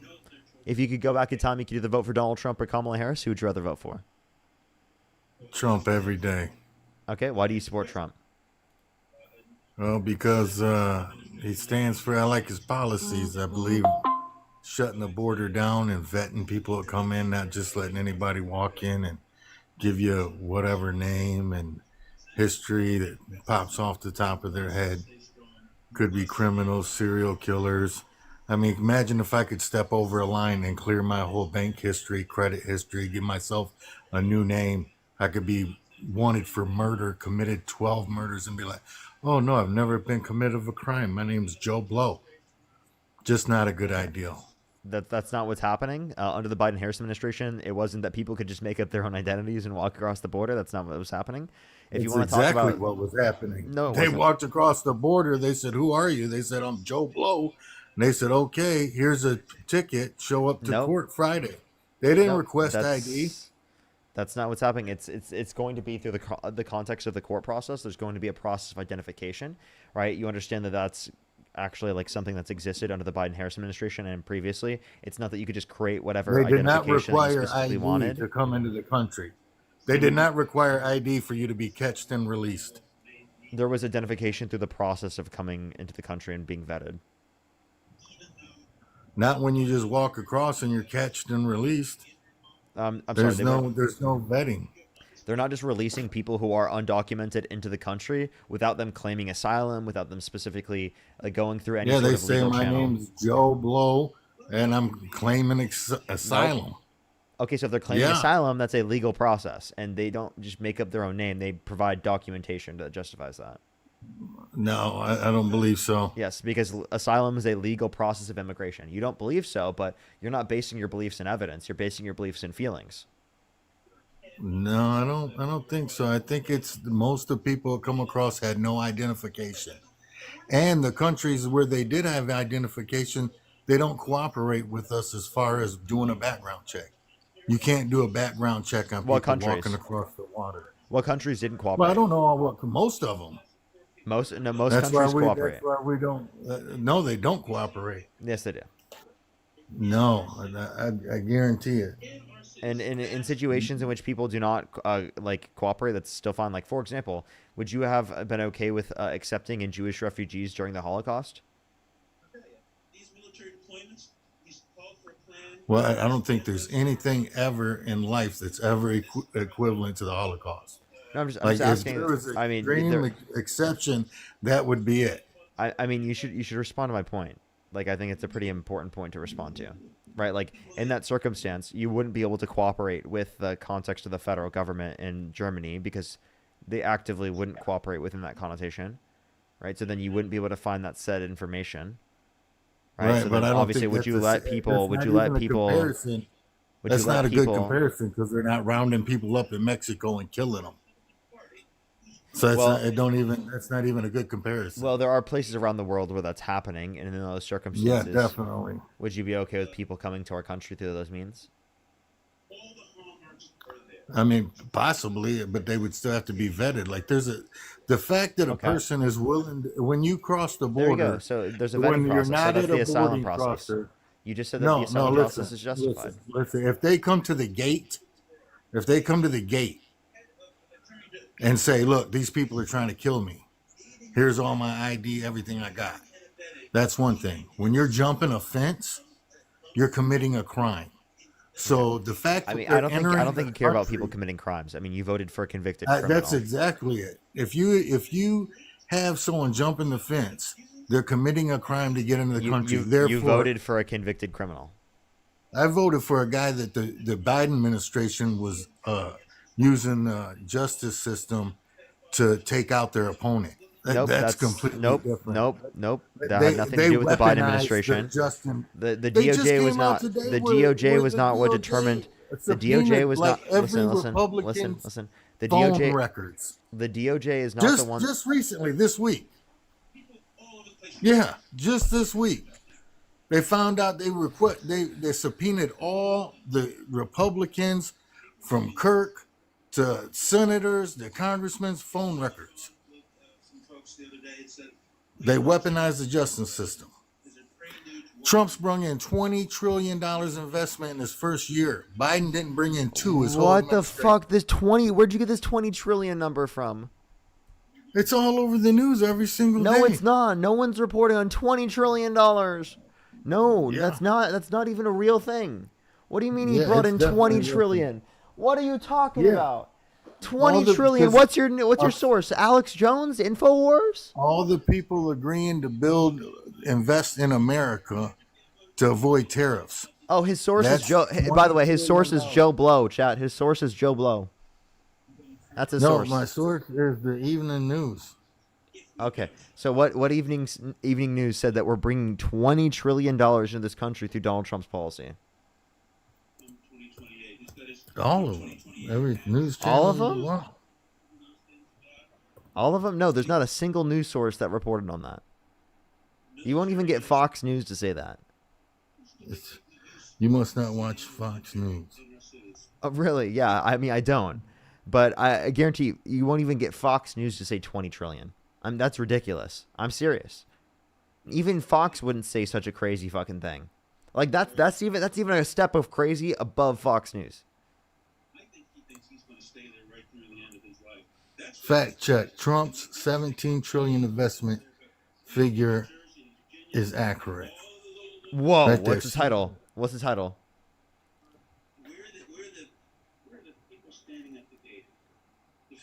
That was the title. Oh, repeat it again? Search it again. I'll search it again. Okay.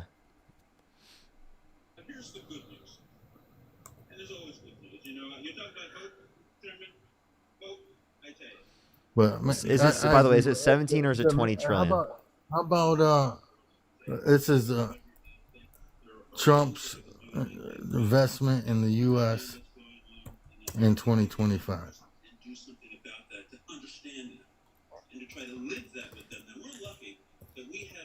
So here's a title from This AP is News. the- Here's it. By the way, not even Trump claimed 20 trillion. By the way, not even Trump claimed 20 trillion. Yeah, he Okay. said 17. AP News. I Yeah, rounded AP it News up. reported on this. They said Trump says the U.S. has secured 17 trillion in new investments. The real number is likely much less. Okay. Likely much less. It ain't 1.7 that Biden did. Wait, And his okay, whole- what do you mean? his four- Biden. Wait, Biden. What did you get? And 1.7 Camellia trillion Harris, for Biden. So you're for Camellia Harris paying Kamala. for paying for transvestites to have sexual Trans orientation. people don't say that. Trans people, right? And no, there's no specific policy that Kamala Harris supported that was giving like sex change surgeries to anyone. There's no policy. She had interviews where she said she was all for it. No, she didn't. She did not specifically say that she was supporting federal funds used to specifically provide people, right, like gender reassignment surgery.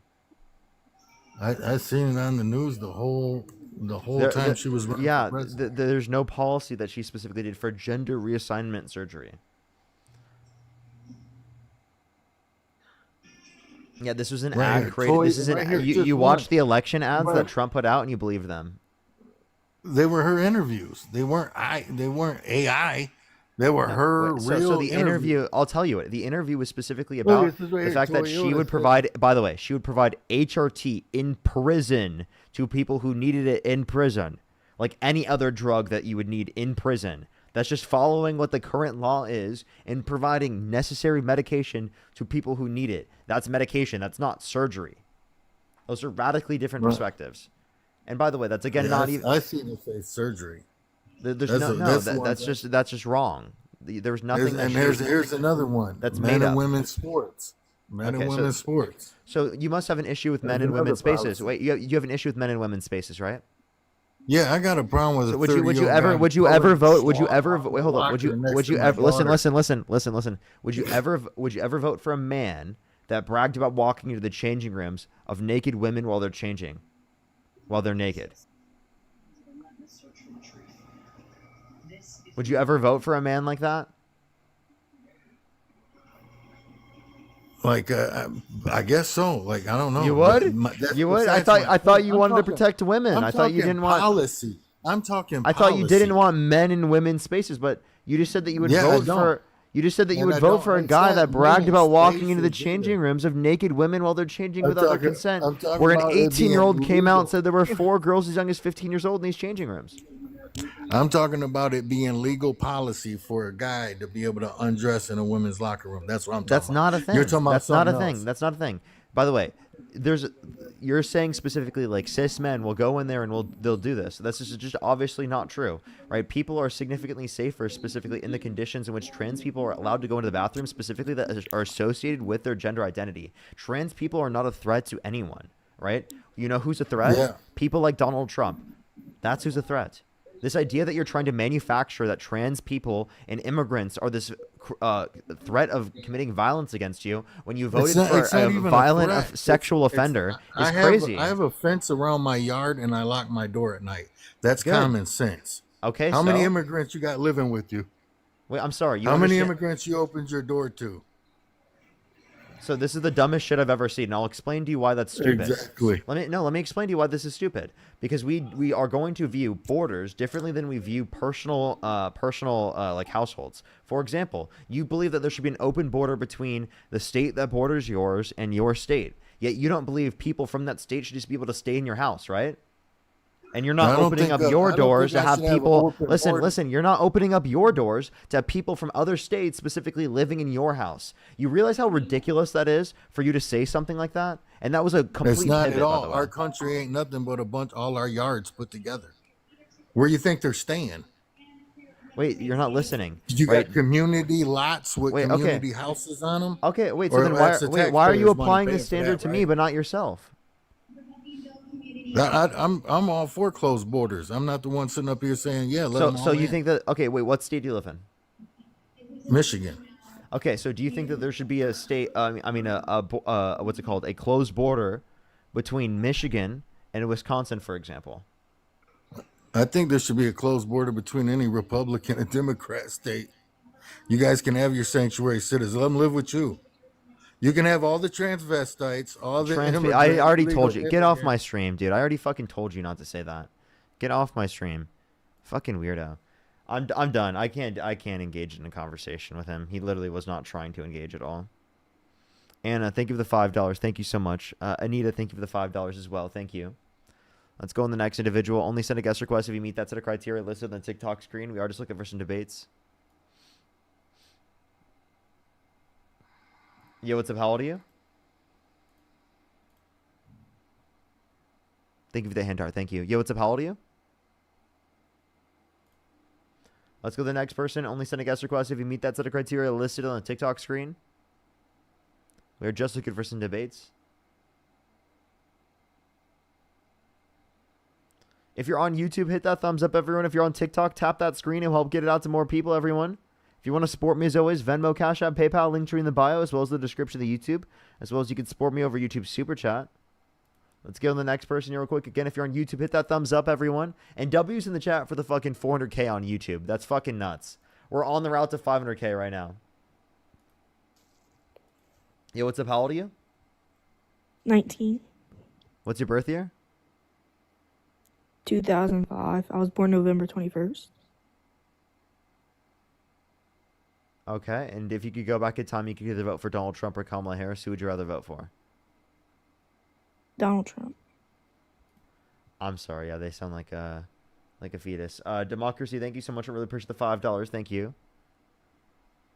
Let's go on the next individual. Only send a guest request if you meet that set of criteria listed on the TikTok screen. Yo, what's up? How old are you?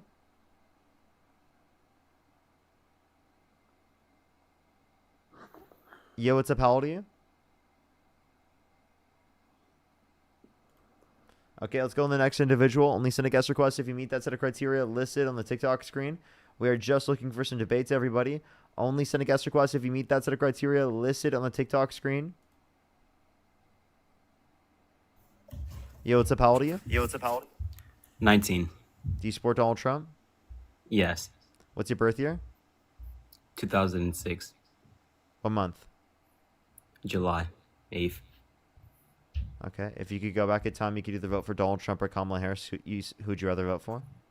Trump. Dude, I'm just getting weird vibes. Chat. Is that just me? Is that just me? I'm just like, I'm so scared of the 19-year-olds right now because I've had so many just trolling. Yo, what's up? How old are you? How old are you? 58. Do you support Donald Trump? Yes. Okay. And if you could go back in time, you could either vote for Donald Trump or Kamala Harris. Who would you rather vote for? Trump. Why do you support Trump? Because he's hastening the decline of democracy as we know it. You want to destroy democracy? I want to destroy the brand of democracy that the United States practices. And what do you want to replace it? I think anarchy would be better. Anarchy. Okay. Are you left wing or right wing? I'm not. That's part of the problem, is that people in this country see it as a left wing or a right wing issue. The world has more than two groups of people. Okay, I was just asking, like, are you coming from like a socialist perspective, like anarcho-socialist perspective? Nope. Okay. Straight anarchistic perspective. What particular economic perspective do you believe in? I'm an anti-capitalist, if that helps. Okay, so you're probably a socialist, an socialist. Okay. So this is his view of the system, is that we just need to destroy the system we have, and then maybe an anarchist system will lead to a socialist method of production. Like, but it creates a vacuum of power and allows for like fascists to take over. I think that's also like an important thing to think about, or like heavily authoritarian individuals. Yo, what's up, how old are you?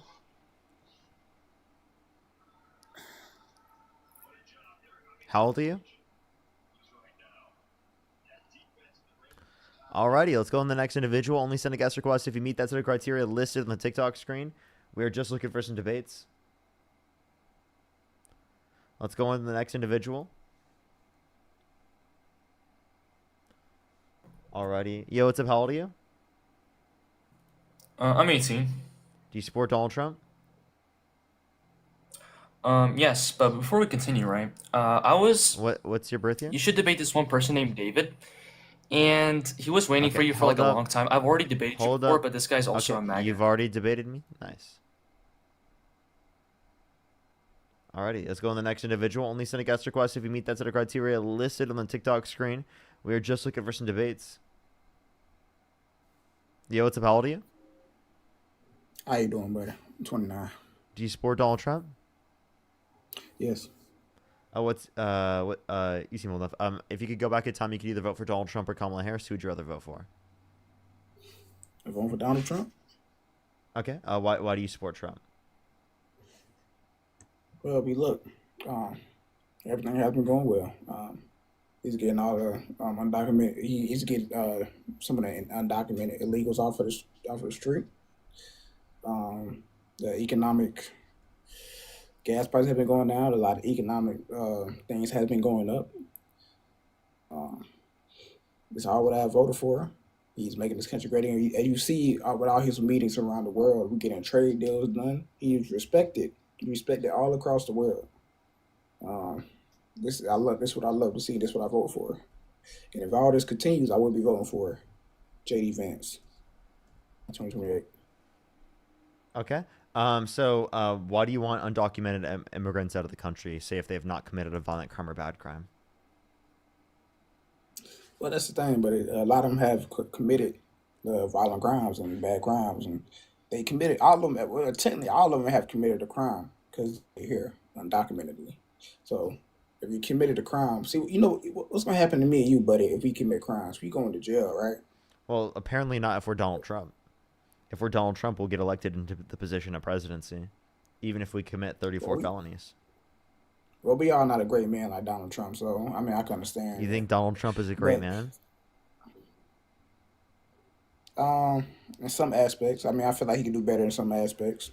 What about Donald Trump is great, or indicative of a great man? Look, he embodies actually a man in this country. He embodies a great man in this country by his stature and well, if we look at Trump, he just does. He just does? What about him? Yeah. About why he embodies a man in this country? Yeah. Like, how does he embody being a man? Well, look, NBC, like, Push the galaxy. yeah, I can't even troll. Fuck you got me. If fuck you got me, I can't. I was about to say, I was like, he embodies a man? Let's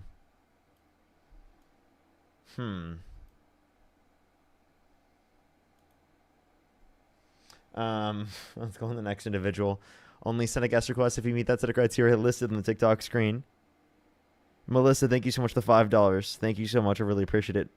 From Joe Blow, thank you. Anna, thank you for the $5. Thank you. Anita, thank you so much. I really appreciate the $5. Thank you. Carolyn, thank you so much for the $50 on PayPal. Commit some W's for Carolyn in the comment section right now. Thank you so much, Carolyn. I really appreciate it. Thank you. Happy birthday. Happy birthday, Carolyn. Happy birthday. I hope you've had a fantastic day so far. Alrighty, everybody, let's go on to the next individual. Only send a guest request if you meet that set of criteria listed on the TikTok screen. We are just looking for some debates. If you want to support me, as always, Venmo, Cash App, PayPal, link tree in the bio, as well as the description of YouTube. So you can support me over YouTube Super Chat. Marku, thank you so much for the $11. Thank you so much. I really appreciate it. Thank you. Some W's for them in the comment section as well.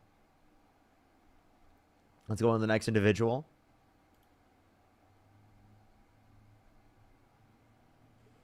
Yo, what's up? How old are you? 23. Do you support Donald Trump? Sort of. Like, I would say yes, definitely over Democratic opposition, but I'm not Like the most ardent supporter. Like, if you could go back in time, you could either vote for Donald Trump or Kamala Harris. Who would you rather vote for? Definitely Trump, I think. Okay. Why do you support Trump? Well, I think it's a few things. I do recognize a lot of what he does has been disappointing in the fact that it's more pageantry and, like fake pandering to his masses as opposed to real action. But I guess we could start with like immigration. I do think it's a big threat facing the country. Okay. How so?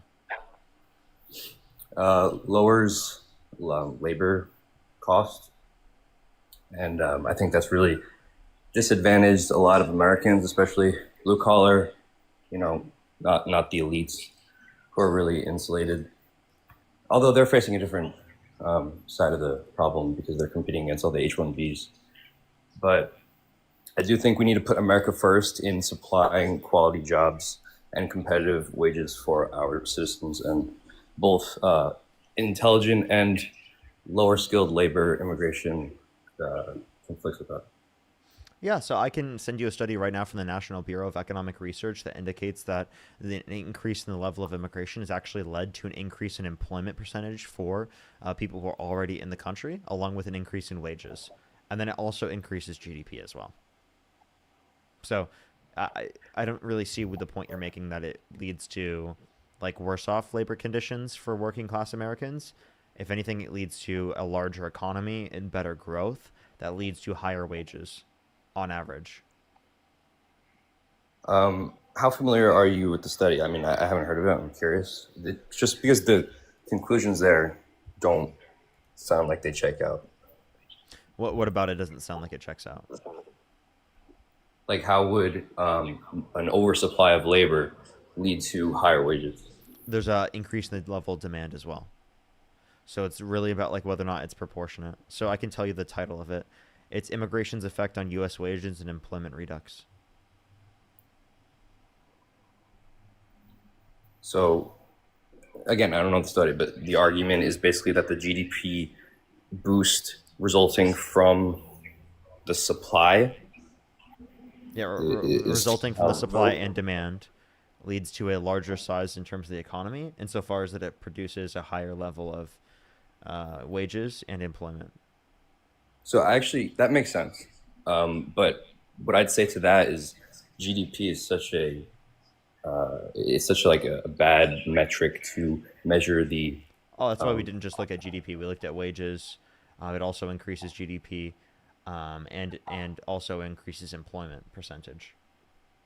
Look, I think the cheap labor is ultimately in the best interest of the wealthy, capital-owning managerial class, because that's going to lead to higher profits for corporations ultimately, or even local businesses if they can. There's a few issues here. It's not just considered cheap labor because immigrants that are coming to the country, they will take market rate because they can, right? Like they're not going to really affect the change in the market rate as much as what people think, because they can get that themselves once they have legal status. For people who are in the country undocumented, and we're transitioning them from being undocumented to being documented, well, now they can demand higher wages than what they were prior. So if anything, that's putting upward pressure on wages, right? Because they're not allowed to pay lower than minimum wage anymore, or lower than the market rate, because the only reason they were able to get away with that is because the undocumented immigrant was forced into those circumstances because they couldn't tell authorities. Now that they can tell authorities because they're documented, well, then that would put upward pressure on wages. So, okay, that may alleviate some of the negative pressures of illegal immigration. But to clarify, I think a lot of Trump's base is actually pro-immigration. It's the illegal, like, if we're one of the greatest countries on earth, why should we not control who has access to the country? Why should we not create some filtering process to let in the best minds, the most, culturally assimilable people, the most what do you mean by culturally assimilated people? Like, I'm confused what that means. Well, how do you identify that? I think a willingness to embrace American values and culture. Like, go back half a century, right? So I'm Italian. While there are a lot of proud Italians in the U.S. still today, the culture of like the Ellis Island era. I would say Italian culture is in a lot of aspects of American culture. Would you agree? In terms of values? Yeah. Or you're saying the Italian culture persists even Italian today? Culture persists today, even within America. It's an aspect of American culture. American Italian culture. Yes, but there was also a huge a huge effort on behalf of those immigrants to assimilate and Americanize to an extent and adopt American values. I don't even know what that means. Now we can talk about that in a second. But the point that I'm making is that the culture is, immigration's a part of the culture, right? So when people come to our country, they bring their culture, and then they also adopt things that exist in the culture already today. That's what happens when people immigrate to places or people go to places. They bring stuff from specifically where they came from, and they engage with the stuff of the area. That's what happens when people engage in immigration. And so in that lens, there could be a lot of net benefit to like the melting pot theory. But at the same time, we have to acknowledge that part of what makes America great is the values that it was built upon. And if people aren't properly bought into our political system when they come here, then over time that those values are going to decay. And I think I don't understand American republicanism, democracy. Okay, so if you don't want to have a threat to our democracy, then why do you support a candidate that incited a violent insurrection at the Capitol and pardoned violent rioters who beat police officers, and he called them patriots, and he also sent false slates of electors to electoral college to cast Trump votes when he didn't win to try to overturn the election results? I mean, like, this guy still denies the 2020 election to this day with absolutely no evidence. If you cared about our democracy, you wouldn't support a guy like that who also called for the termination of all rules, regulations, and articles, even those found in the Constitution. I feel like that's the values that are actively being decayed by people like Donald Trump and not by immigrants. So I see Trump as a reactionary. He's not a tyrant and he's not killing democracy. He's certainly being painted that way by the left. That's not to justify what he's done. Did you hear anything I just said? I'm sorry. That was actively him undermining our democracy. Okay, so to go point by point. Like, he didn't incite an insurrection. Yes, he did. He made some comments. Obviously, it's a subjective definition of whatever you deem to be inciting an insurrection. But there were also so many curiosities about that day, like the number of FBI agents in the crowd. There's been a lot of evidence to suggest that this was known about and potentially prompted by the government to potentially frame him. Like, there has been an objective witch hunt against him. Okay, the FBI agents under his administration, he was president. Under his administration. Not only FBI agents under his administration, but he told people to fight like hell. What? Under Comey, Comey certainly wasn't a loyalist. So why if the FBI agents were under his presidency, what would that have to do with anything? These are entrenched. So you're saying, again, an FBI under the fact that he was controlling, which this was like the second person he put at the head of the FBI. right? So he already fired the first person he put there. Comey was an FBI director then. And in terms of inciting the insurrection, he said fight like hell and to take back the country from those that stole it from them. But hasn't Obama and Kamala also and then used listen, to and then do listen, that? listen. This is an important part. And then he pardoned the violent rioters who beat police officers, and he called them patriots. Him pardoning them tells us that he condoned the violence on that day. If he did not condone the violence, then he would not have done so. He would not have pardoned them. Look, I think, as with all things, the truth lies somewhere in the middle. Certainly, some of his actions are condemnable, and I started this conversation by saying I'm not even the biggest supporter, but there has been this severe us versus them mentality perpetrated by both sides. Trump's supporters see him as unfairly targeted. Like I said, he's a reactionary, and a lot of what he said is subjective. It's not blatant insurrection. But like you could agree that Obama and Kamala and a lot of Democrats have used similar rhetoric in, actively resisting Republican. Nope. Nope. And also, this isn't subjective, and this is not unfair targeting for me to say that Donald Trump pardoned violent rioters who beat police officers and he called them patriots, which means he condoned the violence on that day. That's an obvious and objective Democrats fact. condone violence. Democrats condone violence at the ICE protests, at the BLM. Like it's similar stuff. It's both sides pointing fingers. When name one person in political office that condoned political violence on behalf of the Democrats. Haven't recently.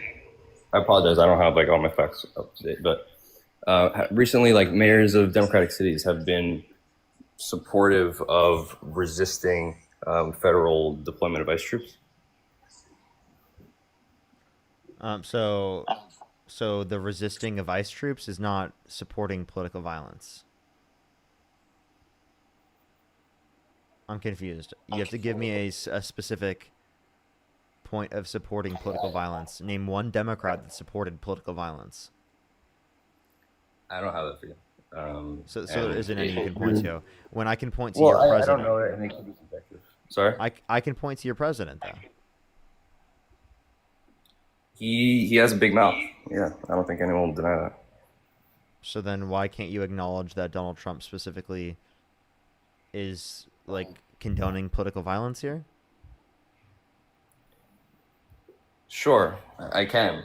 But I don't think he's the threat to democracy that he's painted out to be. I think he's a reactionary plant, and he is. I literally gave you the explicit circumstances of how. Like genuinely, how do you dispute that?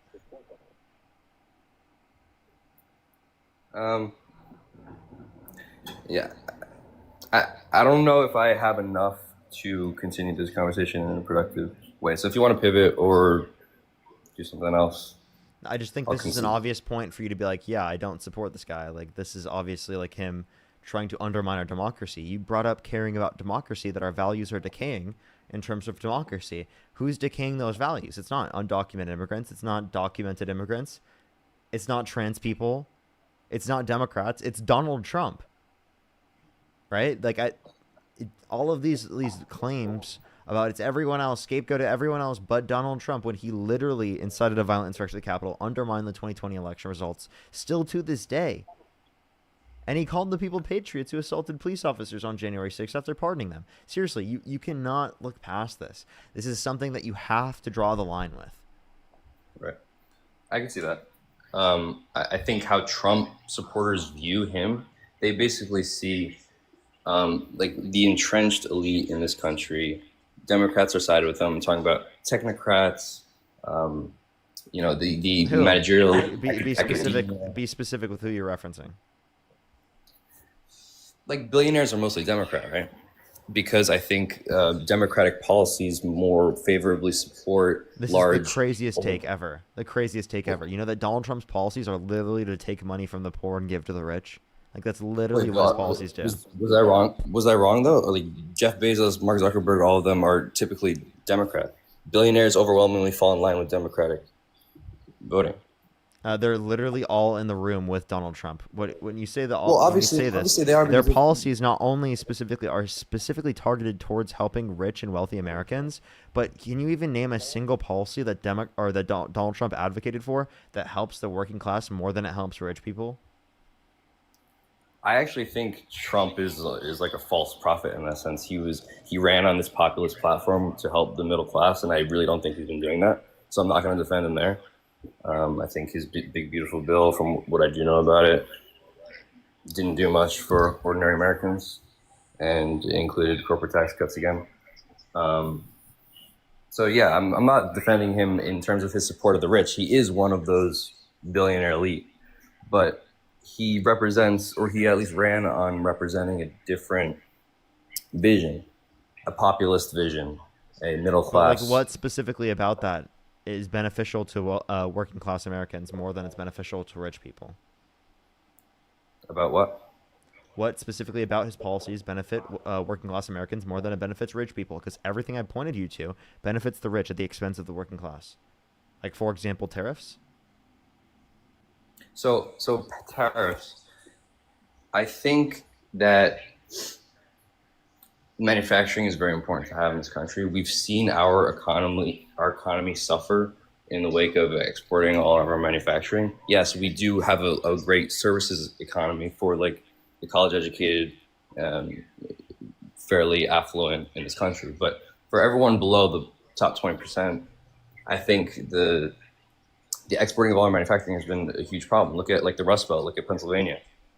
So I think Trump's tariffs can serve as a way to make American production competitive again from a price point, and that'll ultimately help a lot of middle class Americans. Mm-hmm. It is short term pain. Yeah. Would you like to take a look at this graph here real quick? So this graph right here is real private fixed investment, which is just manufacturing investment. Right? Do you see this? So Yeah. this is specifically by year. So this is when Trump originally here. Actually, I need to fix it so that you can see it a little bit better. Make it a little bit smaller. Right there. Boom. Okay, so this is when Trump originally got in office here in 2017. This is when he left. It went down. Okay. Wait, sorry. What am I? This is manufacturing. What? This is real private fixed manufacturing investment. So this is essentially how you look at manufacturing investment in the country. So year's 2017, quarter one, when he first got in office. When he leaves office, what is it at? It's at lower than what it was originally. Biden gets in office. You see this massive increase? That's all Biden. Now you see, here's when Biden leaves, and then Trump gets in office, and look at that. Decline, decline. So it's declined since Trump's got in office.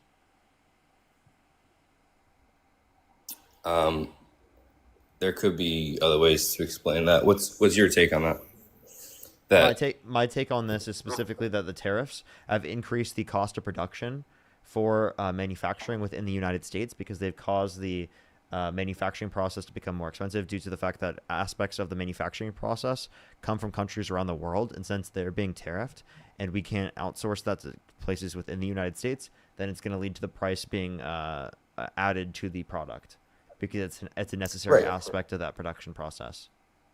Right, and I don't think anyone is denying that tariffs will lead to higher prices for products.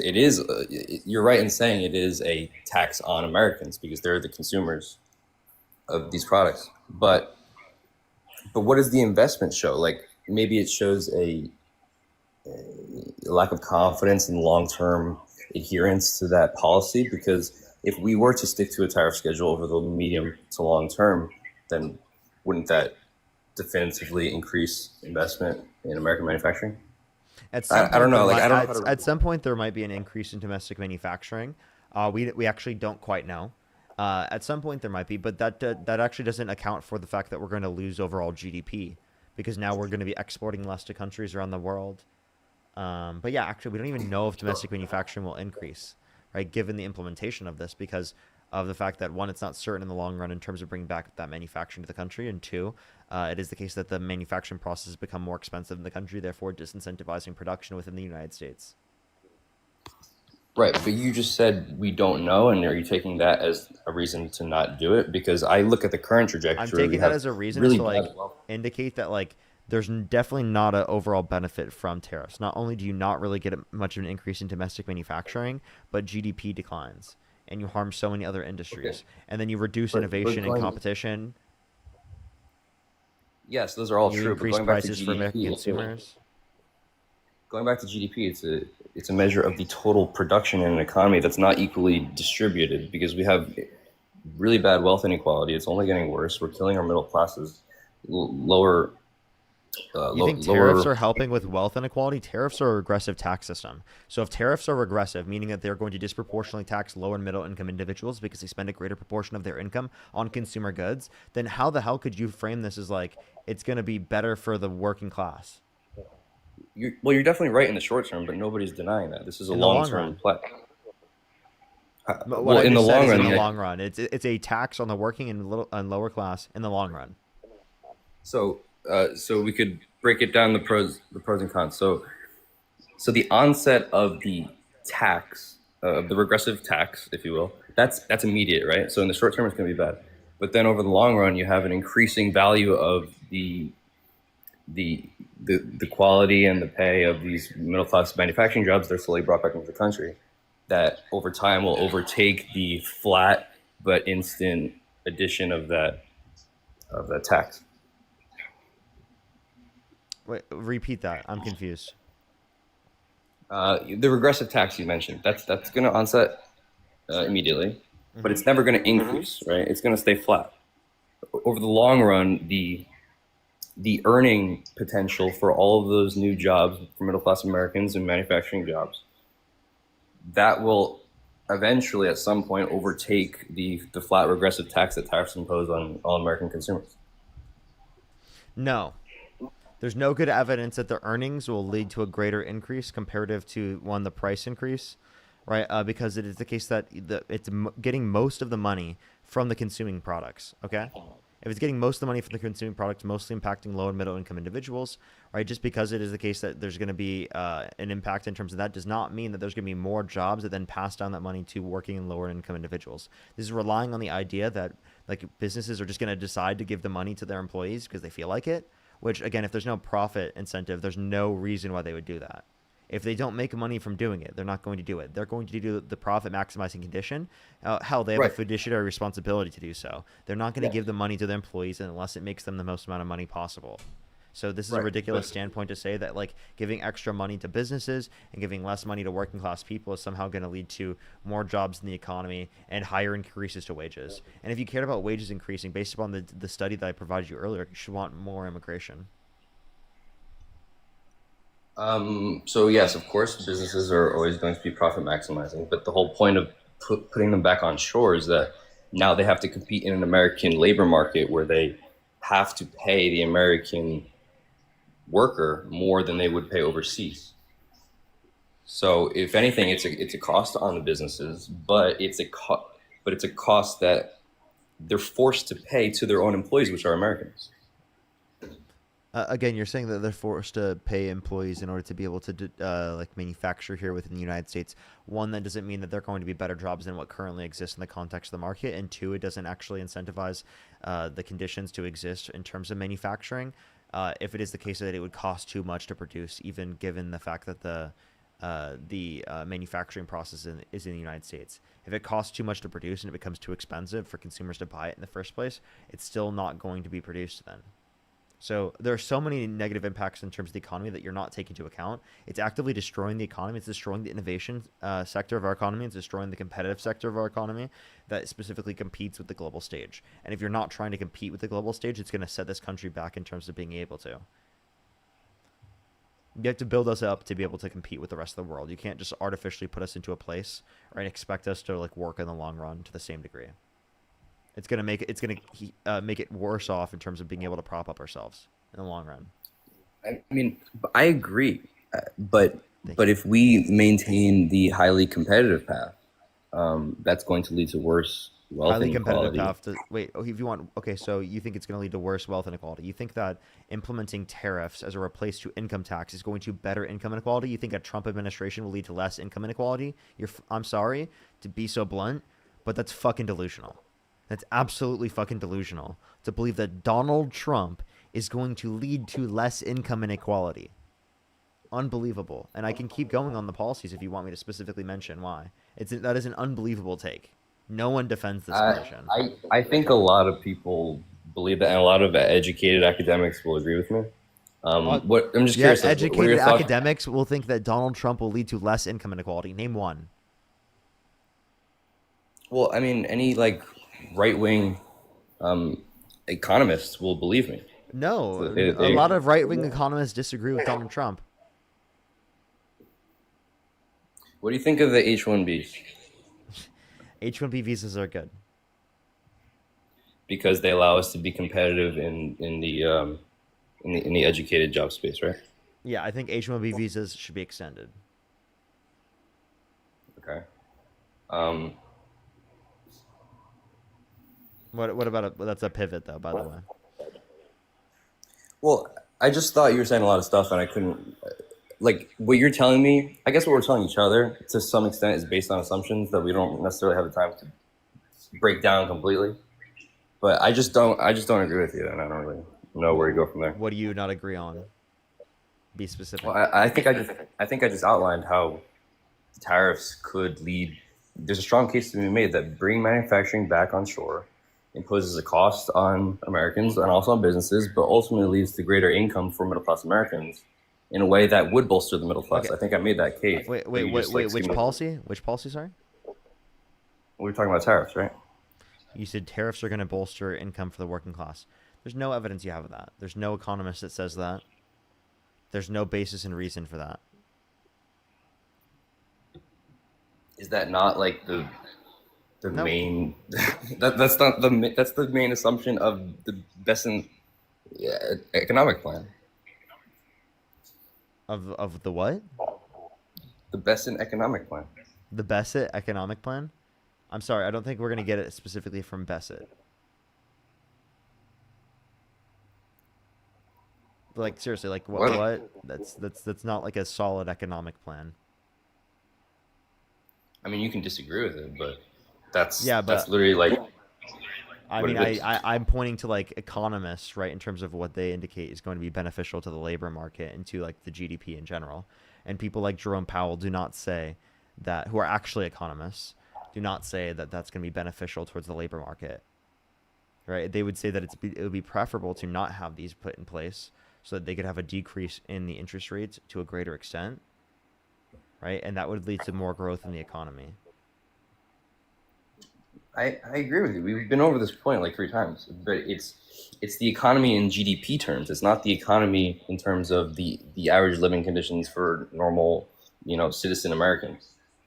Yeah, but if a GDP is higher, you can reallocate GDP to be able to deal with any sort of problem that you're referencing. Sorry, you cut out. What was that? If there's a higher GDP, you can actually deal with any circumstance you're referencing to a greater extent because you can reallocate and redistribute things within the economy. And also, it's not just GDP that's being looked at in that connotation. I don't know what your point is. Like it's not just GDP. Prices increase as well. That's also something relevant to look at. The jobs report has become significantly worse. Unemployment's become higher.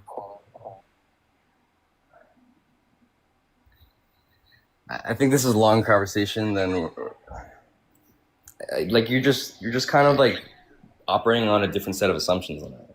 What assumptions am I operating on that you don't agree with? GDP increasing allows us to reallocate resources, sure, on a very superficial level, but everybody with a brain would know that a rise in GDP means nothing for average living conditions. That's ridiculous to say. Well, sure, there's a correlation, but what does GDP mean? GDP is the sum of all the economic output of a country, but that could be very unequally distributed. And corporations are greedy. We agree on that. Yeah, and politicians. again, You think that a guy advocating for tax cuts for the rich and increasing taxes on working class Americans and poor Americans will lead to better tax policy for working class Americans than the person that was advocating for lower taxes on working class Americans and working families while increasing taxes on the rich and wealthy?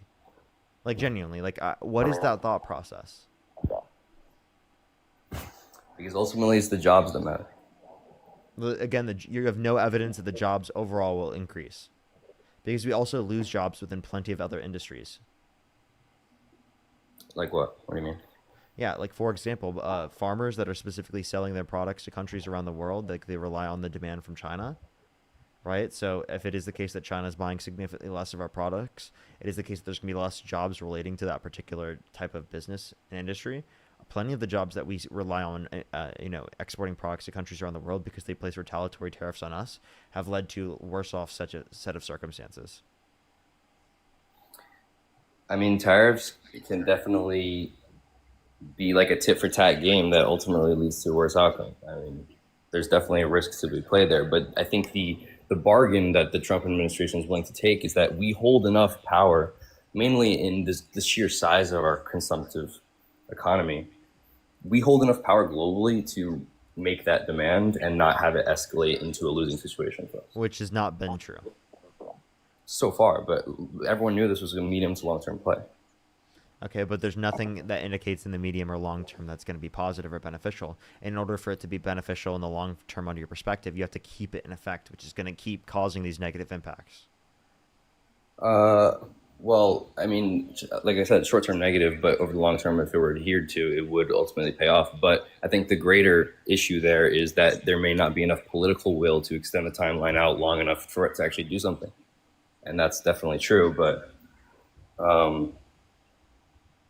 hopefully we have a Republican in the next term, and then we can start to see whether these policies are working or not. Okay, so you're really the only position that you're able to hold is maybe we'll see if this works. There's no evidence, there's no economists, there's no science to it, there's nothing, absolutely nothing. It's maybe we'll see if it works. What?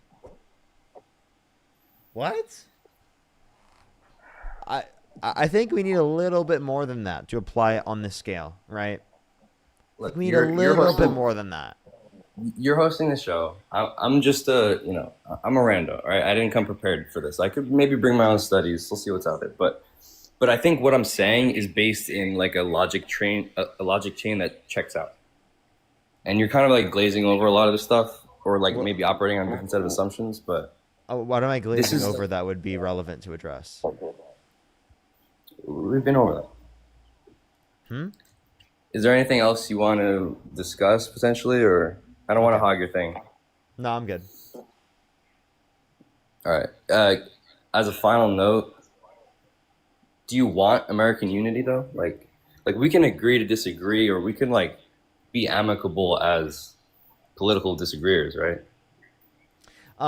In order for us to unify as a country, we have to set away people like Donald Trump, who specifically continue to try to divide our country, specifically by not believing in facts and evidence, by not specifically upholding love and acceptance within our context of our country. Donald Trump spreads hate. Donald Trump literally denies facts and reality, which causes greater levels of division. Okay. Yeah, we have to set away people like Donald Trump in order to be able to come together as a country. Yeah. And I think he can be pretty despicable character-wise. It's the right has rallied to him because he's been unafraid to do what a lot of them wanted. But at the end of the day, what I ultimately care about and what I'd hope most people care about most is truth and efficacy. So if we go down different roads in our pursuit of truth and efficacy, so be it. But that's what you ultimately want too as well, right? What we're not understanding though is that like you cannot reach that without or while utilizing things like hate, bigotry, right, and the types of mechanisms that Donald Trump utilizes. We will not be able to reach that stage. That's kind of like the point we're making. I think it's you're taking a very hard stance on this, and that while I understand where it's coming from, it's also a dangerous road because I think in having such blinders on, you may create an echo chamber where truth can't be freely discussed, and then people who are deemed dissenters are just they're just put down and What is an not echo given a chamber? voice. Are you like testing me, or are you just? No, I'm asking you like what your understanding of an echo chamber is. An echo chamber is a space where they're hearing their own thoughts repeated back to them, and there's no real dissent to lead to critical discussion. Okay. What is my space? We're debating, right? There's critical discussion the entire time I'm on my stream, right? This is the complete opposite of an echo chamber. No, yeah, and that's why I think this is a good thing. But I'm saying you in calling out Trump so harshly and saying that people like him or people who support him basically should not be entertained at all because what they represent is terrible. I would say, okay, I get what you're saying, but be careful in muting out all the voices you disagree with, because that could lead to a chamber where we eventually lose the plot. You want to mute out people who advocate for genocide, and you want to mute out people who specifically advocate for horrible and atrocious things, right? You don't specifically want to uphold people who do that, right? You want to limit hate. You want to promote acceptance. It's very easy to demonize the other side. I don't know what genocide you're referring to or whatever, but like people on both sides of the political aisle are really just people, and they're not like evil. You're not virtuous. It's gray. So like you're using the inflammatory language here. I'm using inflammatory. You mean I'm saying that people shouldn't hold hateful opinions and that we can't accept hateful opinions because it inevitably speaking isn't leading to acceptance, it's leading to hate? No, I get that, but again, what you deem hateful is subjective. Like you just threw out genocide. I don't know what you're referring to, but I'm sure the second side or whatever. I'm just demonstrating to you that there are particular bounds. Like for example, like with the Holocaust, like there gets to be certain points where you can't, like, you wouldn't be friends with Nazis, right? You wouldn't build coalitions with Nazis. You don't think I should have to platform Nazis, right? No, but I do think that the best way to kill Nazis, or like ideologically speaking, is to debate them and see how stupid their ideas are in the real world in the open form of public debate. Do you disagree? I actually do, because I think that they don't have normalized positions. Right? Like I don't think it would be effective for me to engage in a debate with a Nazi because their position isn't normalized.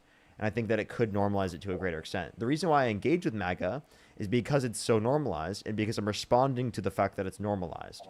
If something like Nazism isn't normalized, it can create conditions in which it is more normalized than what it is right now. That's why I don't debate Nazis. Do I think they're radically wrong? Yes. Do I think you should debate them and platform them? No. Right? Like specific people who believe that they're Nazis and things like that. And also, like, I think it's important to realize that there is a distinction between the people I'm engaging in with conversations and also literal Nazis, right? There's a big distinction between people I'm engaging in conversations with and Nazis. Although I think MAGA is extraordinarily extreme, Nazis are on a radically different level, right? The particular people that are okay with accepting those labels. So, sure. I mean, I definitely see where you could draw the line somewhere, But I think we both observed, especially recently, I've seen a lot of like this reemergence of like it being cool to be Nazi. You saw like the kid LARPing on Halloween and stuff like that. Like, yeah, you saw that's that video. Disgusting. You see what I mean? Like that's their mechanism of trying to normalize it to a greater extent.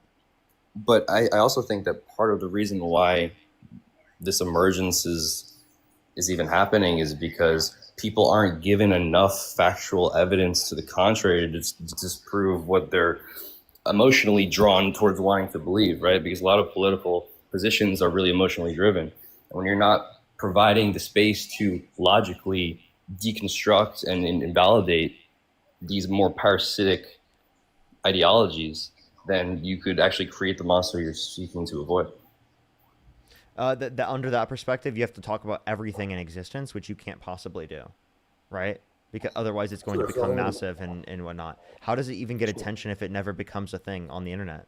The reason why is because it's been able to become a thing on the internet, right? Which, actually, genuinely speaking, suppressing it from these social media platforms has actually done a really good job at limiting it.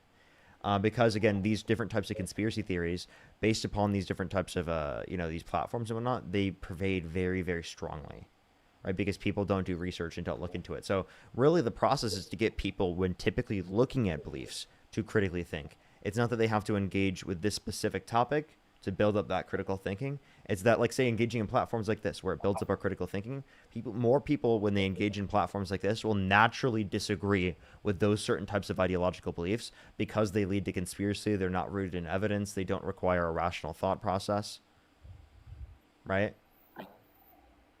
Yeah. So naturally, people, when they engage in spaces such as this, will go away from that. So you can naturally get people to move away from things like that without engaging in debate with people who are specifically like that, right? By having other sorts of community areas where you are engaging in critical analysis that is still critical of that, given that it's prompted, but it doesn't center that in the conversation. Like, sure, I guess. Okay, all right. I definitely see what you're saying, where there's like, if it's not getting attention, don't give it attention. But if it is something that needs to be addressed, then yeah, if it's something that is getting attention, then at a certain point you have to address it. Yeah. Yeah, and the best way to do that is what you're describing, if I'm not wrong, is more of like a roundabout where you're not platforming the ardent supporter of the thing, but you're talking about it in like a pretty objective way. Is that what you're saying? Yeah, I'm just saying that there are ways you can specifically engage in a critical thought process that will naturally get people to dissipate those certain types of ideologies because they don't require that critical thought process that does not require engaging with those specific ideas. Does that make sense? Like, for example, I think that people who engage in flat earth debunking videos and debates and stuff like that, I actually think that's really effective because it gets people to build up critical thinking processes that can be applied in other types of ideological belief systems. So when people specifically take that type of critical thought process and they apply it to a different scenario, they'll be less likely to adopt conspiracy given that they were shown a critical analysis process. Does that make sense? And yeah, definitely. They're around that. It's become normal for them to critically analyze their positions. So when you have people who are flat earth debunkers, right, people watch that content, critical thought analysis becomes more common and normal place, specifically within the context of their life and what they hear. So they're more likely to adopt that whenever they hear new different types of arguments. Yeah, I think critical thinking is what schools should aim to teach, like as one of their, most core tenets. I think there's been a failing there. All right. Well, is there anything else you'd like to say before I go on to the next person? No, just remember we're all human. But I appreciate the debate. For sure. All right. Appreciate you coming up. Alrighty, let's go on to the next individual, everybody. Let me say thank you to a few people. And also, if you're on YouTube, hit that thumbs up, everyone. It'll help get it out to more people. If you're on YouTube, hit that thumbs up. If you're on TikTok, tap that screen. Also, follow me if you haven't already. We just hit 400,000 on YouTube, which is actually fucking crazy. Daya, thank you so much. I really appreciate the $25 on PayPal. Thank you so much. I really appreciate the $25. Thank you. Sophie with the $6. Thank you so much. Yes, I know. It's crazy. Thank you so much. Phil was diabolical. Heidi, thank you for the $25 on Venmo. Thank you so much, Heidi. I really appreciate it. And Celtic with the $50 on Cash App. Put some W's for Celtic and Heidi in the comment section right now. Thank you so much. I really appreciate it. Seriously, that is so fucking kind of y'all. W's for them in the comment section right now. Let's go on the next person here real quick. And actually, Santana's joining us here for right now. What's up? Hello. What's up? How you doing? Good. It seems like you finally started to catch some steam. Like, it was rough going at the start. Yeah, that was a bit brutal. It was a bit brutal. Yeah, I feel like today it's gone by pretty quick.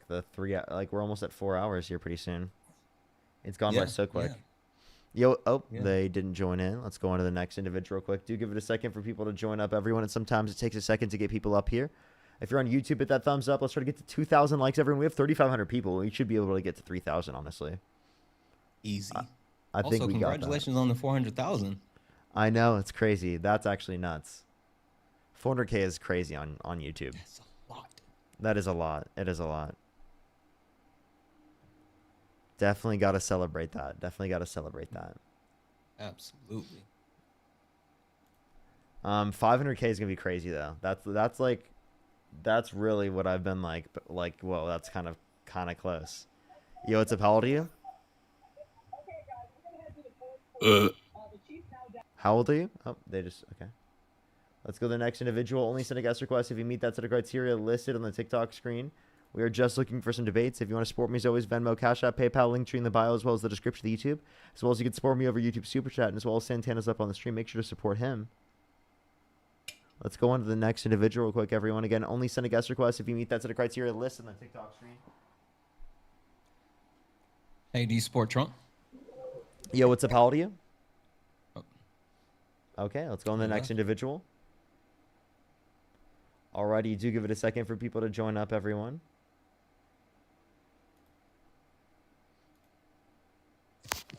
Yo, what's up? How old are you?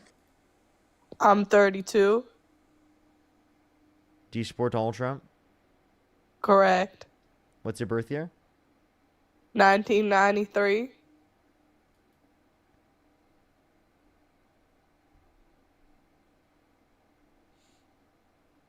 Let's go to the next individual. Only send a guest request if you meet that set of criteria listed on the TikTok screen. We are just looking for some debates, everybody. Only send a guest request if you meet that set of criteria listed on the TikTok screen. We are just looking for some debates, everybody. Dean said he'd go live today, but he hasn't. I don't know. I think he said around 5 or something my time. But he actually has a horrible case of Parker time, so he's probably going to be late. He's on Parker time, so he probably won't be live for like an hour or two. Yo, what's up? How old are you?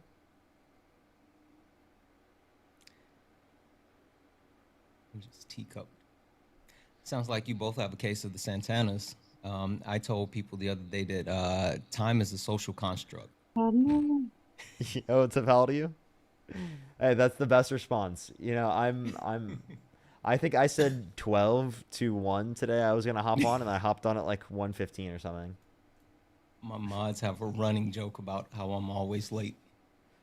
Yeah, that's me. That's me. I'm always late. Yeah, 1:12. I started at 1:12 today. Yo, what's up? How old are you? Okay. Let's go to the next individual. Only send a guest request if you meet that set of criteria listed on the TikTok screen. We are just looking for some debates. It has been a little bit harder to get debates. Like the past 2 days. They've been like really weird lately. Yeah, it has been a bit weird. Yo, what's up? How old are you?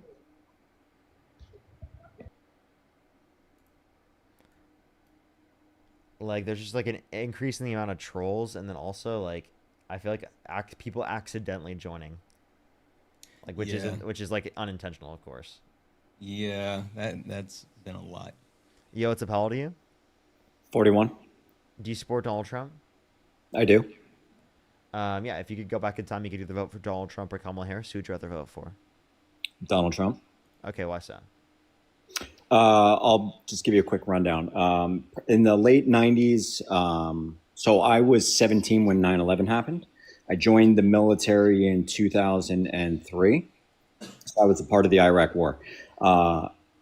During the 90s, I was definitely a vibes guy, okay? I didn't understand politics. I liked Bill Clinton, liberalism. I definitely wanted Al Gore to win in 2000. Was upset when Bush won, used the Supreme Court, didn't like that.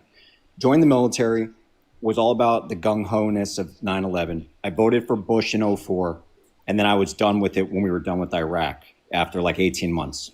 Now, being a military guy, I'm definitely... Let's just solve the problem. I hate arguing, which is why I joined Get Over There. We got out of Iraq in 18 months. I voted for Obama in 2008 and 12 because I saw, you know what? Now that we're done in Iraq, let's get out of here. Let's come back. They were like, Obama was about pro-MJ use, like change, all this types of stuff. Where I got upset was watching the establishment just destroy this man. Now, I understood where we came from in the history of this country and the culture. So I'm like, okay, I see where we're at here. We're not there yet, but he's definitely the person that gets in the door and goes, bam, we got the first guy. Okay, so I thought that was going to work out. Once 2016 came around, this is where I got upset, really upset.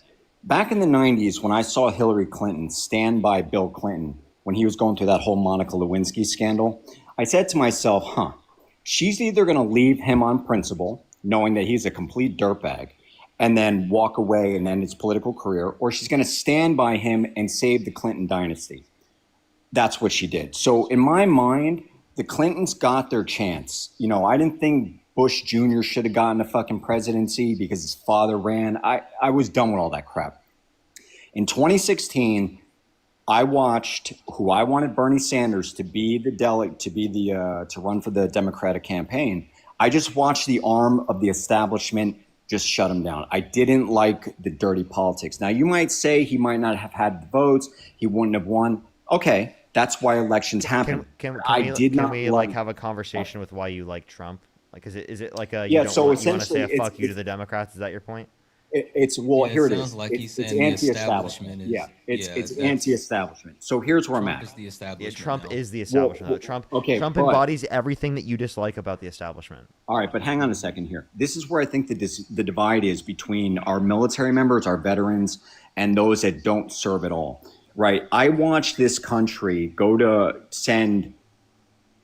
Listen, if you've never seen an aircraft carrier before, if you've never seen bombers, if you've never seen when this country sends hundreds of thousands of men and women to your coastline, we are an unstoppable force. It is scary. So when I see what we can do in the Middle East in such a small time, and then I come back to this country that can't pass a CR, like we argue about the dumbest shit, right? And then we go and level Iraq in 18 months and literally just That's over there horrible. hang out. Right, but the point is this, is that when the veterans come back to this country, we have two choices. Either send me back overseas and give me something to do, because that's me being productive. That's me solving a bigger problem. I'm trying not to get emotion involved.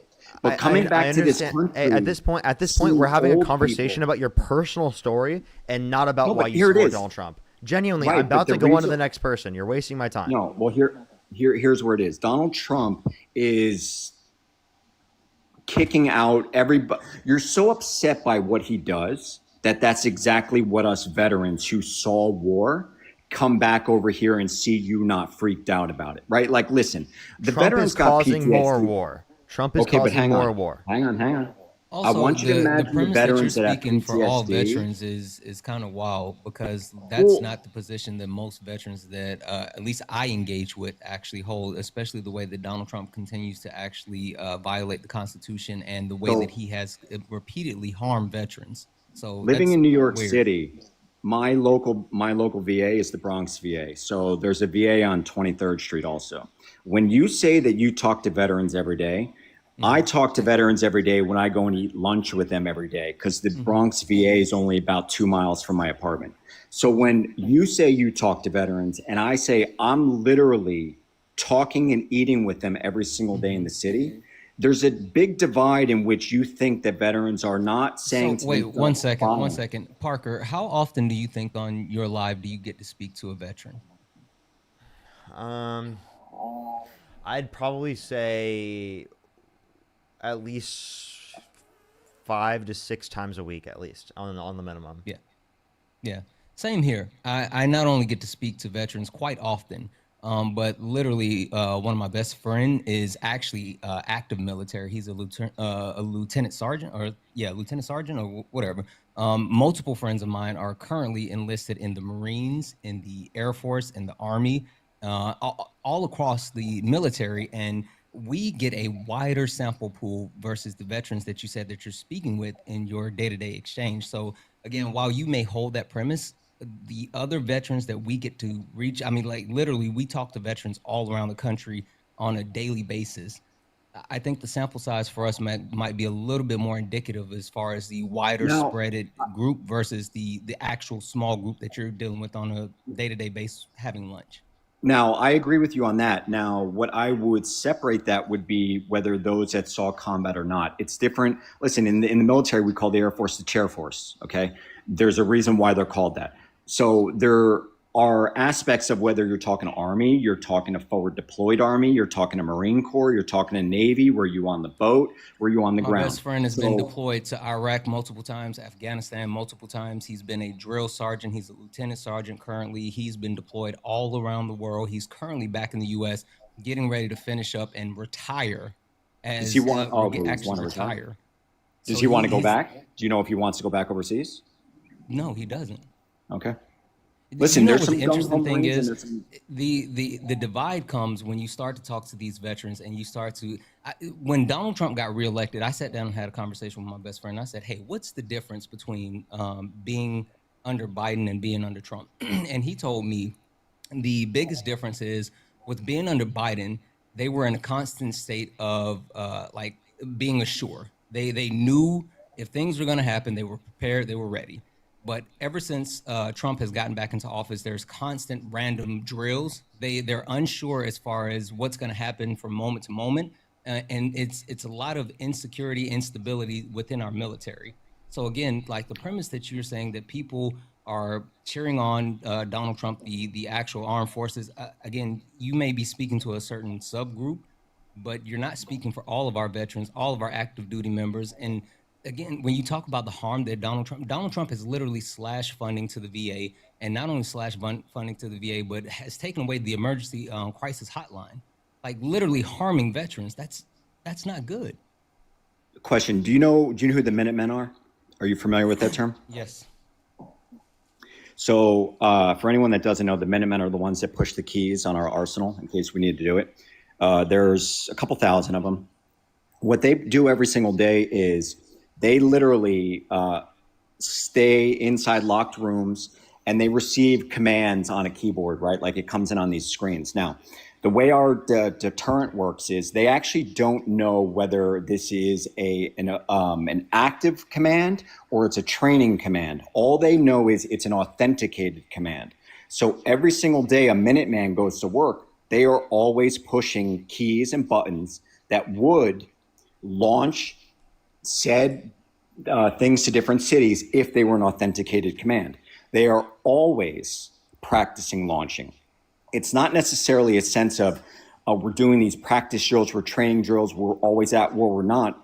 It's that what we've realized in psychology is that if you learn CPR once, say like in 3rd grade, you don't retain that information forever. And then maybe when you're in 8th grade or 9th grade, you have to save somebody's life and you screw up the 30-15 count or the 32 count and that person unalives. The reason why we do this is because we have a tendency, our attention spans, to forget very small, minute details. The Minutemen practice this stuff every single day. They don't know where it's going to be launched to. They don't know if it's an actual command, but literally they turn keys. What does that have to do with? I don't even know what we're talking about at this point, to be totally honest. Because you were just saying that I'm trying to stick with you, but you're taking a long Trump. time. You're taking a long time just to get to like wherever you're going. I mean, I respectfully, can we go from A to B? Because the premise beyond it's not that I'm saying that there's not constant repetition and practice and things like that. Yes, there is. What I'm saying is there is a sense of insecurity and not only a sense of instability when it comes to having to make sure that you're constantly ready, but they're constantly in the field. They're in the field more now because there's constant threats. But again, it would be nice if you like push this forward. All right, so let's try this then. I think I got a better idea. So when you were mentioning about your buddy that's a lieutenant, there's no lieutenant sergeant, maybe a lieutenant colonel if he's an officer. Yeah, but I'll use I might have messed up the title. He's a lieutenant something. All good. So here's how it works in the military, right? The colonel, the 06, he's in charge of either the base or like an 06 can be in charge of like say a boat. Oh my God, I'm sorry. I don't care. I don't care. I don't want to hear this. I don't want to hear it. I honestly don't. I want to talk about why you support Donald Trump. I'm actually serious. I genuinely, I don't want to have this conversation. I'm done. Mm-hmm. Well, that's why I support Trump, because he's not the one running the show, right? Hegseth is running it. Rubio's running it. The point of the presidency is to rubber stamp stuff. What do you like that they've done? And it's definitely not Hegseth. Okay, but the point is this, is that the president makes sure everything is A-okay when the vice president signs off on it. The colonel, the 06, signs off on it when the lieutenant colonel signs off on it, okay? The point is, this is not a popularity country. And when we military veterans see our military being run properly, yes, Trump should be the final say on everything. But we want to hear from the defense secretary first. We want to hear... What specifically do you like that they've done? To be honest, right now with Venezuela, I like what they're doing in the southern hemisphere. You like that they're bombing boats of people off of Venezuela? Over 60 people have been murdered with no evidence that they've given to Congress at all, that they had drugs at all. And even if they did, that does not justify murdering them. Okay, so this is you why detain them once they get to U.S. waters. This is what bothers me about how our youth, doesn't get involved with the military earlier. The technology that you and I have right now in our hands, these phones and everything, like an iPhone 16 has AR and everything, the military had 20 years ago. If you don't think that the military isn't using advanced surveillance, UV, Wi-Fi scanning to know where the drugs are, where all the people are, they are literally. What evidence did you're they a give to Congress? fool. Then they would give that evidence to Congress.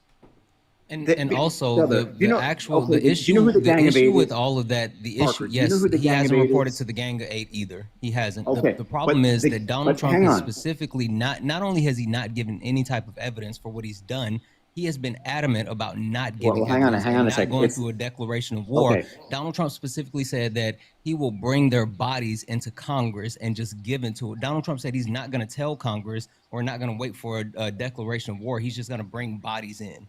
Like, that's Let me- sadistic. Let me tell you how a skiff works. The Gang of Eight have access to anything that is skiffable at any time. So anything that the president is doing with the United States military, any of the Gang of Eight can enter a skiff and see that information. So for you to say that the Gang of Eight doesn't know bullshit, they're lying to you then. They definitely know what the military's doing, and they definitely have eyes on it. Whether they're telling you, oh, this is what we're doing or why we're not, bullshit. Okay. You there was no evidence given to Congress. There needs to be evidence given to Congress. If they Right, don't because give just evidence because to you're in Congress doesn't mean you get sensitive, compartmentalized Also, information. Yes, you do. FBI You is have a to. unique group of people. Yeah, and there's detailed information as far as when Donald Trump struck Iran, and also the latest strikes that he completed in Again, Venezuela. these are That he did top not secret provide. SCI clearances. That he did not provide the information to the Gang of Eight. Specifically, I don't even know if he ever provided the information with Iran, but he provided it afterwards to about Venezuela. So the rules are for classifications is they have, like, I believe it's 60 days to notify Congress of anything involving like military level strikes, but that information is readily available. So to say that the Gang of Eight is not on board, you're being lied to. Whoever's telling you that is lying to you. The Gang of Eight definitely Donald knows. Trump literally said that. Right, He said that. But hang on. The Gang of Eight is for Democrats that came and for from, Republicans. Yes, we know who the Gang It's of the Eight leaders is, but of the Donald Trump is houses. the So one that you said can't that. say that they don't know what's going on. Donald Trump is literally the one that Dean said that. Jeffries and Chuck Schumer definitely know what's going on. Hey, can you engage with what I just said? Why would Donald Trump say that then? Say what?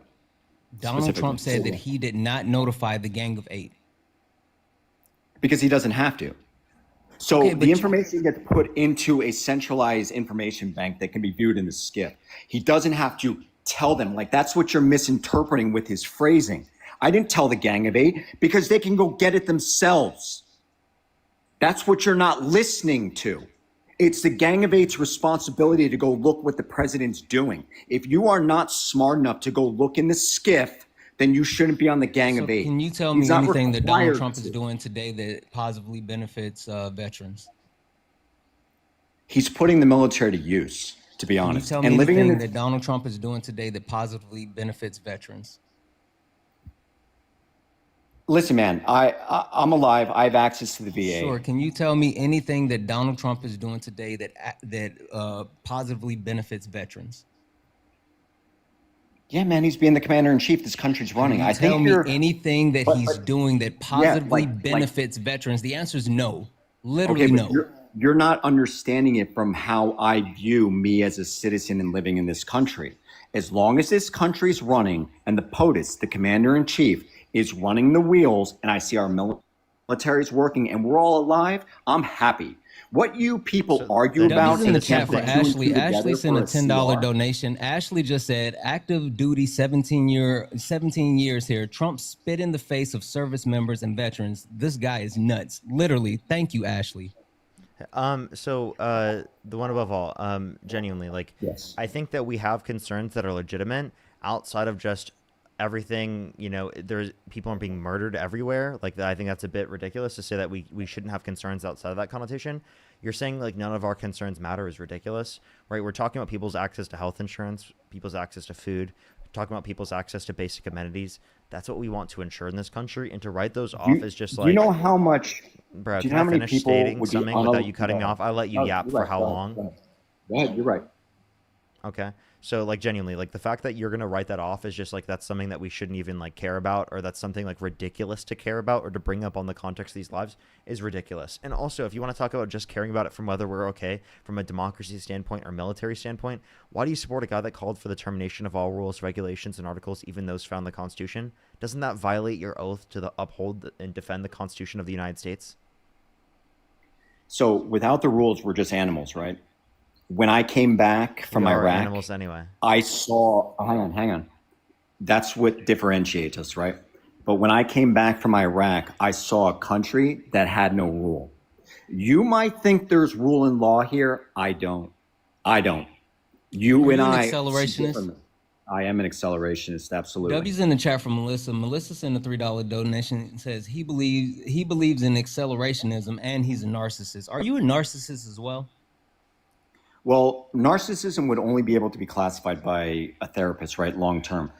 The way I look at narcissism is survival. Well, I look at it as survival. However you want to look at that, if you want to say that's narcissism, I definitely give a shit about myself enough to survive. And I see this as a survival tactic. So you voted for Trump to destroy basically what's happening right now, destroy the construct of the United States government. Well, currently. What do you hope comes out of the ashes? Well, here's where I'm having some reconciliation problems.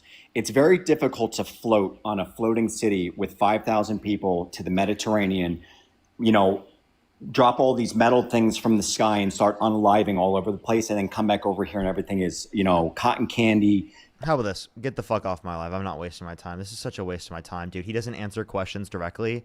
We're not even having a conversation with the guy. We're literally like having broad scale like dialogues about his fucking personal history and everything that he's gone through, and talking about like, dude, genuinely, why are you talking to me about these things? I'm asking you some very specific questions about why you support a particular candidate, and we can't even stay on topic to engage with that at all. It's not even actually us having a conversation or a dialogue. It's literally just him being like, oh, we're going to have some, I don't even know what type of accelerationist you are. I asked you a very specific question and you can't answer. And we're going to have to go through a fucking 5-minute long yap in order to get the answer. Jesus Christ, stop wasting my time. I'm going to the next person. God damn, like seriously, like how much, I have a limited amount of patience. Yeah. I don't even think we talked about anything in specific, like legitimately, that entire dialogue. Yo, what's up? How old are you? Sit down. I'm not ready yet. Okay. I'm going to say thank you to a few people, and then we're going to go on to the next person. If you're on YouTube, hit that thumbs up. If you're on TikTok, tap that screen, everyone. Isabella, thank you so much. I really appreciate it. Thank you so much for the $10. I really appreciate it. Thank you. Thank you so much, Isabella. I really appreciate it. Thank you. Yes, I definitely heard about that. I don't know. I specifically in terms of everything, all we can do is bring attention to this, but we don't know specifically what the Supreme Court's going to say yet. So we should honestly kind of have to wait to see what they're going to say in terms of whether or not they're looking over it. Johnny, thank you so much. I really appreciate it. Thank you for the $1. Thank you. Thank you so much. I would have if I saw earlier. Melissa, thank you so much for the $3. I really appreciate it. Thank you. London, thank you for the $2. Thank you so much. I really appreciate it. London, thank you. Thank you so much, London, as well as I have some people to thank on YouTube real quick. If you want to support me, as always, Venmo, Cash App, PayPal, link tree in the bio, as well as the description of the YouTube, as well as you can support me over YouTube Super Chat. Jason, thank you so much for the $2. Thank you. Fran with the $100. Can we get some W's for Fran in the comment section right now for the $100 on YouTube Super Chat? Thank you so much, Fran. Thank you so much. I really appreciate it. Thank you. I really, really, really appreciate it. DK, thank you so much for the $20. I really appreciate it. Thank you so much. Rab, thank you for the $10. Democracy Dies in Darkness, thank you for the $5. DK with the 10. I really appreciate it. Thank you. Jordan, thank you so much for the $20. Thank you so much, Jordan. I really appreciate it. DK with the $20. Thank you so much. DK with the $5 again. Thank you. Jordan, thank you with the $5. Feisty with the $5. Thank you. Grandma Diane, thank you so much for the $20. Thank you so much. Jay with the $5. Thank you so much. Wesley with the $2. Jewel with the $2. Marcia, thank you so much for the $10. Thank you. DK with the $2. Neo with the $10. And Heather, thank you so much for the $5. Alrighty, let's go on to the next person. If you want to support me, as always, again, Venmo, Cash App, PayPal, link tree in the bio, as well as the description of the YouTube, as well as you can support me over YouTube Super Chat, as well as if you're on YouTube, hit that thumbs up. Everyone will help get it out to more people, and as long as Santana's on the stream, make sure to support him as well. Let's go on the next individual. Yo, what's up? How old are you? Yes. Can you hear me? Yeah, do you support Donald Trump?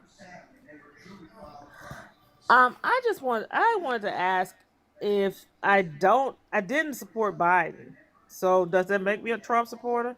No, no, no. Not just supporting Biden doesn't necessarily make you a Trump supporter. But I do appreciate you coming up. Let's go on the next individual. Only send a guest request if you meet that set of criteria listed on the TikTok screen. We are just looking for some debates.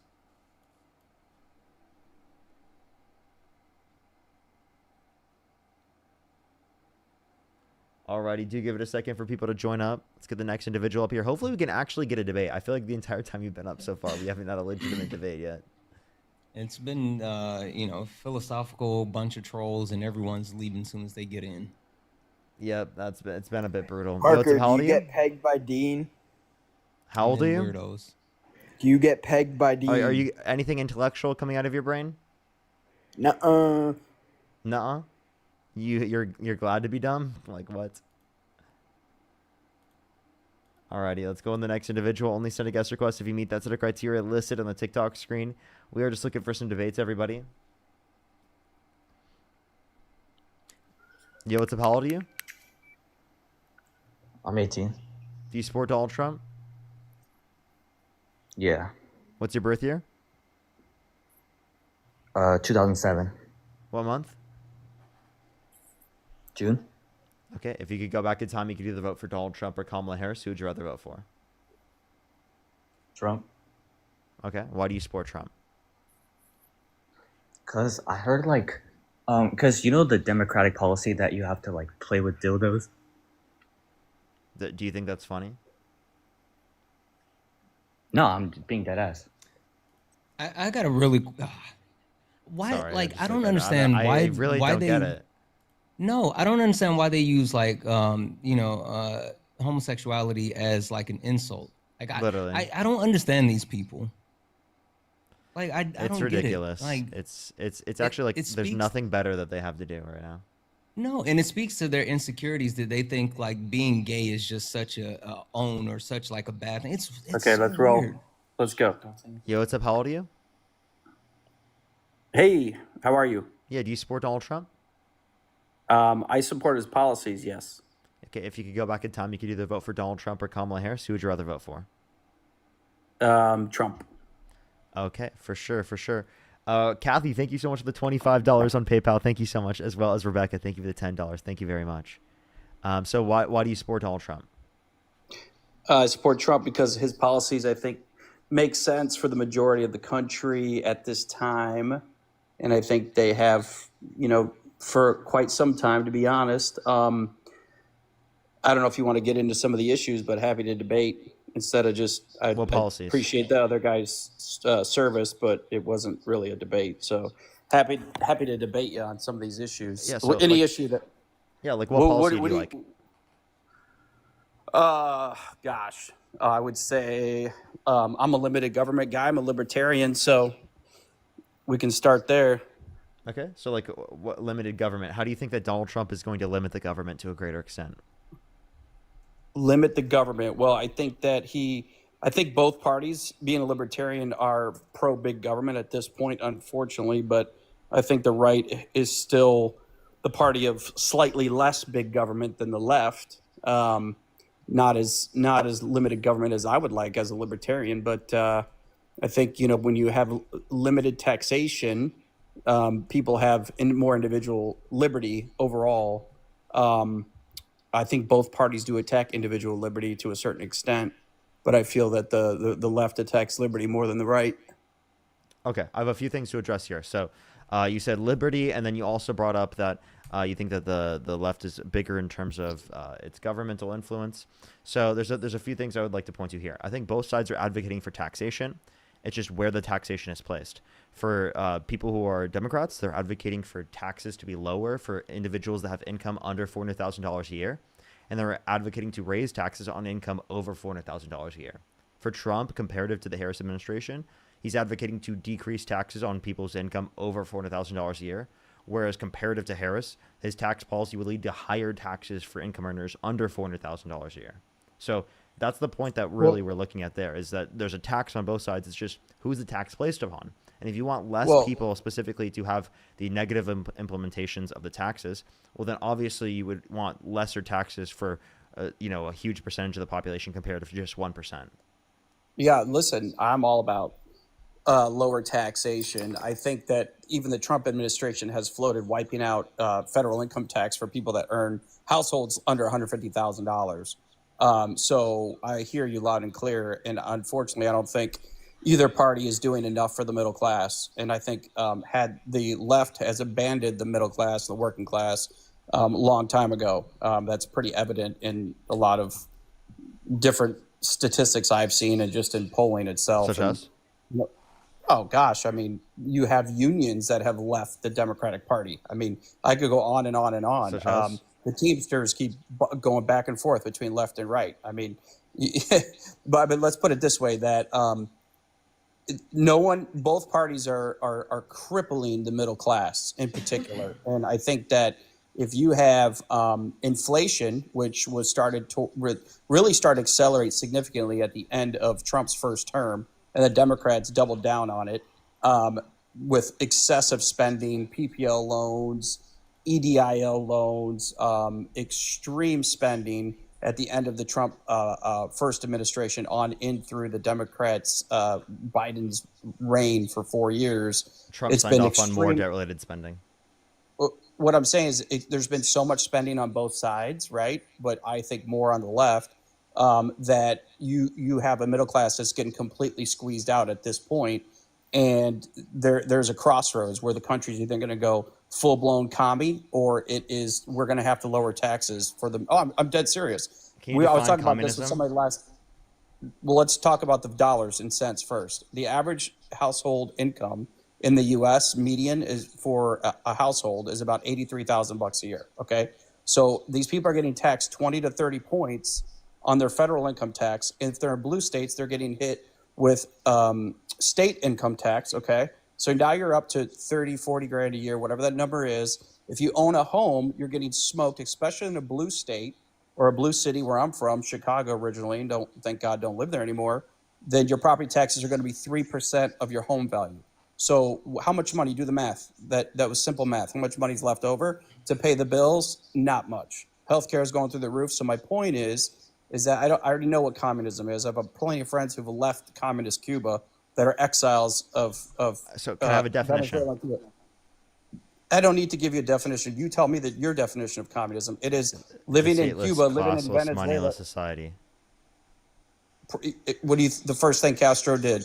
He No, took away guns. So he took you're, away you're property. talking about. Listen, So- you're talking about people who consider themselves ideologically communist, and then you're saying that is communism.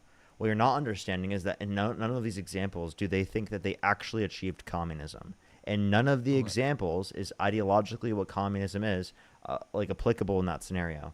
Wait, time out, Parker. What I was talking about, you're going down a rabbit hole on communism. What I was talking about was the fact that the middle class in this country is getting squeezed. Okay, they're getting squeezed. They have no money to live, to pay their I think bills. The point So that my Parker's point is- making is by so my you point is- stating communism, you're just using it as a buzzword without No, fully I'm not understanding using- what you're brother, saying. no, Because the guys, fact I'm not is using it as that a if the buzzword. country did move more towards communism, it would actually be more beneficial than What- where we are in the current state of capitalism. I'm not saying that I'm a communist or actually advocating for communism, I but didn't it's more say you were preferable either. than the current state. You made a statement that the actual middle class is getting squeezed. I agree with you, but the middle class is getting squeezed by the Republican Party. The Republican Party not only has caused more people to lose jobs and also lose additional benefits like SNAP benefits. I actually did some research on this today, and did you know, based off of the actual SNAP benefits, I wouldn't say that, SNAP benefits are a middle class. Did you notice That that? is not. Did you, if you're on SNAP benefits, did how you are know considered that middle based off of class? the recent usage of SNAP benefits has been able to help lift about 30% of the actual SNAP beneficiaries off of SNAP benefits out of poverty? So literally, the social safety nets that are advocated for by the Democratic Party help actually increase the middle class, where Donald Trump and the Big Beautiful Bill is not only the largest wealth transfer in United States history, but they're actively attacking the working age as far as trying to lower the working age so you can enter the workforce while actually increase the age where you can actually retire. They're trying to make a larger working class by shrinking the middle class, taking away healthcare, and making you have to actually more work for lower wages. So the Republican Party is literally doing the things that you're saying that, the Democratic Party is doing. You know how much inflation was on housing alone, guys, during the Biden administration? The housing, the rent prices probably went up 3 to 4x, guys, during the Biden administration. So why? So to sit here, Why? Why? Because of the excessive spending that That's the not government true. has pumped into the system. Of Can course I it address has. these It's been points? literally I not want to address a extremely few points. inflationary. I would love to address a few points. So Trump signed off on more debt-related spending comparative to the Biden-Harris administration by over $4 trillion. The idea that there was more excessive spending under the Democrats is actually ridiculous. Secondly, in terms of like an $83,000 income, if referencing that, there's going to be a greater level of taxation under the Trump administration comparative to the Biden-Harris administration. The Harris administration was advocating to keep all of the tax cuts for income earners under $400,000 a year and to specifically not impose tariffs, whereas Donald Trump imposing tariffs causes the price to go up. Listen, in terms of, I think both parties are guilty of squeezing out the middle class. Like I said, I'm a libertarian, so I think that hopefully Trump will attack the federal income tax for individuals and households under 150,000. Before 1913, there was no federal income tax. Okay, He can't do that. It's not possible with the budget. It's not a possible thing. Also, too, we don't live in a 1913 economy anymore. No, Like, we live in an economy that is far worse. Literally than would, if we got rid of income That's not tax, it true. would devastate this country. Listen. Wait, hold that on. is not true. Name If we- one way. Wait, Russ. Name one way in which the economy is better in 1913 than what it is right now. Name one way. I mean, the dollar is going down the tubes. It's almost worthless. Okay, real Guys, GDP is and higher. so- Real GDP is higher. So that means accounting for no, the GDP inflation, is great. we have Yeah. more wealth. We have more wealth, but so then but name there- one the metric that's worse disparity- off. The parity, but what I'm saying is we're agreeing, right? The middle class is getting squeezed, right? The disparity is getting worse between rich and poor, and it's the middle class, especially in blue states and blue cities where I'm from, Chicago. People cannot survive, guys, in a household. I'm sorry. Even Yeah, you would and think that's because of Republican policy, not because of Democratic policy. We're- Democrats are okay, advocating oh, to decrease their taxes. Okay, in Chicago, do you know how much a property tax is in Illinois? Have you ever lived in Illinois? The highest in the state, guys, 3% of your home value. So if a home for $500,000, do the math. You know what? So you pay off your house someday, you're lucky enough to pay off your house, you're spending over $1,000 a month in property tax, fellas. Those are blue policies, guys. I've lived it. You know how much the state income tax is in Illinois? 5%. Thank you. By the way, Mr. I just want to say Trust most fund baby. Democrats that I know So- disagree with property tax in the first place and how it's implemented Great, because it great, has a regressive great. negative impact. So I don't Then know why what you're don't they- talking why about don't and they wipe acting it like out that. in Illinois? Wait, do you think Then why don't they do wipe you it think out? property? Wait, by You the know way, why they can't wipe it out, brother? wait. Because they're unfunded Listen, liabilities hold into it. Do I have to the billions. mute you, dude? Listen, Go I'm ahead. trying to Go explain ahead. this to you. Okay, Property go ahead. tax is higher, especially in places like Texas, specifically, where they want to specifically subsidize the fact that there's not a state income tax with a property tax. So the idea that property tax is specific to Democratic areas is fucking stupid. No, you're wrong. You're wrong. Actually, I'm not most wrong. Most blue states have significantly more taxation at the property tax level than most red states. That's I the live in local Florida. areas, by the way. Property Guys, I tax is live in local Florida. area. I live in Florida. The average property tax, if you look at statewide, is probably 1.5%. Okay, Illinois is 3%. New Jersey's almost 3%. You're lying. Illinois California- is 1.83%. California's done a good job. I'll give- You're lying. I'm looking at it right now. It's 1.83%. Who? Illinois. Lying. Well, Illinois not- is So, for example- 1.83%. No, not in the suburbs of California Chicago, is in the city. 0.76%. California, I said, and, does a good and job. Texas Yeah. is 1.8%. Yeah, California does a good job. California does a good job with this, but their state income tax. California is very blue. ridiculous. Yeah, well, that's what I'm saying, guys. Is that the Democratic Then blue isn't your point areas- irrelevant there? There's certainly exceptions to the rule, guys. What I'm saying is that the majority of blue cities and states are going to tax people at a much higher rate. This is a fact. This is why the migration is rapid through to the red states. So I think in terms of the policies being advocated for by the Harris administration versus the Trump administration, from a national perspective, the Democrats were advocating for lower taxes for working class individuals, whereas Donald Trump was advocating for higher taxes for working class individuals. Democrats are advocating for higher taxes on income over $400,000 a year, whereas Trump was advocating for massive cuts in the taxes for income over $400,000 a year. They haven't even changed the tax rates, guys. What has Trump done to change what has Trump done to What do you raise mean? taxes? The big beautiful on anybody? bill. What The has big he raised the beautiful taxes bill on? and the Yeah, what has he raised taxes? taxes on? Taxes have increased through tariffs. Taxes have increased through tariffs because there was a horrible trade imbalance that we've had for many, many years. You literally just said they didn't increase. You though. just said that they did increase. Now what trade No, imbalance the taxes, do you think is an You're issue? talking about inflationary. Wait, you're wait, talking what, about what, inflationary. what trade Go ahead. imbalance are you referencing? The trade imbalance we've had with China for many, many years is real, guys. And Trump was the first What one imbalance? to ever take it on, ever. Wait, as a The libertarian, import you won't have an export. issue with that. As a libertarian, you don't have you have no issue with the I'm trade not. imbalance. Listen, I'm not all about the tariffs. I wouldn't have done it. No, you're right. But my point is, you're complaining about the tariffs. All I'm saying is that our trade imbalance was so out of whack with Can you China. name one benefit that has come from this trade war with China? And The not just of not course, just the not just guys- right now. Hold on. Not just this term, but his first term as well, because this is his second time engaging in a trade war. Name one positive thing that's come out of this actual trade war, and the imbalance that you spoke of has not been corrected. So name one thing. You don't think there's been a trade imbalance with China? No, I told you to name one positive thing that has come out of this trade war with China, either his first or current term, and this imbalance has not been corrected. So name the one thing that has been positive since you're advocating for this. You're I trying can to name multiple negative things. I just need you to name one positive thing. Listen, it's a fair question that I think is going to work itself in due time, whether he's successful or not. But I will tell you this: there are companies every day you're hearing about them leaving China and setting up manufacturing in other places. So name one that left China and came to the U.S. I don't know off the top of my head, but what I There's do know. none. All right, and you know probably why that is, guys? Because China is run by the CCP and they have slave labor for Why are probably you trying to $3. shift to What do you mean they trying to actually do? shift? No, that's fine. Because You're China, talking about the that's why trade we have a imbalance. trade We're not talking imbalance, about yeah. the actual Of hiring course. practices. That actually has Guys, nothing to do with the trade imbalance. So, by the way, Exactly. all a trade imbalance is that specifically they're producing more products and selling them to our country than we are producing products and selling them to their country. Why do you think that is? Because they have slave labor. Because we're consumer based to a greater extent now. Of course, we're consumer based, and also we want to consume. Guys, we want to consume cheap products. So if you want, hold up, I think you're being dishonest. If you want to reduce the likelihood of bad economic and labor standards existing in the context of China, well, then you should put tariffs on the specific companies engaging in that. If you put a universalized tariff on China, that actually disincentivizes companies within China or actually incentivizes companies within China to decrease labor standards to still compete with the market, even given the implementation of the tariff. So actually what you're doing, although you're trying to be good intentioned, has very, very disastrous negative impacts. Go ahead. Also, just to add on to the tail end of that, you would actually want to be more strategic in a wider scope as well. So Parker mentioned the specific companies or industries.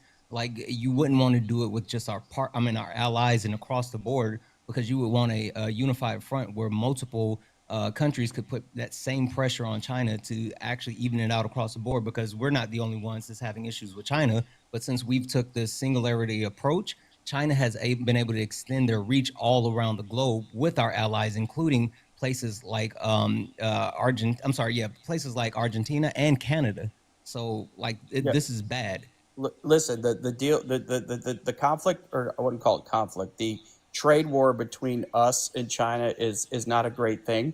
But I think that, you guys have to give Trump some credit. I have a lot of friends who are Democrats who will give Trump credit that he's actually trying to balance out what has been completely one-sided trade deal for many, many years. And are tariffs going to cause, and I'm not a big fan of tariffs, but are they going to cause some inflationary short-term problems in the U.S.? Absolutely. It's long-term inflation. It could be, but you know what? At the end of the day, it's a national security threat. We have two global superpowers, and it's completely one-sided from a trade imbalance perspective. And yes, it's run by the Chinese Communist Party. The country is an extreme communist nation, guys, and they do have slave labor. So I have a quick question for you. Wait, time out. Let me finish. Let me finish. You're going way far off talking about the Communist Party and slave labor. No, I'm not actually, because we're talking about trade imbalance. The reason why there's a trade we literally imbalance, just addressed this. What did we say? What did I say? I said that you're going to worse off labor standards within China by imposing a universalized tariff rather than imposing it specifically on companies that engage in the said labor practice that you're referencing. But that's not our problem, guys. That's not our problem. Our problem is the U.S. Our problem is not labor standards in China. Okay, That's well then why are you bringing it up? You dishonest fuck. What I'm saying is there's a trade imbalance. I'm not even for tariffs. Wait, so then why are you bringing this up? Wait, tell us why are you bringing up the trade imbalance if you don't even care? Okay, guys, what I'm saying is because they have slave labor. That is why there's a trade imbalance. Okay, so my point is That's that actually because not of the the case. tariffs, okay, they do. They have. How much do you think these people in the manufacturing No, you're facilities misunderstanding in what I'm China saying. make I'm saying that versus is what they not the make here? reason why there's a trade imbalance, you dipshit. That's what I'm Okay, saying. okay. I don't appreciate you being called a dipshit either. I apologize. Okay, thank you. So anyway, the bottom the bottom line is that when you run through these tariffs, okay, they can diversify manufacturing, can leave China and go into other places. That's the intent of the tariffs. I'm not even a fan of the tariffs, but you're talking about why you're in support of Trump. So let's get back to the main piece here. We went down a rabbit hole on the CCP. So in support of Trump, I would say strong borders, okay. I would say he hasn't increased the taxes. Yes, there have been tariffs. There are some short-term inflationary. Maybe you're right. Maybe it'll be long-term, Parker. We don't know. No one's ever done this before, okay?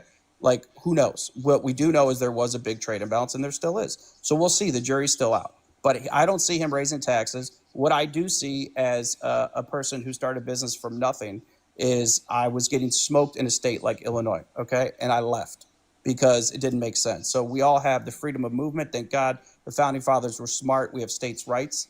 So I would put it back to you guys. Your title here is why do you support Trump? Trump's already won. So I would put it back to you, Parker, is you've got a big audience here and you seem like a pretty smart person. What are the Democrats going to do to win next time? What do you support? Why is people going to rally? Why would someone like me, who's in the middle, libertarian, why would I support a Democrat going into, and who would that be and why? Because I think that's the fundamental issue, that there's a lot of people on social media talking about bad mouthing Trump. That's fine. Trump's already won. He's on his way out.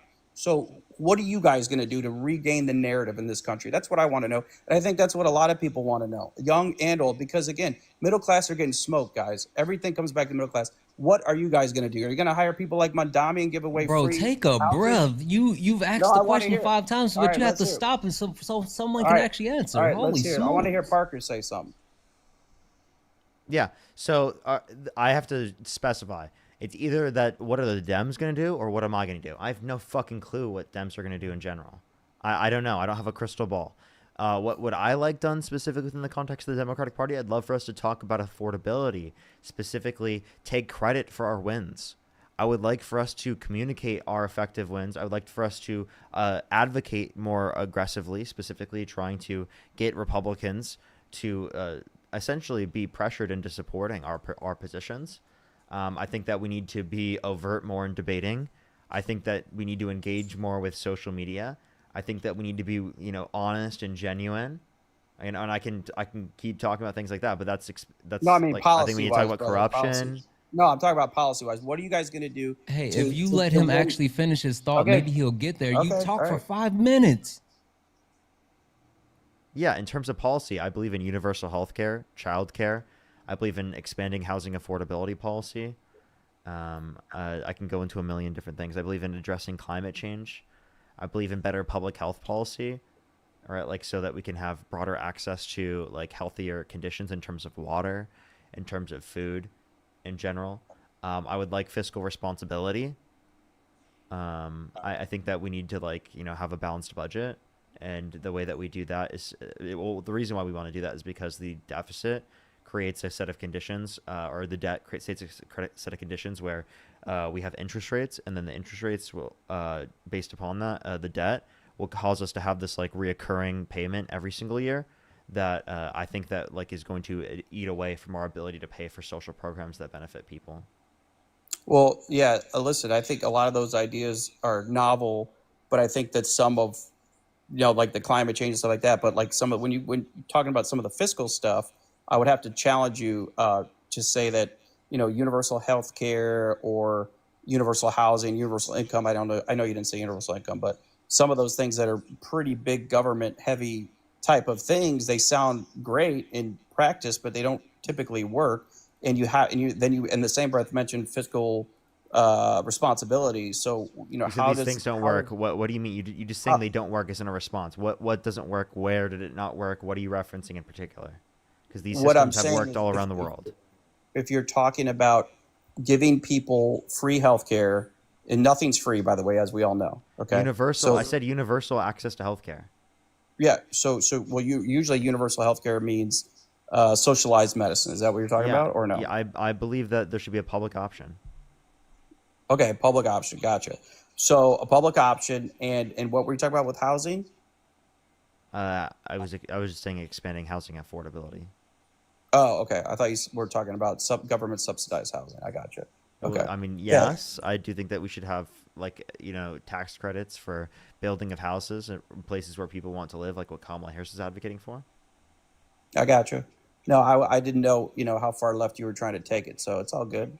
I respect your opinions. I just think that, I think both parties are spending too much money. So I wouldn't be, as a libertarian, I wouldn't get behind spending more But the money. Republican Party is spending more money. Like you keep saying that, and Well, Parker's listen, I already think the addressed this Republicans- multiple I times. think But the the rate that the Republicans do Republican spend way- Party is actually spending money is outweighs what the Democratic Party is doing. Literally. Yeah, I think both parties are spending a way. Trump signed off on more debt-related spending. I'm sure he did. Listen, if I was in charge, there would be more cuts, right? Like I was in favor of what Doge was doing, and then that got, for whatever reason, stopped, right? Or, I mean, maybe not the way they were doing it, but my point is I think both parties spend way too much, and we can talk about giving people all the stuff we want, but Trump just gave Argentina $40 billion. And Yeah, then and he how gave much- himself $230 million. And then how he much gave did the Kristi Noem Democrats give to $120 million Ukraine? to buy 2 jets. And then Cash Patel used $60 million to fly his girlfriend to a wrestling event to wrestle. What are you talking about government spending again? How much did the Democrats give to Ukraine during Biden's 4 years? I mean, come on, guys. Donald How Trump much is did giving Hunter Biden more give- money to how much Ukraine did now as Hunter well. Biden funnel through Burisma. I mean, Not come on. 40 billion. Okay. Not 40 billion. That wasn't. First of all, that is a loan to Argentina. That's not a to grant. help bail out the economy that you specifically are advocating for, right? The economic structure. All right. All I'm saying is, I think that why the question here, why to support Trump. I think you guys all know why everyone supported Trump. You know the policies that are popular. You know why he won. Racism. Sexism, classism, all the isms. It's that- because Donald Trump leans into the hateful things, and he also preys on the poorly educated. He literally said himself, he said smart people don't like him. Parker, play the sound. He literally told us that he said he loves the poorly educated, and he also said Smart people don't like me. Oh, I was waiting for the sound, Parker. I thought you had it. I didn't bring it out. No, I don't have it on. I don't have it on. So you guys think smart that- people don't you like. think- He you think Donald that Trump all preys on Republicans the are poorly racist? Is that educated. what you guys Literally. think? Is that seriously what you think? You think all Republicans are racist, and that's No, why Trump won? I don't think that everyone that voted for Donald Trump is racist, but I do think that everyone that voted for Donald Trump, racism isn't a deal breaker for them. It's not enough to say no, thank you. Racism isn't enough. Sexism How isn't do you- enough. how do you- Classism isn't enough. Fascism How isn't do you enough. know? How do you know how do you know if someone is racist? Like, how do you know? Because how do you- Donald Trump has how- a well-documented history of racism. So does Joe Biden. Yeah, Joe Biden. The symmetry breaker between Joe Biden and Donald Trump is that Joe Biden has actively admitted to not only his Being a racist racist? past, yes, but not only admitted to his racist past, but he's actively tried to do better. He's actively tried to advocate for Black people. He's actively tried to What did platform Obama and do for use his Black voice people? for I'm from use his Chicago. voice to What did and Obama use his do for voice Black to people? Russ, you're not even and use his listening to voice to anything he's actually. saying. He's not. And use his voice to advocate for Black people. That's why Joe Biden actually nominated the first Black woman to the Supreme Court. That's why he had a Black woman vice president. That's why he was the vice president of the first Black president. So there's a huge difference between Joseph Robinette Biden and Donald Jimothy Trump. Not even close. You guys know the difference between a libertarian and a Republican and Democrat is we don't have to label people by the way they look. We it's more about diversity of thought, guys. You guys are so focused on how someone looks or the religion, this, that, or the other. DEI, ESG, all this stuff, guys. You don't know what DEI is. Okay. What okay. DEI But, policy do you disagree with that we What do you support? guys? What's wrong with just hiring the best person for the job? That's literally wrong what with DEI we never is. said that we're not. DEI is just expanding access for people to get access to like the opportunities, because historically speaking, that has limited the people who are most qualified from getting into those positions of power. I guess let's go back for a second. So you guys are If saying you think that Donald Trump is the most qualified, then I'm sorry, you're an idiot. Trump won. You're saying Trump won the presidency, because the country is racist. Basically, that's what you guys are saying. No, you're not listening, and you're purposefully trying to change the arguments we are making in order to try and make our position seem worse. That's what's called a straw man fallacy. That's what you're relying upon in order to try to make yourself feel better. No, and to be specific, I said that the people that vote, not everyone that voted for Donald Trump is a racist, but everyone that voted for Donald Trump, racism was not a deal breaker for him. That's what I said. Okay, so that's your opinion.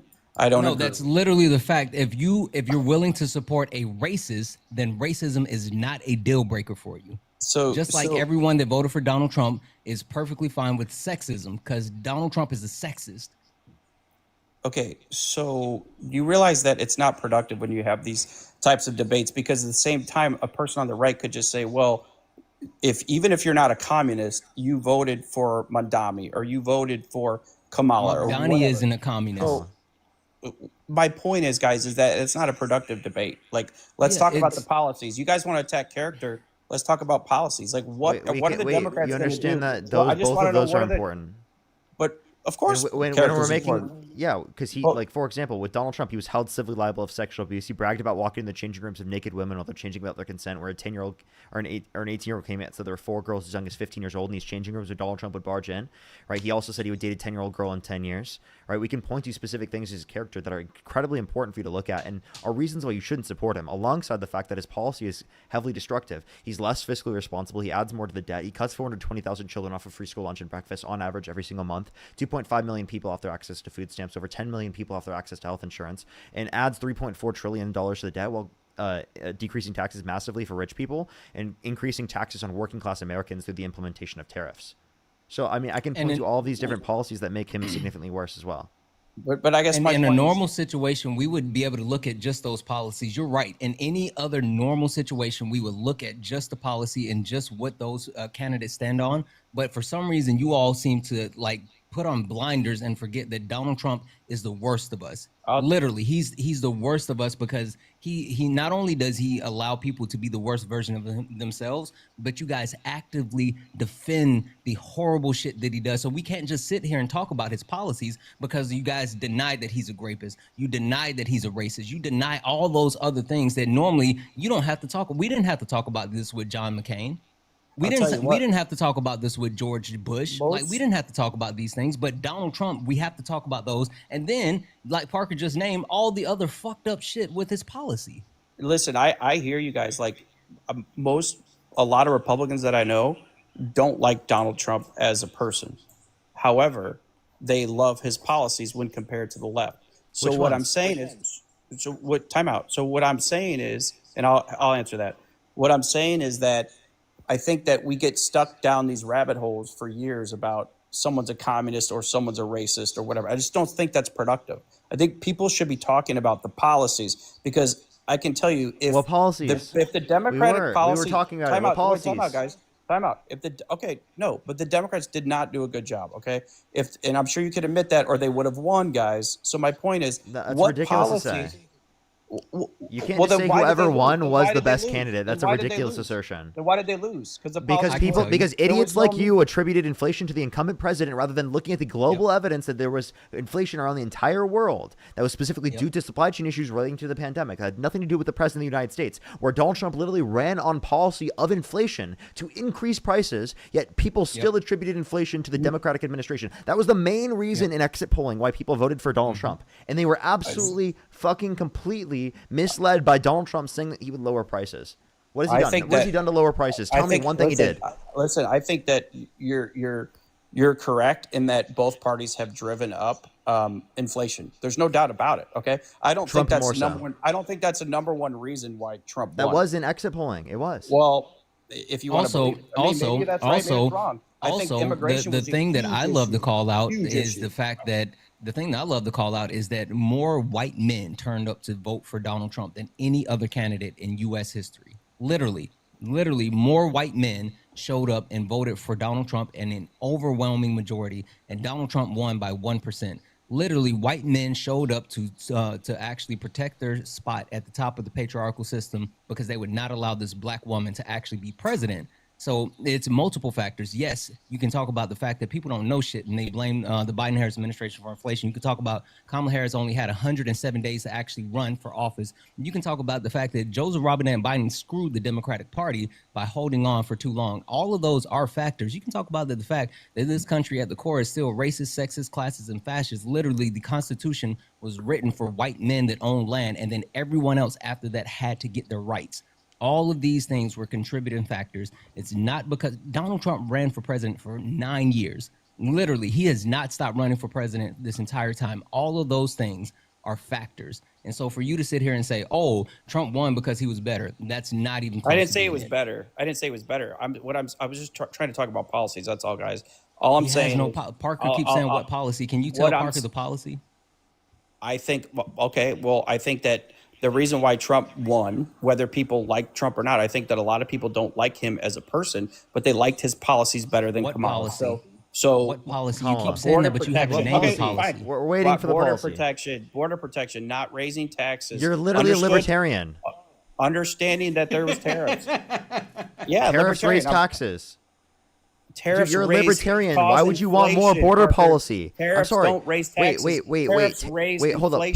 Pause. You're a libertarian, but yet you want more border restrictions that would be a limitation on the free market of people's ability to move from different areas. I don't want to stop immigration. I just want there to be a process, just like there is in any other country, guys. Okay, you're not a libertarian. You're a conservative. No one's blowing through the border. Okay, we already have a process. What superpower, top 5 countries are they letting people blow through the border besides ours? We're not letting people blow through the border, and also, by the way, I can send you a study in terms of the National Bureau of Economic Research that indicates that there's an increase in employment rate, increase in wages, and increase in GDP specifically from a greter level of immigration. The idea that you have in your head that immigration leads to worse off conditions in the economy is ridiculous. I didn't say it was worse off conditions. What I'm saying is it is a national security threat, guys. If you have a wide open border, that is not. We didn't have a wide open border. Of course we did. Of course we did. No, we didn't. Look at the data of how many people come through a day. So then, by the way, you just advocated against libertarianism. You just debunked libertarianism. I didn't. Yes, you did. You don't think libertarians believe in laws? Libertarians don't believe. Libertarians don't believe in restricting people between between areas because that's a restriction of free flow of labor between areas in terms of countries. They don't. I'm not restricting. Libertarians actually believe in open borders. Libertarians believe in open borders. Libertarians believe in laws. There's laws. Yes, You're breaking laws. the law. I'm about. Listen to Parker. Oh my God! I'm all about. No. I'm not. Libertarians don't believe in every single law. Okay, libertarians believe in certain laws. Okay, libertarians believe in typical that it is the case that you should not have a restriction of free flow of labor between areas. Therefore, it makes no sense to specifically have a border restrictive process. All I'm saying, guys, is regardless of some of my issues, maybe being more libertarian and maybe personally some are being more conservative. All I'm saying is that we're talking about why Trump won and what the Democrats are going to do to win. Because I personally have never voted for a Democrat. And at the presidential level, would I? Yes. If you guys could get somebody that had some sound economic policies. But you have yet to name any of the policies that you like on behalf of. That's what I was about to say. And also, just to go back to your original question, you said name a country that has like actual quote unquote open borders or whatever. Like looking at the G7, there's multiple countries that have not only more immigration, but better processes. And this is ranked by the Center of Global Development. You have multiple countries ahead of the United States, including Canada, including Germany, including Spain, Italy, the Netherlands, Switzerland, France, multiple countries that are better than the United States as far as not only their practices for immigration, but the amount of people that they let into their country. So what you're talking about is moot. Listen, all I'm saying is that the country, we have laws that we're supposed to abide by as any nation. That's all I'm saying. I'm pro-immigration. Let's get back to the point of why did Trump win? I think Trump won because of. No, let's talk about what policy you like. Jeez, the policies I like. Okay, so fine, and then I want to hear your policies. Okay, so the policies I like are basically I'm pro guns with common sense restrictions, limited government from a taxation standpoint. I don't want any exorbitant taxes on people. I actually want to wipe out federal income taxes for people making under 150,000. I think. Okay, so then if you want lower taxes for working class Americans, then you would specifically support Kamala Harris over Donald Trump because they're both advocating for taxation. No taxes. It's just where the taxes are placed. There'll be less taxes for more Americans under Kamala Harris's plan. Yep. Donald Trump, specifically the 150,000 thing that you keep bringing up, that is not something that's going to happen. It's not something he's advocating for. That's a ridiculous position to hold to. No one thinks that that's actually going to happen. Right, but could Kamala Harris have kept the $400,000 the tax cuts on income under $400,000 a year? Yes, she could have, and she was advocating for expanding like the child tax credit and other sorts of policies that would specifically be beneficial towards the everyday average American. Yeah, all I'm saying, guys, is I'm not even debating you on some of your topics. All I'm saying is that I think that there were. You attack Trump's character, and I'm not saying that he has. We've also attacked his policy and the fact that he doesn't know how to engage in like negotiations, trades, tariffs, like anything. He doesn't. He's horrible for the economy, for job markets. Literally, he doesn't know how to get along with like the head of the Fed. Like he's bad at everything. The only thing that he's good at is convincing idiots that he's good at something.